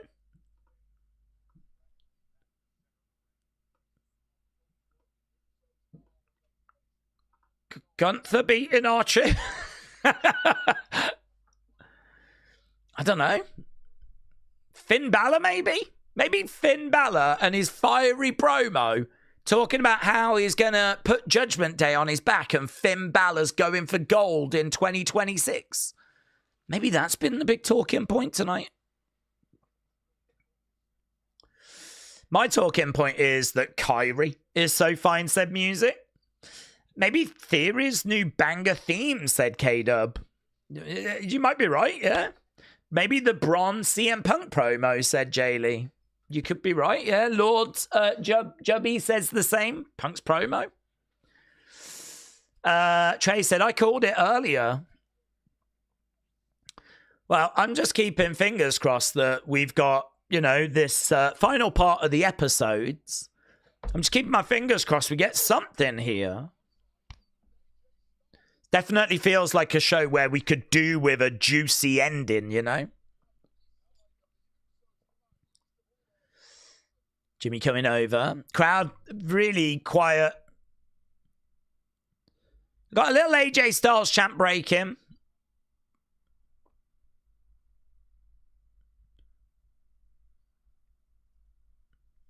AJ Styles, let's go Usos. AJ Styles, let's go Usos. Jimmy's in the corner like, Collides into the corner as Dragon Lee moves out the way. Here we go then. Final part of the show. Can it tickle our fancy? Can it give us something here for us to get our teeth into?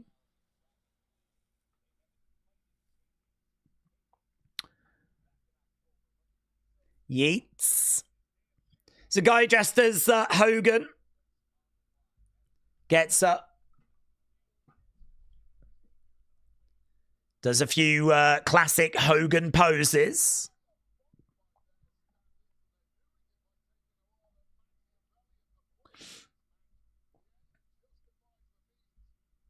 Yeah, there are a couple of shortcuts that the Usos are taking.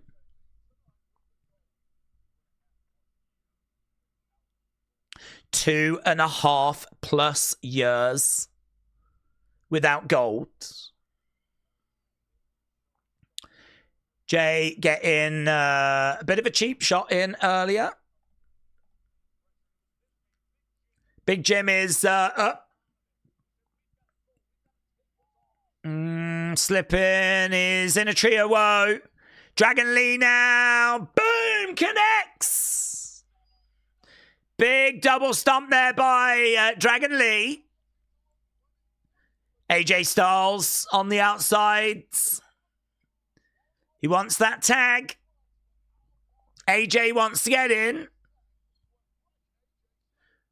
Little hot tag moment has got people on their feet.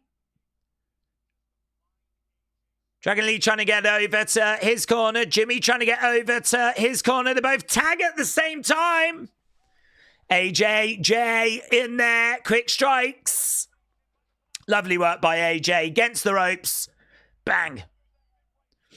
In comes Jim. He gets Inzaguri'd. He goes down. AJ. Boom. Big shot on the shoulders. Ah, lovely work. Jay is kicking out. 2 count. If Punk isn't carrying the show, then take the title off him. What's the point? He might have had the best segment, honestly.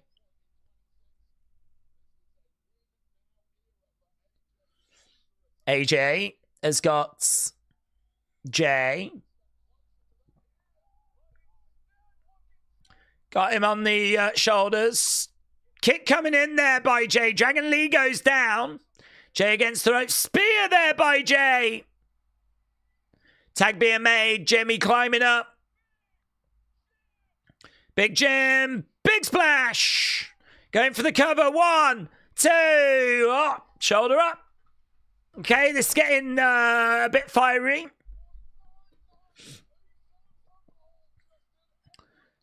Yeah, Usos of old just showed up. Lovely super kick to the non-legal man. Then he takes out AJ, the legal man. Then there's a big splash there by Jimmy.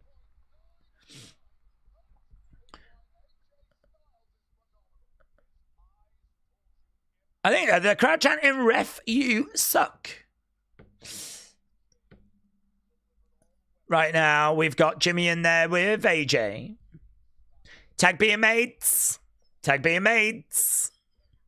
Jimmy tags Jay. Jimmy going to the outside. Jimmy looking to climb up. AJ Styles is down. Oh, big boot coming in. Jimmy comes in. He spills to the outside. Jay goes into the corner.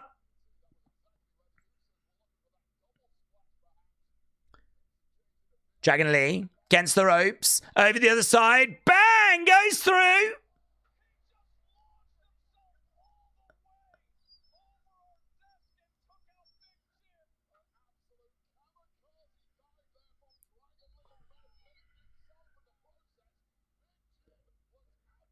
Big Jim is down. AJ gonna roll up Jay. Uso. Kick out. Super kick by Jay. Pele kick by AJ. I flipping love the Pele kick. Looks so good. Styles clash. Styles clash. It's in. It lands.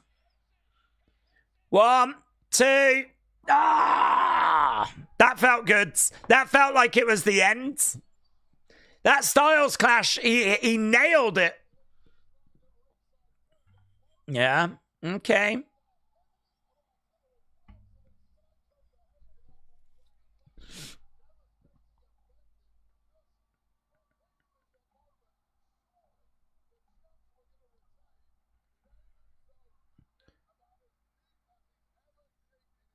AJ Styles chant. Yeah, that kick out was really good. Wrestling fan said the match is getting good now, yeah.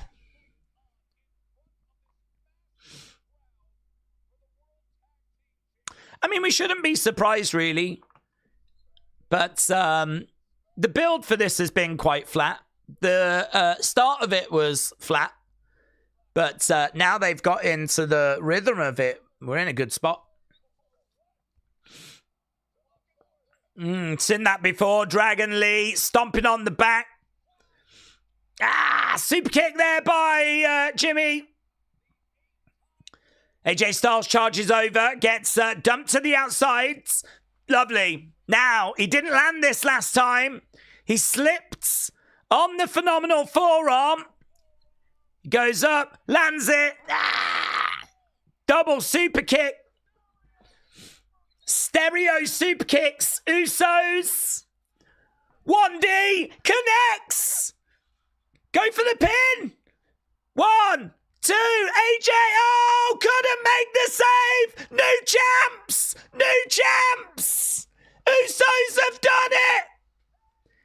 Oh, mate. AJ Styles was right there. I really thought he was going to make that save. I really thought he was going to make that save. Oh, that is such a good ending. I really love that finish. I love that finish because he was right there and I really thought he was going to make the save. Because you always see people that close making the save. But he didn't. It'd been stereo super kicked. He was still rocked. He was still down. He still had not quite recovered. And the Usos get the job done. I love that little seed that they planted earlier as well, because they said, or Jay said, things had not been going his way and he didn't want to let his brother down. He didn't want to drag him down. And it felt like it was foreshadowing that he was going to do that. So I went into this quite confident that the Usos were not going to succeed. So it just made it a bit more surprising that they have. Yeah, I'm not down on this at all. There's that stereo super kick. Boom. And that led to the beginning of the end. 1D. And new champs. And he tries to make the save. Yeah. This show needed that as well. We was looking for a talking point from this episode. There's a couple of things in there, but nothing that monumental. But here we go. Pyro going off. New champs. There's a guy in the crowd yeeting away. There's a couple of people in the crowd that don't look that happy for them, actually. Yeah, I didn't expect it. I really didn't expect it. We did wonder if they might give us some, because the show by and large had been a bit flat. And so it did feel like it needed some.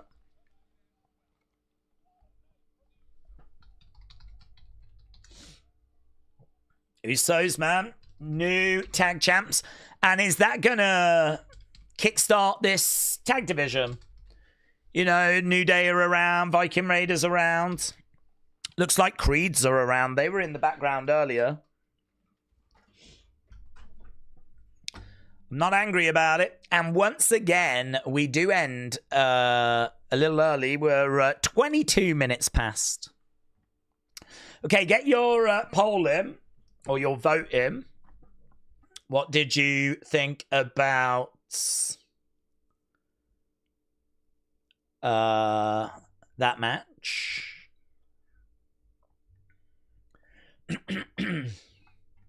Usos hitting that 1D, getting the job done.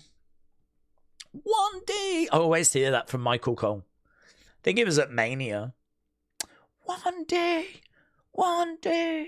No one's ever kicked out of it. I think that was when they main evented against Sammy and Kevin.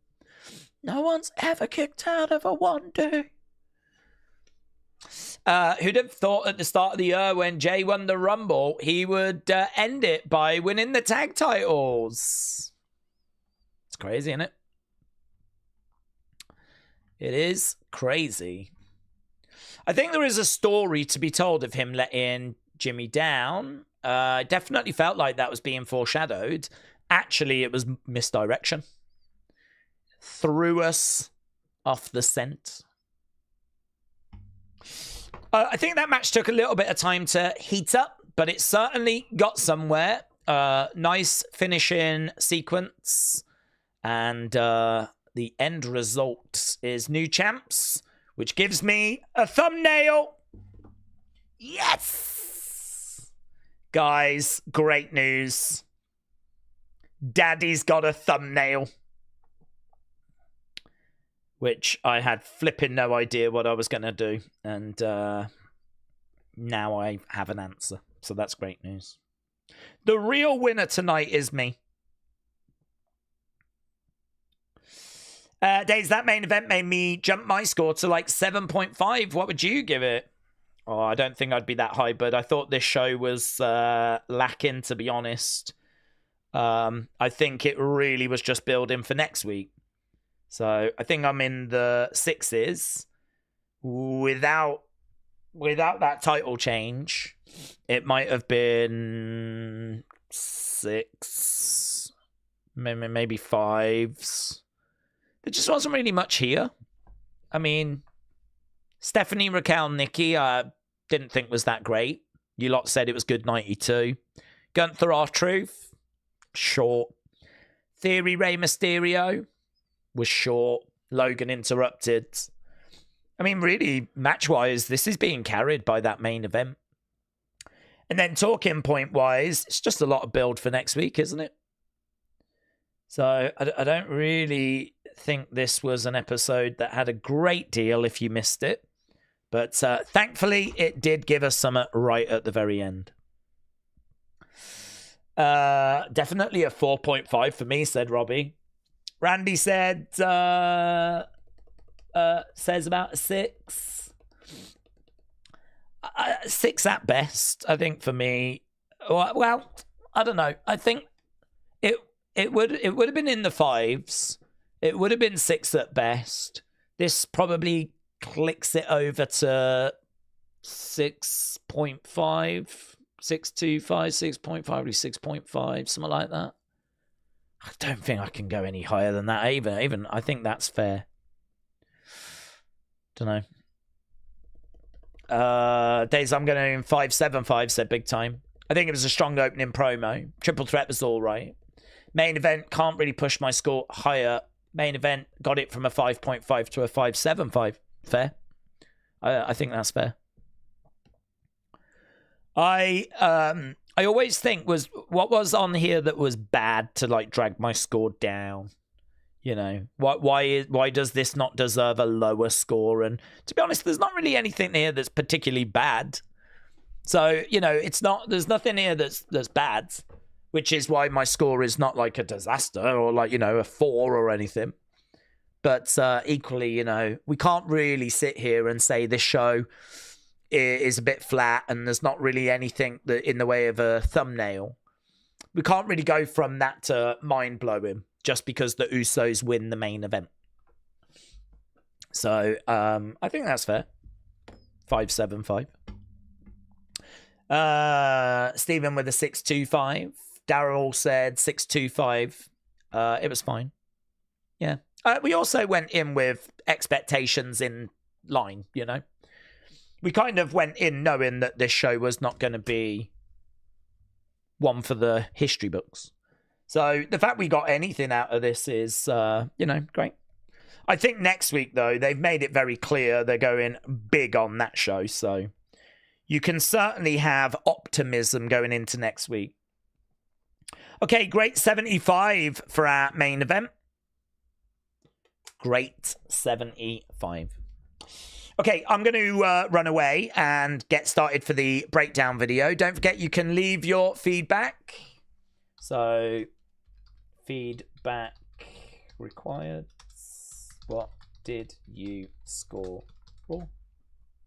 There we go. You can leave your feedback on X now. And I am going to run away and do I'm just going to do the thumbnail first, actually, and get that sorted. So I think it says we're live in about 10 minutes. If I can get started before that, I will. But, yeah, I'm just going to quickly do the thumbnail because we know what it is. But, yeah, appreciate it. I hope people got something out of this show. Great that we had an ending that I think at least gave us something. And Duck Holiday said, I love that new Austin Theory song. I like it as well. I think it's going to get a few mixed reactions, as most things will. But, yeah, it sounds big to me. I can see him coming down at WrestleMania with that theme playing. I can see him coming out at the Rumble. Need to hear the start again because there's people saying the start's a bit off. So maybe there's some room for improvement. But by and large, I like it. I agree. Okay, thanks for joining us. We are back again tomorrow for NXT. It is a taped NXT, but we are back for that. And then, of course, we will be back on Friday with SmackDown. I'll be back in a moment doing our live breakdown as well. So thanks for joining us. Hope you're having a great Christmas time. Have a happy new year if I don't see you before. And yeah, I'll see you in a moment for the breakdown. Bye for now.